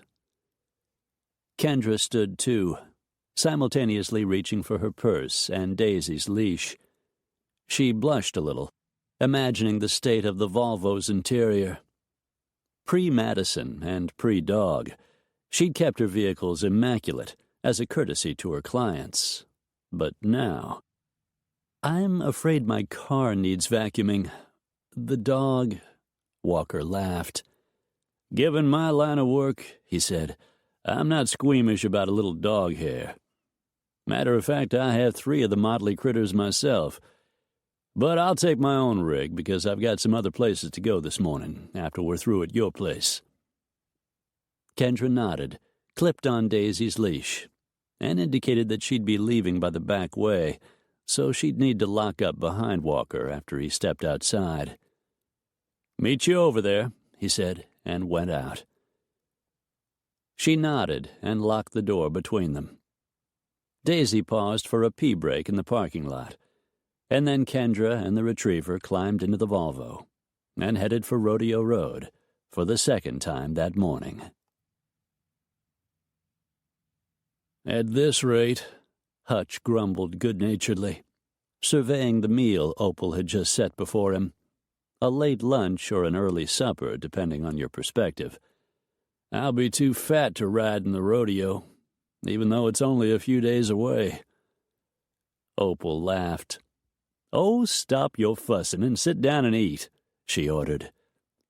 She'd been busy, had the ironing board set up in the middle of the kitchen, and she must have washed and pressed every shirt he owned, because she'd evidently been hard at it all day. Except, of course, when she took time out to build the meatloaf she'd just set down in front of him. The main dish was accompanied by creamed peas and mashed potatoes drowning in gravy. And just looking at all that food, woman-cooked, and from scratch, too, made his mouth water and his stomach growl. But he didn't sit, because Opal was still standing. With a little sigh and a sparkle of flattered comprehension in her eyes, she took the chair indicated and nodded for him to follow suit. He did, but he was still uncomfortable. "Aren't you going to join me?" he asked, troubled to notice that she hadn't set a place for herself. Opal's chuckle was warm and vibrant, vaguely reminiscent of the gospel music she loved to belt out when she thought she was alone. "I can't eat like a cowboy," she answered. "Be the size of a house in no time if I do." Hutch was fresh out of self-restraint. He was simply too hungry, and the food looked and smelled too good. He took up his knife and fork and dug in. After complimenting Opal on her cooking, by comparison to years of eating his own burnt sacrifices or his dad's similar efforts, it seemed miraculous they survived. He asked about Jocelyn and the baby. "They're doing just fine," Opal said with satisfaction. Her gaze followed his fork from his plate to his mouth, and she smiled like she might be enjoying the meal vicariously. "Dana, that's Jocelyn's mother, you remember, is a born grandma, and so is Callie Barlow. Between the two of them, Slade, Shay, and of course the little mama herself, I was purely in the way." "I doubt that," Hutch observed. Opal, it seemed to him, was more than an ordinary human being. She was a living archetype, a wise woman, an Earth Mother. And damned if he wasn't going all greeting card philosophical in his old age. "I like to go where I'm needed," she said lightly. Hutch chuckled. "So now I'm some kind of case?" he asked, figuring he was probably that and a lot more. Opal's gaze softened. "Your mama was a good friend to me when I first came to Parable to work for old Mrs. Rossiter," she said very quietly. "Least I can do to return the favor is make sure her only boy doesn't go around half-starved and looking like a homeless person." That time he laughed. "I look like a homeless person?" he countered, at once amused and mildly indignant. Living on this same land all his life, like several generations of Carmodys before him, letting the dirt soak up his blood and sweat and tears. He figured he was about as unhomeless as it was possible to be. "Not exactly," Opal said thoughtfully, and in all seriousness, going by her expression and her tone. "A wifeless person would be a better way of putting it." Hutch sobered. Opal hadn't said much about the near-miss wedding, but he knew it was on her mind. Hell, it was on everybody's mind, and he wished something big would happen so people would have something else to obsess about. An earthquake, maybe. Possibly the second coming. Or at least a local lottery winner. "You figure a wife is the answer to all my problems?" he asked moderately, setting down his fork. "Just most of them," Opal clarified with a mischievous grin. "But here's what I'm not saying, Hutch. I'm not saying that you should have gone ahead and married Briley Parrish. Marriage is hard enough when both partners want it with all their hearts. When one doesn't, there's no making it work. So by my reckoning, you definitely did the right thing by putting a stop to things, although your timing could have been better." Hutch relaxed, picked up his fork again. "I tried to tell Briley beforehand," he said. He'd long since stopped explaining this to most people, but Opal wasn't most people. "She wouldn't listen." Opal sighed. "She's headstrong, that girl," she reflected. "Her and Walker's mama was like that, you know. Folks used to say you could tell a parish, but you couldn't tell them much." Hutch went right on eating. "Is there anybody within 50 miles of here whose mama you didn't know?" he teased between bites. He was ravenous, he realized, and slowing down was an effort. "Keep one foot on the floor, son," he remembered his dad saying, whenever he'd shown a little too much eagerness at the table. "I don't know a lot of the new people," she said, "nor their kinfolks neither. But I knew your mother sure enough, and she certainly did love her boy. It broke her heart when she got sick, knowing she'd have to leave you to grow up with just your daddy." Hutch's throat tightened slightly, making the next swallow an effort. He'd been just 12 years old when his mother died of cancer. And although he'd definitely grieved her loss, he'd also learned fairly quickly that the old man believed in letting the dead bury the dead. John Carmody had rarely spoken of his late wife after the funeral, and he hadn't encouraged Hutch to talk about her either.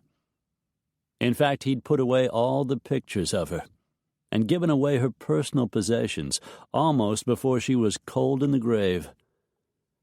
So Hutch had set her on a shelf in a dusty corner of his mind and tried not to think about the hole she'd left in his life when she was torn away. "Dad wasn't the best when it came to parenting," Hutch commented belatedly, thinking back. "But he wasn't the worst either." Opal's usually gentle face seemed to tighten a little, around her mouth especially. "John Carmody was just plain selfish," she decreed, with absolute conviction, but no particular rancor. To her, the remark amounted to an observation, not a judgment. Long as he got what he wanted, he didn't reckon anything else mattered. Hutch was a little surprised by the bluntness of Opal's statement, though he couldn't think why he should have been. She was one of the most direct people he'd ever known, and he considered the trait a positive one, at least in her. There were those, of course, who used what they liked to call honesty as an excuse to be mean, but Opal wasn't like that. He opened his mouth to reply, couldn't think what to say, and closed it again. Opal smiled and reached across the table to lay a hand briefly on his right forearm. "I had no business saying that, Hutch," she told him, "and I'm sorry." Hutch found his voice, but it came out gruff. "Don't be," he said. "I like a reminder every once in a while that I'm not the only one who thought my father was an asshole."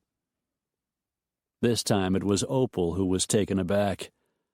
"Hutch Carmody," she finally managed to sputter. "I'll thank you not to use that kind of language in my presence again, particularly in reference to the departed." "Sorry," he said, and the word was still a little rough around the edges. "We can either talk about your daddy and your mama," Opal said presently, "or we can drop the whole subject. It's up to you." His hunger, for food at least, assuaged, Hutch pushed his mostly empty plate away and met Opal's gaze. "Obviously," he said mildly, "you've got something to say, so go ahead and say it." "I'm not sure what kind of father Mr. Carmody was," she began, "but I know he wasn't up for any awards as a husband." Offering no response, Hutch rested his forearms on the tabletop and settled in for some serious listening. When she went on, Opal seemed to be picking up in the middle of some rambling thought. "Oh, I know he wasn't actually married to your mother when he got involved with Callie Barlow, but she had his engagement ring on her finger, all right, and the date had been set." Hutch guessed the apple didn't fall far from the tree, as the old saying went. He hadn't cheated on Briley, but he'd done the next worst thing by breaking up with her at their wedding, with half the county looking on. "That was hard for Mom," he said. "She never really got over it, as far as I could tell." Opal nodded. "She was fragile in some ways," she replied. Hutch felt the sting of chagrin. He'd loved his mother, but he'd always thought of her as weak, too, and maybe even a mite on the foolish side. She'd gone right ahead and married the old man, after all, knowing that he'd not only betrayed her trust, but fathered a child by another woman. A child, Slade Barlow, who would grow up practically under her nose and bear such a resemblance to John Carmody that there could be no doubt of his paternity. "I guess she liked to think the whole thing was Callie's fault," Hutch reasoned, "and Dad was just an innocent victim." "Some victim," Opal scoffed, but sadly. "He wanted Callie, and he went after her.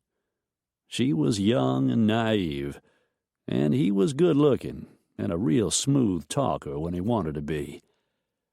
I think Callie really believed he loved her, and it was a brave thing she did, barely grown herself and raising Slade all by herself in a place the size of Parable." Hutch recalled his encounter with Callie at the hospital, how happy she was about the new baby, her grandson, and his heart, long since hardened against the woman, softened a little more. "I reckon most people are doing the best they can with whatever cards they were dealt," he said, "Callie included." "It's a shame," Opal said, after a long and thoughtful pause, "that you and Slade grew up at odds. Why your daddy never acknowledged him as his son is more than I can fathom. It just doesn't make any sense, the two of them looking so much alike and all."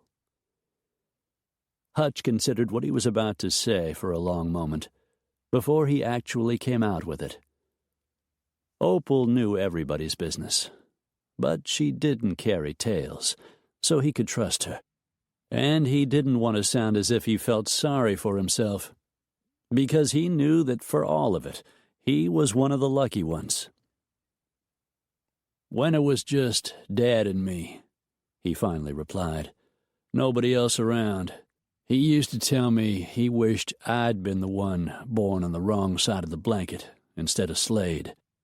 I guess by Dad's reckoning, Callie got the better end of the deal."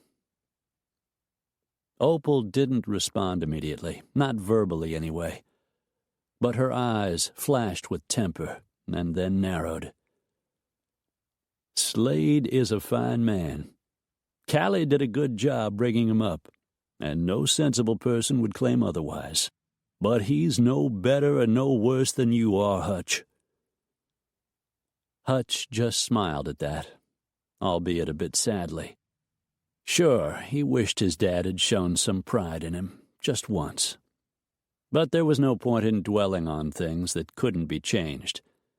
To his mind, the only way to set the matter right was to be a different kind of father himself when the time came. He pushed back his chair, stood up, and slowly carried his plate and silverware to the sink. Opal was right there beside him in a heartbeat, elbowing him aside, even as she took the utensils out of his hand. "I'll do that," she said. "You go on and do whatever it is you do in the evenings." Hutch smiled. "I was thinking I might head into town," he said. "See what's happening at the Boot Scoot." "I'll tell you what's happening at that run-down old bar," Opal said, with mock disapproval. "Folks are wasting good time and good money, swilling liquor and listening to songs about being in prison and their mama's bad luck and how their old dog got run over when their wife left them in a hurry." "Why, Opal," Hutch teased cheerfully, "does that mean you don't want to go along as my date?" "You just hush," Opal scolded, snapping at him with a dish towel, and then giving a laugh. "And mind you don't drink too much beer." Chapter 8.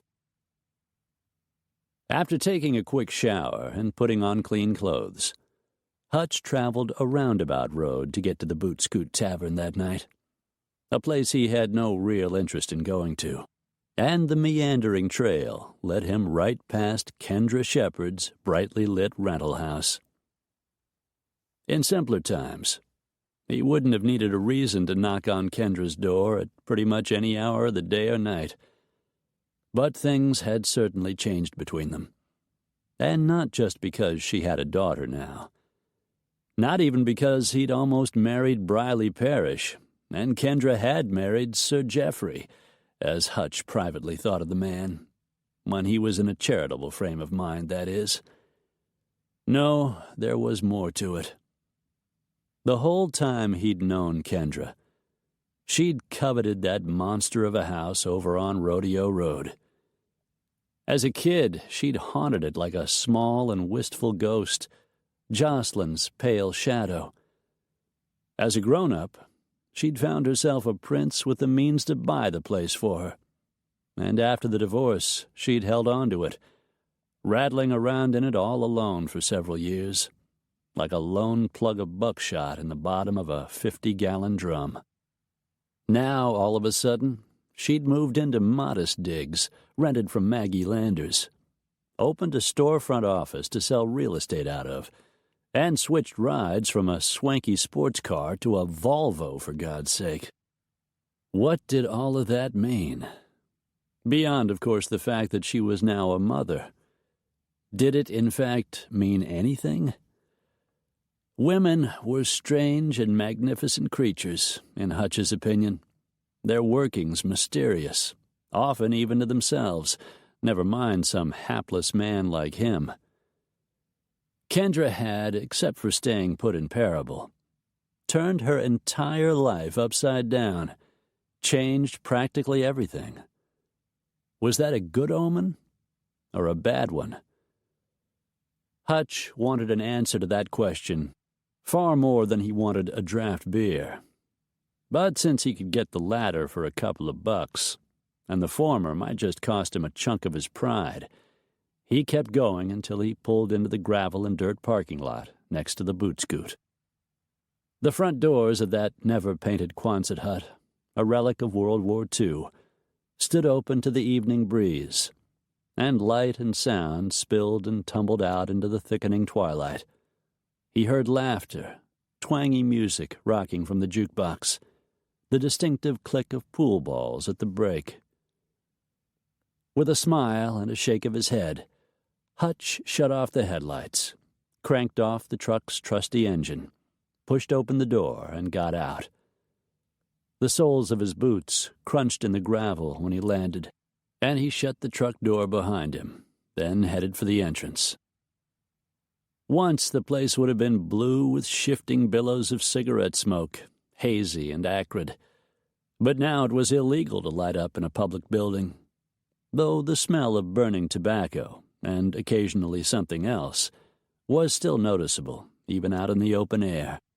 He caught the down-at-the-heels Montana tavern scent of the sawdust covering the floor as he entered, stale sweat overridden by colognes of both the male and female persuasions, and he felt that peculiar brand of personal loneliness that drove folks to the boot scoot when they had better things to be doing elsewhere.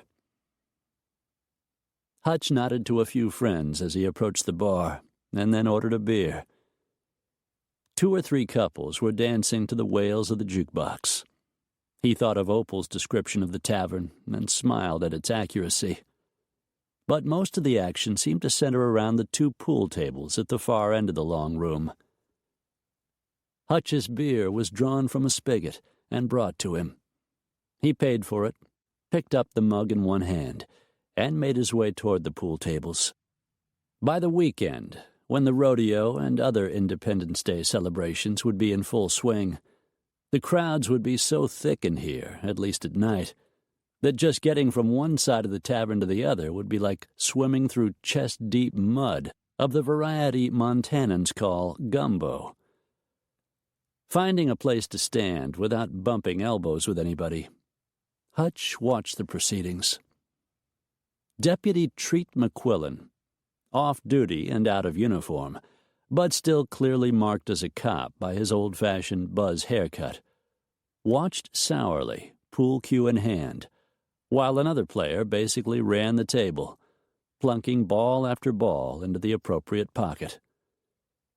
Never a gracious loser, McQuillan reddened steadily throughout, and when the bloodbath was over, he turned on one heel, rammed his cue stick back into the wall rack with a sharp motion of one scrawny arm, and stormed off. A few of the good old boys, mostly farmers and ranchers Hutch had known since the last ice age, shook their heads in tolerant disgust, and then ignored McQuillan, as most people tended to do. Getting along with him was just too damn much work, and consequently the number of friends he could claim usually hovered somewhere around 0. For some reason Hutch couldn't put his finger on, beyond a prickle at the nape of his neck. He was strangely uneasy, and getting more so by the moment. He watched the deputy shoulder his way toward the bar, evidently impervious to the good-natured joshing of the people he passed. Hutch had never liked McQuillan, and he certainly wasn't in the minority on that score. But in that moment he found himself feeling a little sorry for the man, if no less watchful. The very air had a zip in it, a sure sign that something was about to go down, and it probably wasn't good. Halfway across the sawdust-covered floor, McQuillan stopped at a table encircled by women, put out his hand, and jerked one of them to her feet, hard against his torso and into a slow dance.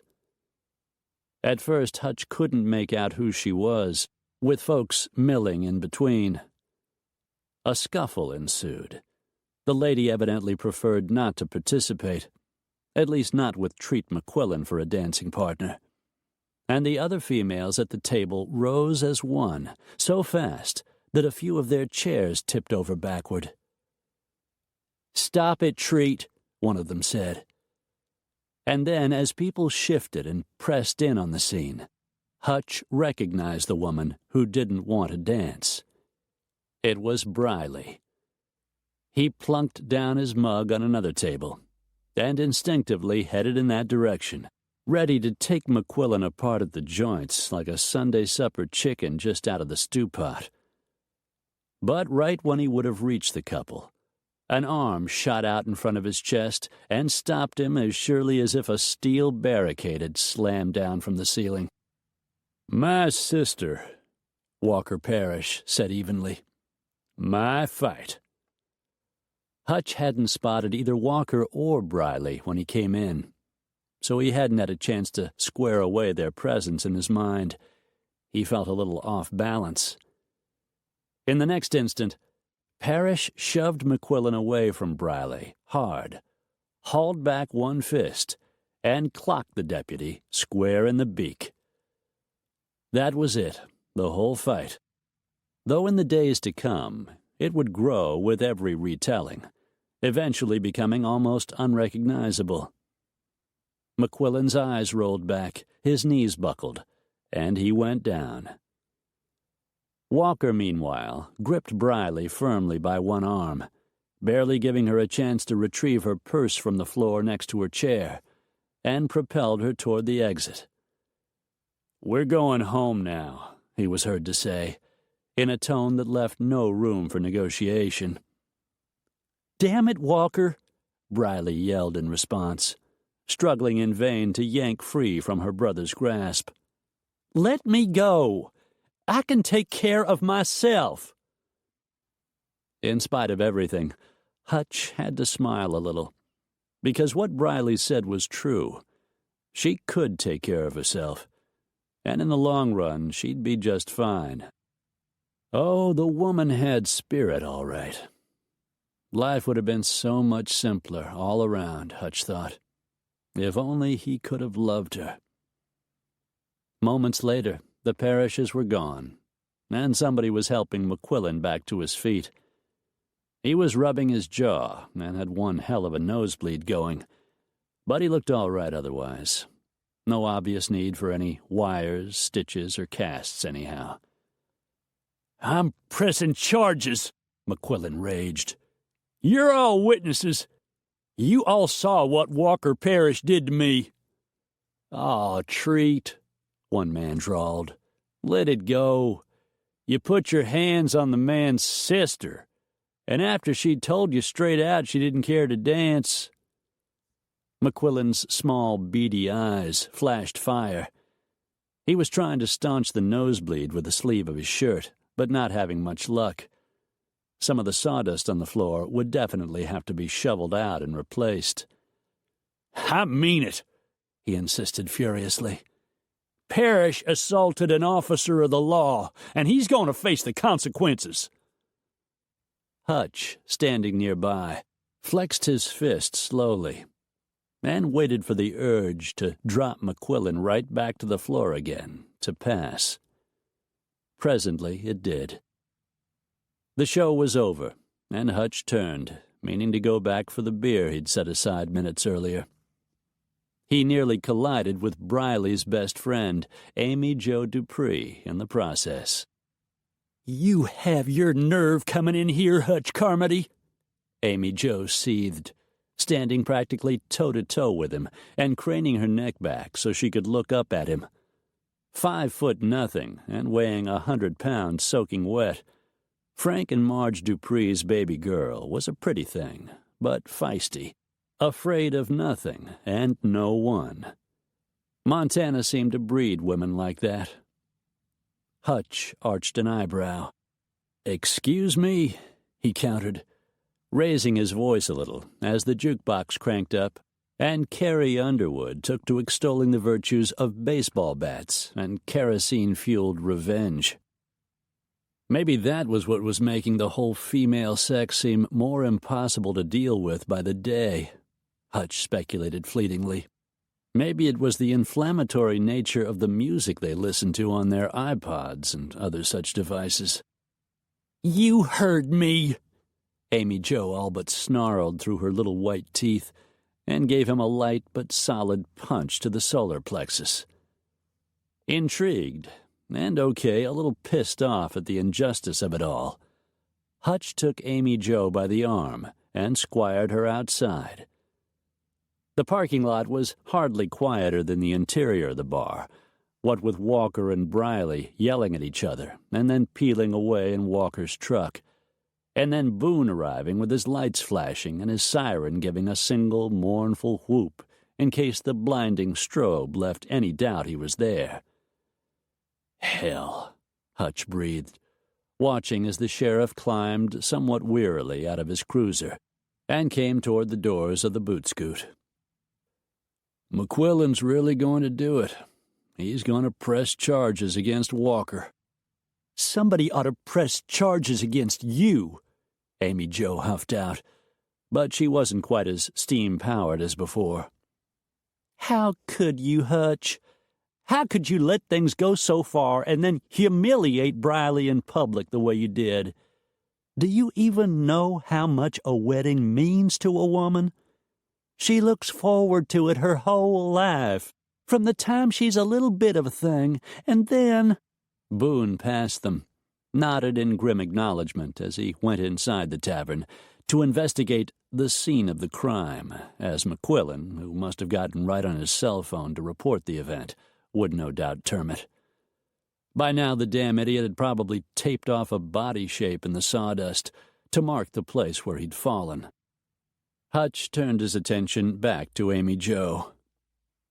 "Just exactly what is it," he asked, exasperated, "that you people want me to do here?" Amy Jo jutted out her spunky little chin. "You people? You mean Briley's friends?"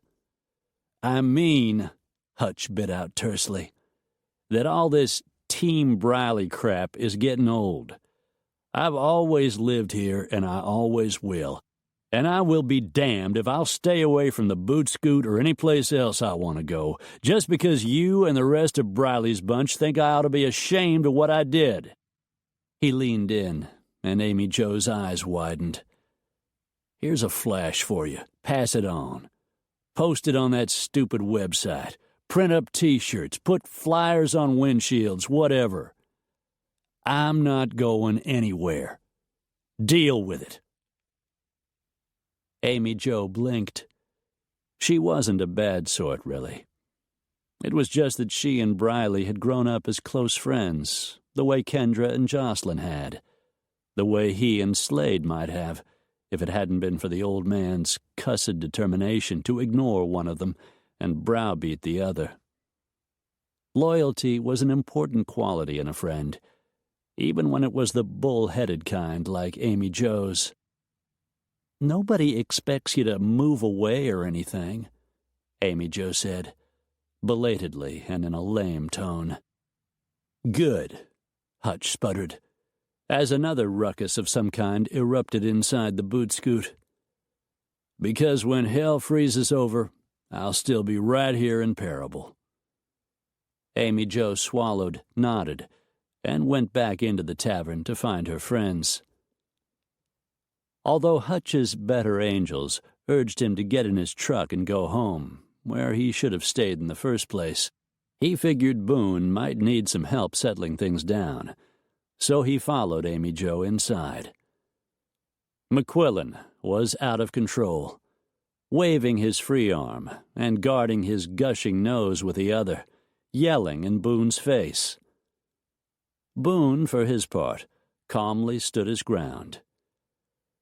"Now, Treat," he reasoned, amiable but serious.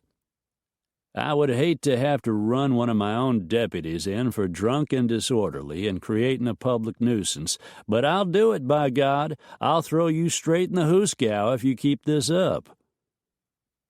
At the periphery of his vision, Hutch saw Amy Jo and the rest of the Briley contingent quietly gather their purses and other assorted gear and trail out of the tavern.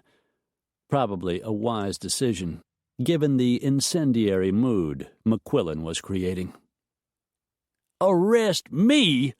the deputy bellowed. Treat never had known when to keep his mouth shut, which was part of his problem.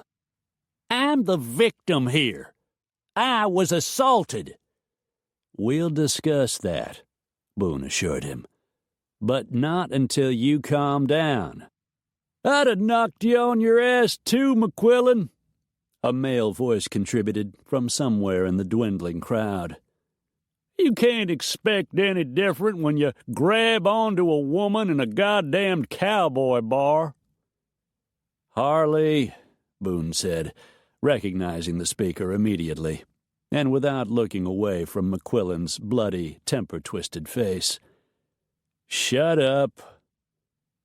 Hutch, looking on, privately agreed with Harley. Manhandling a lady was asking for trouble pretty much anywhere, but square in the middle of Cowboy Central, it was close to suicidal.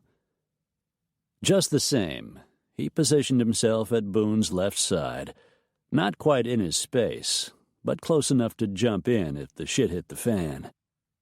Boone slanted a brief glance in his direction.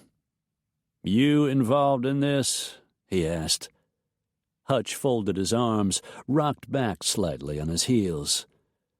"Now, Boone, I am downright insulted by that question. I just happen to be here, that's all." Boone's expression remained skeptical, but only mildly so. He sighed heavily.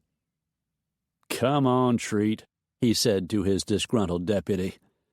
"I'll give you a lift over to the hospital, get them to check you out, and take you home. No way you're in any condition to drive." Treat was all bristled up, like a little rooster with his feathers brushed in the wrong direction. "I'd rather walk," he replied coldly. Boone might have been McQuillan's boss, but he was also the man who'd trounced him at the polls last election day, and he clearly wasn't over the disappointment. McQuillan had wanted to be sheriff from the time he was little. Never mind that he was constitutionally unsuited for the job. "Whatever you say, Treat," Boone responded, "but leave your rig right where it's parked until morning." "I'll be filing charges against Walker Parish as soon as the courthouse opens," McQuillan maintained. But he was on the move as he spoke, headed for the doors. The onlookers finally lost all interest and dispersed, going back to their pool playing and their beer drinking and their armchair quarterbacking. Boone turned to Hutch. "What happened here?" he asked.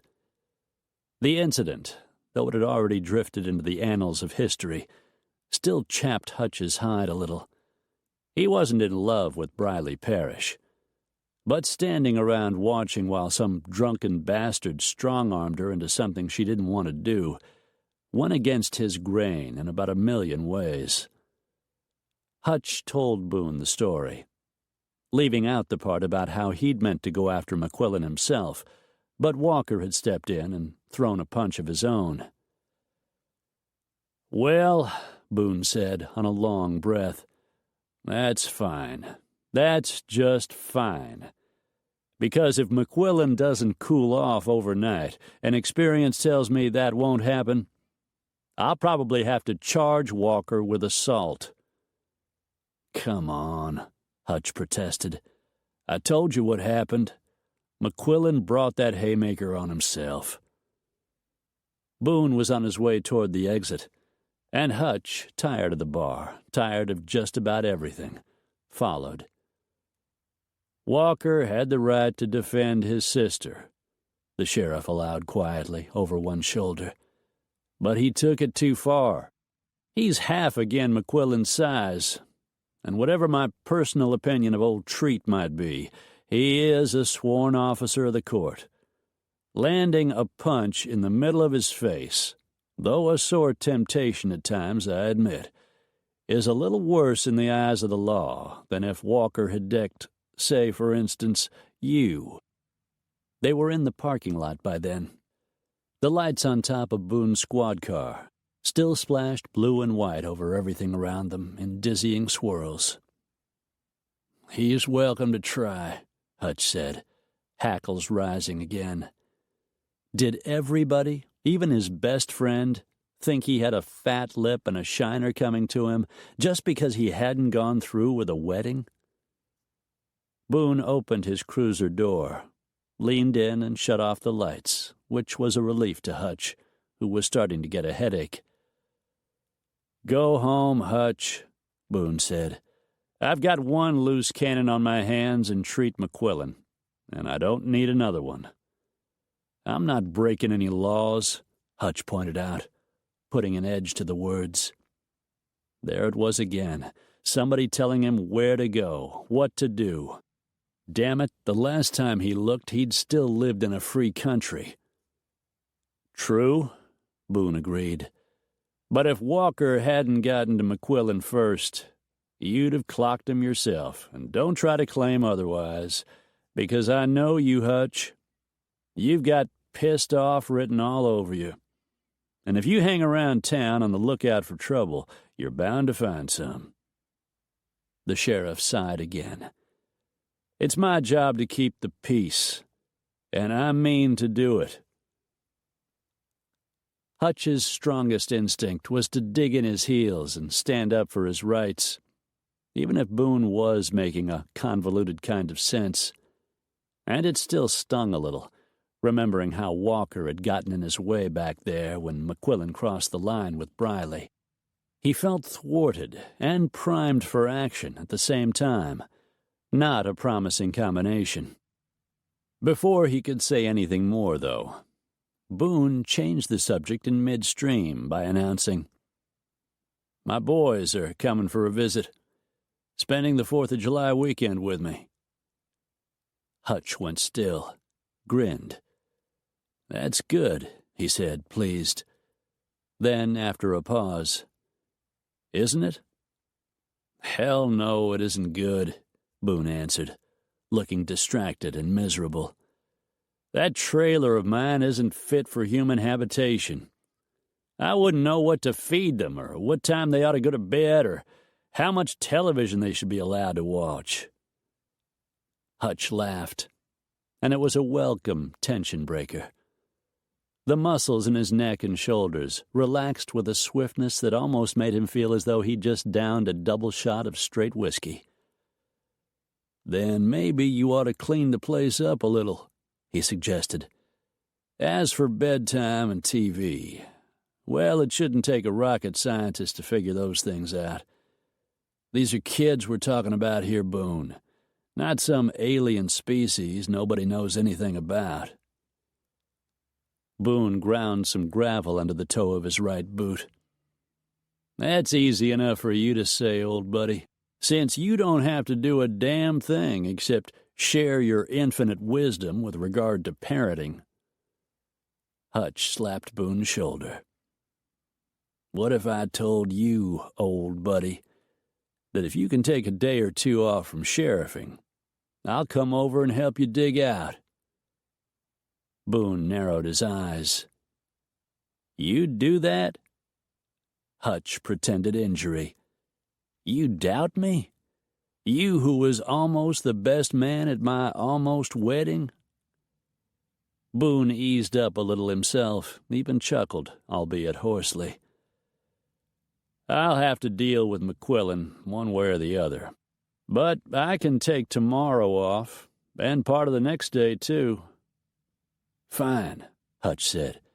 Give me a call when you're ready to start, and I'll be at your place with a couple of machetes and some dynamite. Boone laughed, this time for real. Machetes and dynamite, he echoed, taking mock offense.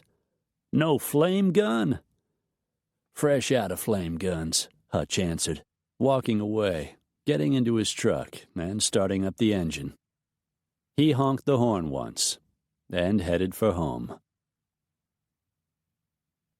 Kendra, having just dropped Madison off at preschool and Daisy at Tara's for a doggy playdate with Lucy, stopped by the Butter Biscuit Cafe to buy a chocolate croissant and a double tall non-fat latte before heading to the office the next morning. She was in a buoyant mood, since Walker Parrish had shown definite interest in the mansion the day before when she'd taken him through it. He hadn't come right out and said the place was exactly what his mystery friend was looking for, but Kendra's well-honed sales instincts had struck up an immediate ka-ching chorus.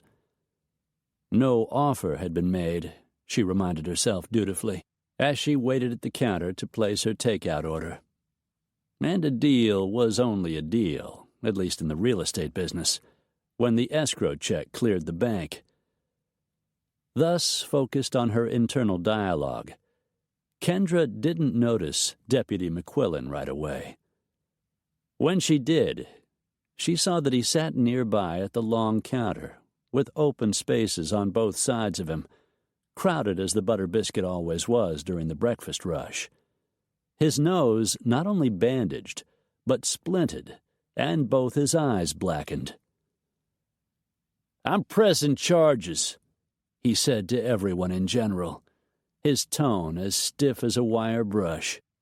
He had the air of a man just winding up a long and volatile oration. The cafe patrons politely ignored him. "Don't mind Treat," the aging waitress whispered to Kendra when she reached the counter, order pad in hand.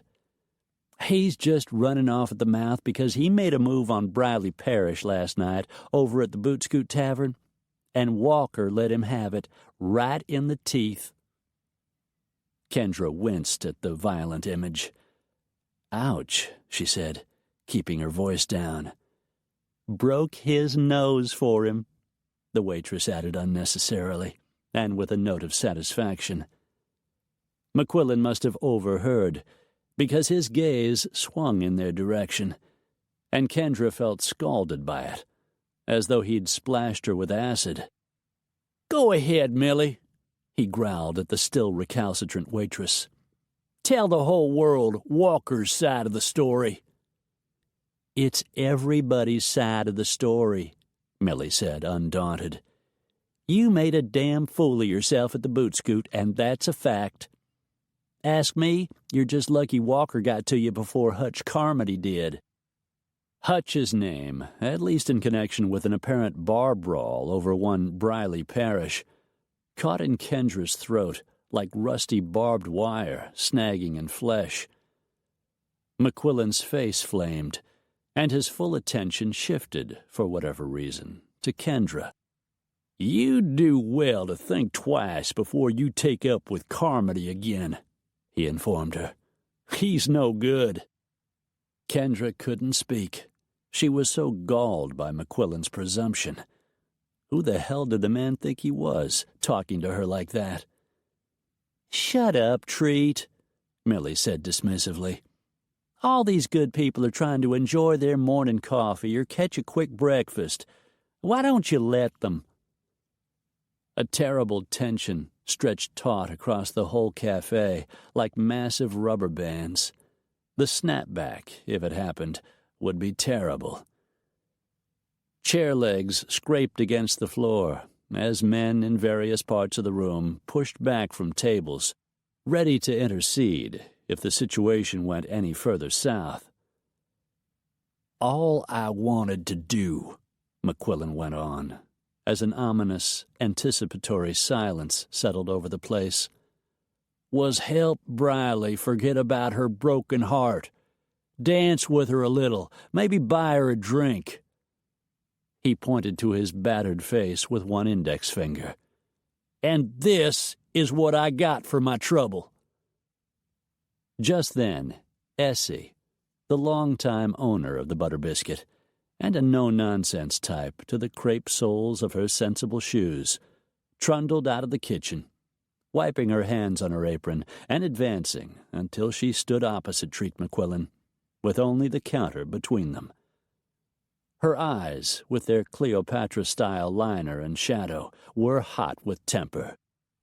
"I've had just about enough out of you, Treat," she said, her voice ringing off every window and wall. "You behave yourself, or I'll call Boone and have you hauled out of here." McQuillan flushed a dangerous crimson. "You'll have to call Slade instead," he retorted bitterly, apropos of who knew what. "Because he's filling in for Boone. Guess he didn't quite get being sheriff out of his system, old Slade." "I'll call the damn president if I have to," Essie answered back. "And don't you sass me again, Treat McQuillan. I knew your mama." "I knew your mama." Kendra almost smiled at the familiar phrase, in spite of the tinderbox climate in the Butter Biscuit Cafe that sunny and otherwise beautiful late June morning. In Parable, the bonds of friendship and enmity both ran deep, intertwining like tree roots under an old-growth forest until they were hopelessly tangled. "I knew your mama" was enough to shut most anybody up. Sure enough, McQuillan subsided, spun around on his stool, stepped down, and strode out of the cafe, looking neither to the right nor the left. The chuckles and comments commenced as soon as the door closed behind him. "I'm not sure that man is entirely sane," Essie observed, watching him go. Nobody disagreed. Kendra ordered her latte and croissant, waited, paid for her purchase, and left the restaurant, still feeling strangely shaken by the episode. Walking back to the office, she got out her cell phone and speed-dialed Jocelyn's number, hoping she wouldn't wake her friend up from a postpartum nap or something equally vital. Jocelyn answered on the first ring, though, sounding too chipper to have delivered a baby so recently, or to be contemplating a nap. "Hi, Kendra," she said. "What's up?" "I'm not sure," Kendra answered honestly. Why was she calling Jocelyn? Jocelyn simply waited. "I hear Slade is standing in for Boone," Kendra finally said, reaching her storefront and fumbling with her keys. "As sheriff, I mean." She was used to juggling purses and briefcases, cell phones and coffee, but her fingers seemed slippery this morning. Jocelyn replied cheerfully. "Boone's sons are coming for a visit, so he needed some time off to get his place ready. Slade offered to take over the job for a few days." "Oh," Kendra said, opening the office door and practically fleeing inside.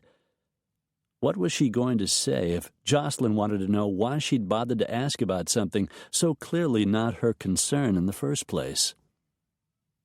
"Why do you ask?" Jocelyn said, right on cue. Kendra sighed, dropping her purse onto her desk. then setting down the coffee and the bag with the croissant inside, too. Even with those few extra seconds to think, she didn't come up with a plausible excuse for the inquiry. The truth was going to have to do. Deputy McQuillan was making a big fuss when I stopped in at the Butter Biscuit a little while ago, going on about how Walker Parrish assaulted him last night, and he's going to see that he's charged. Jocelyn sighed. There was a little scuffle at the Boot Scoot last night, as I understand it, she said, with just a touch of hesitation. And Hutch was involved, Kendra said. Indirectly, Jocelyn confirmed. Not that it's any business of mine what Hutch Carmody does. Kendra was speaking to herself then, more than Jocelyn. Jocelyn gave a delighted little chuckle. Except that you do seem a little worried, she observed. Why don't you just admit, if only to me, your main BFF, that you still have a thing for the guy? Because I don't have a thing for the guy. Right, Jocelyn replied. I'm a mother now, Kendra prattled on, unable for some weird reason to stop herself. I have a dog and a Volvo, and I need to make a life. This time, Jocelyn actually laughed. All of which means what, exactly? That you don't need a little romance in this life you're making? A little sex, maybe? Sex? The word came out high-pitched, like a squeak. Who said anything about sex? You did, Jocelyn replied, with good-humored certainty. Oh, not in so many words. But you're feeling a little jealous, aren't you? Because you have some scenario in your head of Hutch defending Briley's honor at the Boot Scoot Tavern? I wouldn't call it jealousy, Kendra finally replied, her tone tentative. Okay, Jocelyn agreed sunnily. What would you call it? You're no help at all, Kendra accused, further deflated, but smiling now. Talking to Jocelyn always made her feel better, even when nothing was really resolved. Let's do lunch in a couple of days, Jocelyn said, after Mom goes back to Santa Fe and things return to normal around here. Maybe Tara can join us. Still feeling like an idiot, Kendra replied that she'd enjoy a girlfriend lunch, said goodbye, and hung up. She spent the morning noodling around on her computer, carefully avoiding the Down with Hutch Carmody webpage, along with the temptation to add a thing or two, and answered a grand total of 2 inquiries by phone. By 10:45, she felt so restless that she set the business phone to forward any calls to her cell, locked up the office, and drove out to Tara's Chicken Ranch, intending to pick up Daisy and go home. Madison still had a couple of hours to go at preschool, which she was starting to enjoy, and Kendra didn't want to disrupt the flow by taking her out early. Tara was outside when Kendra pulled into her rutted dirt driveway, wearing red coveralls and wielding a shovel. Daisy and Lucy frolicked happily nearby, playing catch-tumble-roll with each other. Don't tell me, Tara chimed mischievously, approaching Kendra's car on the driver's side. You're here to help me clean out the chicken coop. What a true friend you are, Kendra Shepherd. Kendra laughed. You wish, she said. It was a relief to stop thinking about Hutch Carmody and sex for a while. They were 2 separate subjects, of course, but she hadn't been able to untangle one from the other since her phone conversation with Jocelyn. Then what are you doing here? Tara asked, looking like half of American Gothic, except young and pretty instead of severe. Can't I visit a friend? Kendra bantered back, pushing open the door, and stepping somewhat gingerly into the muck of the barnyard. She wished she'd swapped out her Manolos for a pair of gumboots before leaving town. Not that she actually owned gumboots.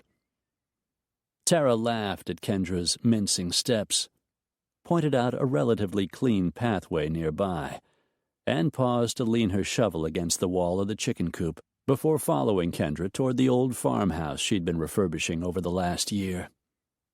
The woman was the very personification of incongruity to Kendra's mind, with her model's face and figure, and those ridiculous coveralls. They settled in chairs on Tara's porch, since the weather was so nice, and the dogs seemed to be having such a fine time dashing around in the grass. 2 flashes of happy gold, busy being puppies.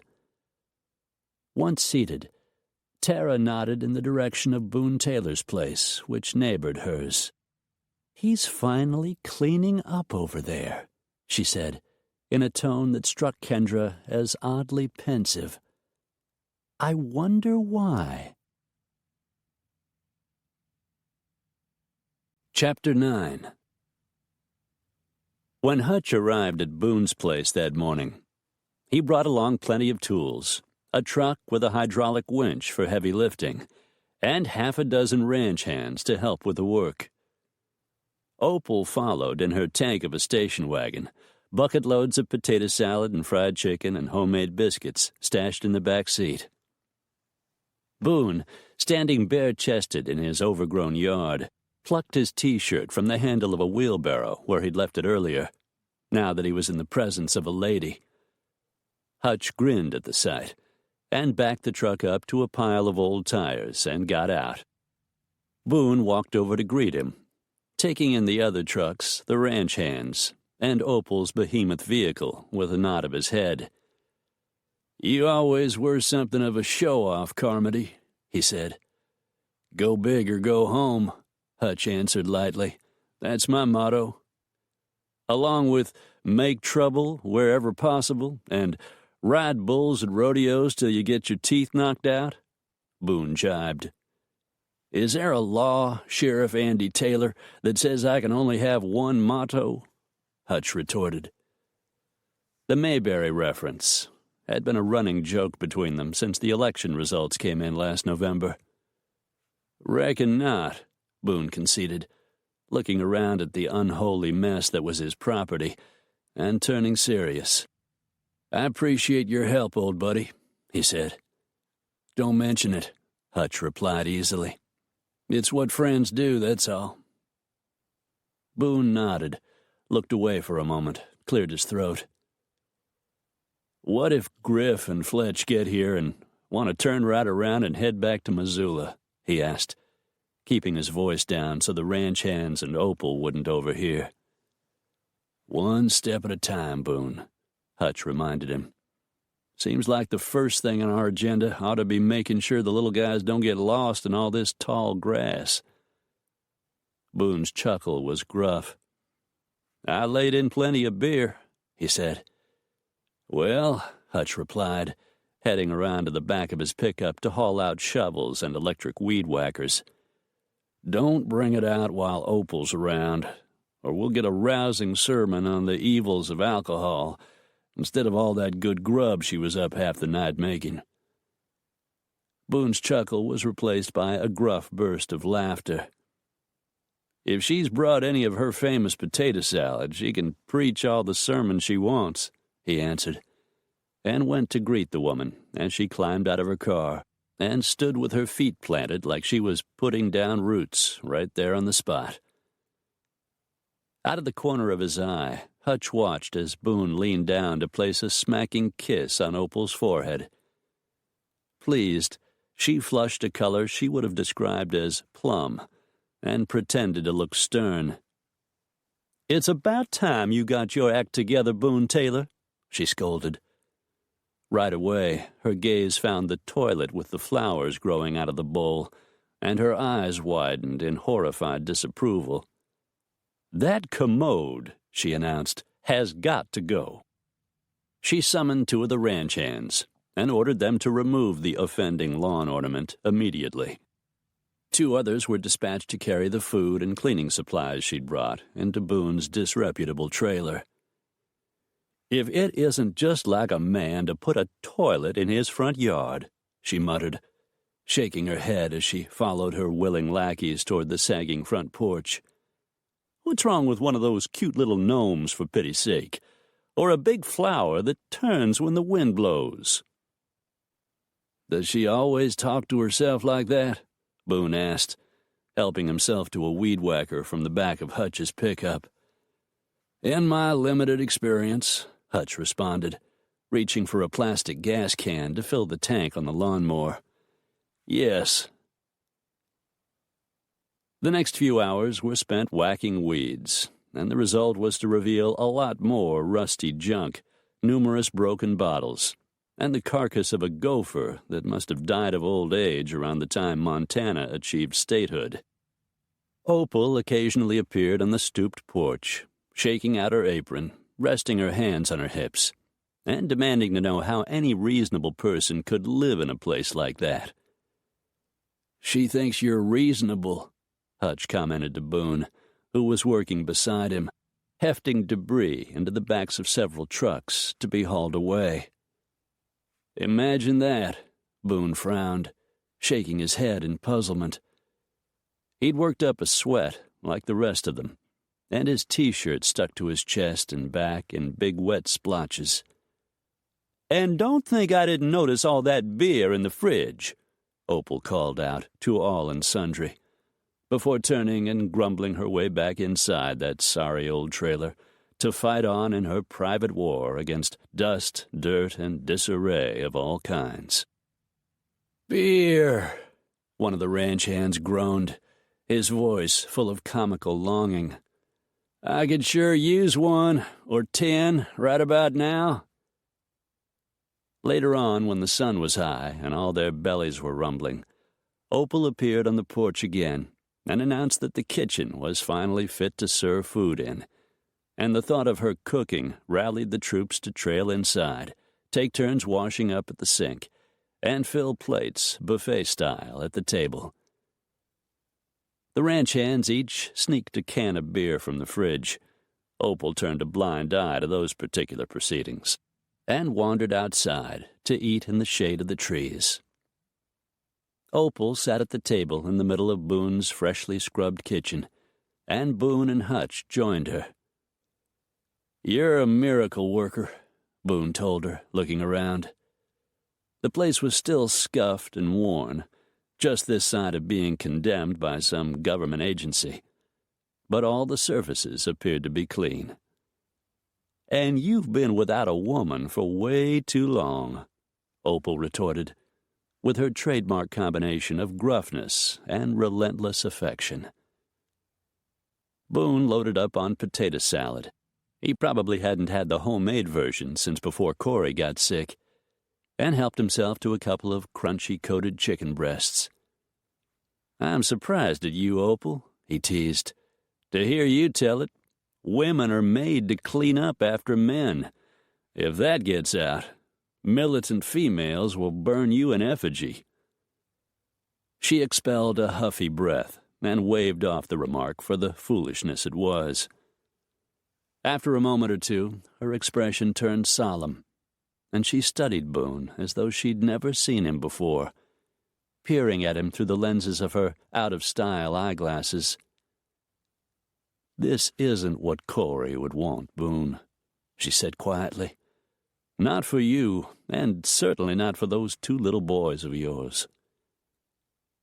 Boone put down his fork, still heaping with potato salad, and stared down into his plate in silence. He looked so stricken that Hutch felt a crazy need to come to his friend's rescue somehow, but he quelled it. Intellectually, he knew Opal was right. Maybe she could get through to Boone where he and Slade and a lot of other people had failed. "We weren't planning to live in this trailer for more than a year," Boone said, without looking up. "It was just a place to hang our hats while we built the new house." "I know," Opal said gently. "But don't you think it's time you moved on?" built that house, brought your boys home where they belong, and maybe even found yourself a wife? At last, Boone looked up. The misery in his eyes made the backs of hutches sting a little. "I can't marry a woman I don't love," he said hoarsely. "And I'm never going to love anybody but Corey." A silence fell.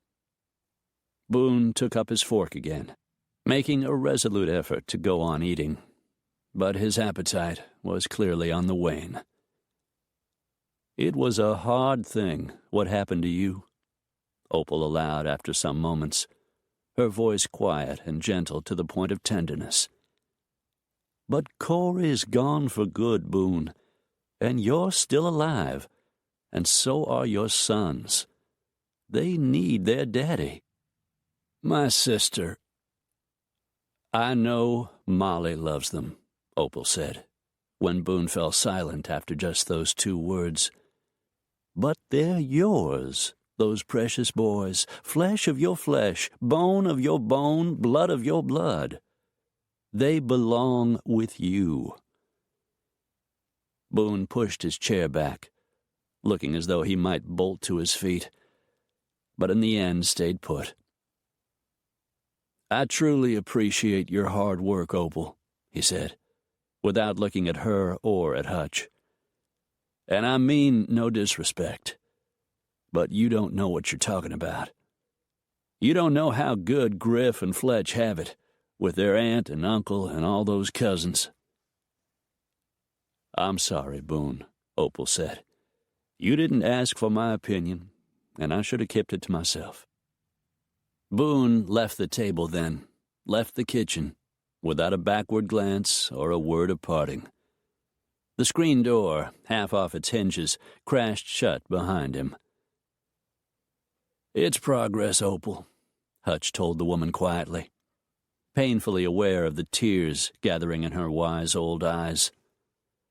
"That Boone will let the boys come back to Parable, even for a holiday weekend. It's a big thing. Last Christmas, he went to Missoula, rather than bring them here. Now he's cleaning up the place, and he's letting us help, and that's something he's resisted for a long, long time, believe me." Opal sniffled, swatted at Hutch, and stood up to clear away her plate and Boone's. "When did you get so smart?" she countered. "I'd have sworn you didn't have a lick of sense yourself. Entering rodeos, stopping weddings, living all by yourself like some fusty old codger twice your age." "Why sugarcoat anything, Opal?" Hutch joked, and commenced eating again. "Tell me how you really feel." The food was good, after all, and there wasn't a damn thing wrong with his appetite, whatever might be going on with Boone's. "The man's depressed," Opal fretted, scraping the plates clean and setting them in the newly unearthed sink. "He puts on a fine show as far as being sheriff, but he's got to be feeling pretty darn low to let things come to this." "Try not to worry," Hutch said. "Corey's death threw Boone for a loop, and that's for sure. But he's coming around, Opal. He's finally coming around." "I hope you're right," Opal fussed, sounding unconvinced. "You'll see," Hutch answered, wondering where he was getting all this confidence in his best friend's future all of a sudden. He and Slade and plenty of other people had been worried about Boone for years. Running for sheriff was the first sign of life he'd shown since losing Corey, and there had been precious little reason to be encouraged since then. Boone knew his job. Even as Slade's deputy, he'd been a standout, steady, dependable, honest to the bone. His clothes were pressed, his boots polished, and he got his hair trimmed over at the Curly-Burly salon once a month like clockwork. But then he came home to a hellhole of a trailer and did God knows what with his free time. "He'd be a good match for Tara Kendall, you know," Opal speculated aloud, her tone wistful. "Both of them lonely, with their places bordering each other the way they do." "They hate each other," Hutch said, "Same way you and Kendra do, I reckon," Opal shot back, smiling. Hutch felt a slow flush climb his neck to pulse hard under his ears, which were probably red by then. "I don't hate Kendra," he informed his friend gravely. He couldn't say whether or not Kendra hated him, but he sure hoped not, because that was just too desolate a thing to consider. "And Boone doesn't hate Tara either," Opal went on, self-assured to the max. "She makes him feel some things he'd rather not feel, and that scares the heck out of him. And the reverse is true, too. Tara's as scared of Boone Taylor as he is of her." She paused, probably for dramatic effect, then delivered the final salvo. "Just like you and Kendra." Hutch was suddenly too exasperated to eat, even though he was still a little hungry after working like a field hand all morning. Ranching involved some effort, but these days he spent more and more of his time supervising the men who worked for him, driving around in his pickup, riding horseback for the fun of it instead of rounding up strays or driving cattle from one feeding ground to another, or checking fence lines. If he didn't watch out, his own prediction would prove true, and he'd be too fat to compete in the rodeo by the end of the week. He excused himself, rose stiffly from the table, and carried his dishes and silverware toward the sink. He scraped his plate into the trash, set it in the hot, soapy water Opal had ready, and left the kitchen. "Go over there?" Kendra repeated, peering through the pair of binoculars Tara had brought out onto the porch so they could spy on the doings over at Boone's place. Heat surged through her as she watched Hutch haul his shirt off over his head, revealing that lean, rock-hard chest, the one she'd loved to nestle against once upon a time. "Are you crazy?" "It would be the neighborly thing to do," Tara replied, appropriating the binoculars and raising them to her face. Lucy and Daisy, having run off all that energy chasing each other around Tara's yard and trying to catch grasshoppers, were asleep in the shade of a gnarl-trunked old apple tree nearby. "Since when are you and Boone on neighborly terms?" Kendra countered. Damned if she didn't want to get a look at Hutch Carmody up close and shirtless, but damned if she'd indulge the whim either. "We're not," Tara admitted. "But after all the verbal potshots I've taken at the man for maintaining an eyesore, the least I can do is encourage him to stick with the cleanup campaign."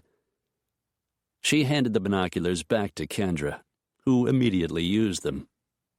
"Besides, Opal is over there, working her fingers to nubs.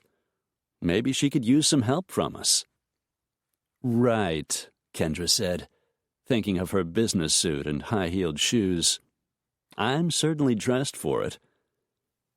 She watched, heartbeat quickening, as Hutch used the T-shirt to wipe his forehead and the back of his neck. Muscles flexed in his arms and shoulders, making her mouth water. "You, on the other hand, look like a fugitive from a rerun of Green Acres, so you might as well go right on over there with your bad self." "Not without backup," Tara said. "Opal is backup enough for anybody," Kendra replied. It was almost as though Hutch knew she was watching him from afar. He seemed to be overdoing the whole manly thing on purpose, just to rile her up. Take the way he walked, for instance, with the slow, rolling gait of an old-time gunslinger, like his hips were greased, like he owned whatever ground he set his foot down on. And the way he threw back his head and laughed at something Opal called to him from the porch of Boone's trailer. "Scared?" Tara challenged. "No," Kendra lied, lowering the binoculars with some reluctance. She needed a few moments to process the sight of Hutch Carmody walking around half naked. "I'm supposed to pick Madison up at preschool. And there's supper to think about, and You're supposed to pick Madison up in 2 hours, Tara pointed out. Why do you want to do this? Kendra asked, almost pitifully. She felt cornered by Tara's calm logic. You can't stand Boone Taylor. Like I said, Tara replied, with a self-righteous air. Good behavior should be encouraged. Besides, I'm dying to know why he's suddenly so interested in all this DIY stuff. Kendra sighed, recalling her phone conversation with Jocelyn earlier that day. Well, I can tell you that, she said importantly. Boone's boys are coming to stay with him for the weekend. He's getting the place ready for them. Boone has children? Tara looked honestly surprised. 2, Kendra replied, wondering how Tara could have lived around Parable for so long without knowing a detail like that. They've been living with his sister and her family in Missoula since his wife died. I knew he was a widower, Tara mused sadly. But kids? The man just packed his own children off to his sister's place after they lost their mother? Well, I don't think it was as cut and dried as that, Kendra began, but her voice fell away. She liked Boone and felt a need to take his side if sides were being taken, though like just about everyone else he knew, she could have shaken him for turning his back on a pair of small, motherless boys the way he had. He's even more selfish than I thought, Tara said decisively. She got out of her chair, still holding the binoculars, and went into the house, returning without them a few moments later. Evidently their spy careers were over. Who does a thing like that? She ranted on under her breath as she plunked back into her chair. Compassion for Boone welled up in Kendra's chest. You weren't here when his wife died, she said quietly. It was terrible, Tara. Corey was in so much pain toward the end, and Boone couldn't do a thing to help her. That would be hard for anybody, but especially for a man who's been strong all his life. You can bet it was hard for those little boys, too, Tara pointed out, but her tone had softened somewhat by then. How old are they? Kendra made some calculations.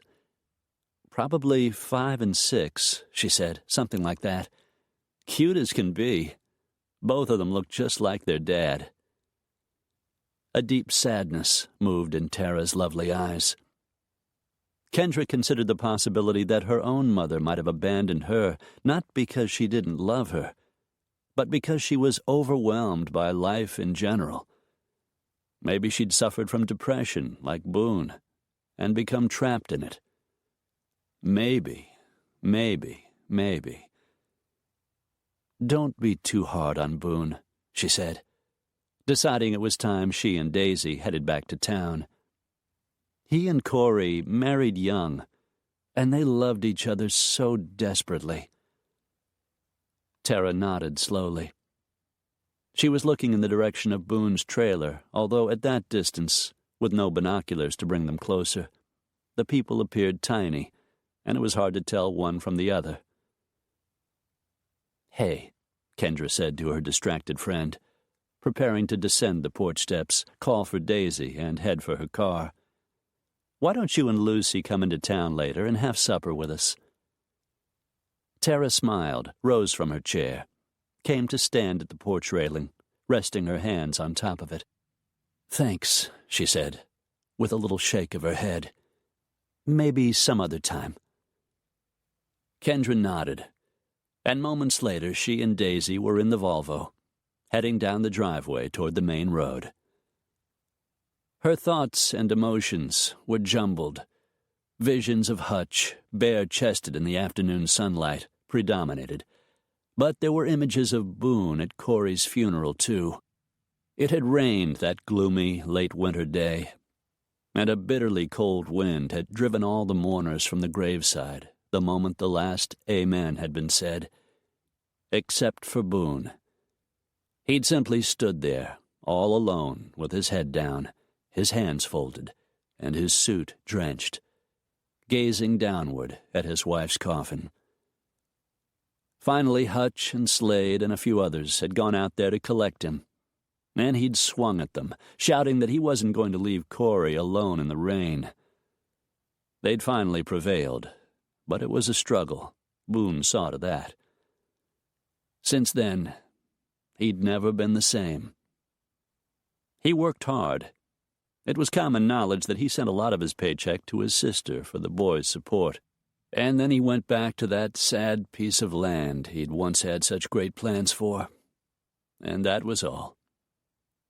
It grieved the whole town, because Parable was, after all, a family. And Boone, like Hutch and Slade, was a favorite son. When Boone ran for sheriff, everyone's hopes rose. Maybe things were finally turning around for him. But until today, when the cleanup effort had apparently begun, there had been no further indication that anything much had changed. At home, Kendra changed into khaki walking shorts, a green tank top, and sandals. Then she brushed her shoulder-length hair, caught it up in a ponytail, and checked the contents of her refrigerator, considering various supper possibilities. She'd stopped thinking about Boone's situation, which was a relief. But Hutch refused to budge from her mind, no matter how she tried to distract herself. And she definitely tried. She tossed an old tennis ball for Daisy in the backyard for at least 15 minutes, then collected the day's mail from the box attached to her front gate. Nothing but sales flyers and missives addressed to occupant. Everything had to be forwarded from her old address on Rodeo Road. Not that she received a lot of mail in this day of instant electronic communication. She chucked everything into the recycle bin and booted up her computer, a streamlined desktop set up in her home office. Nothing there either.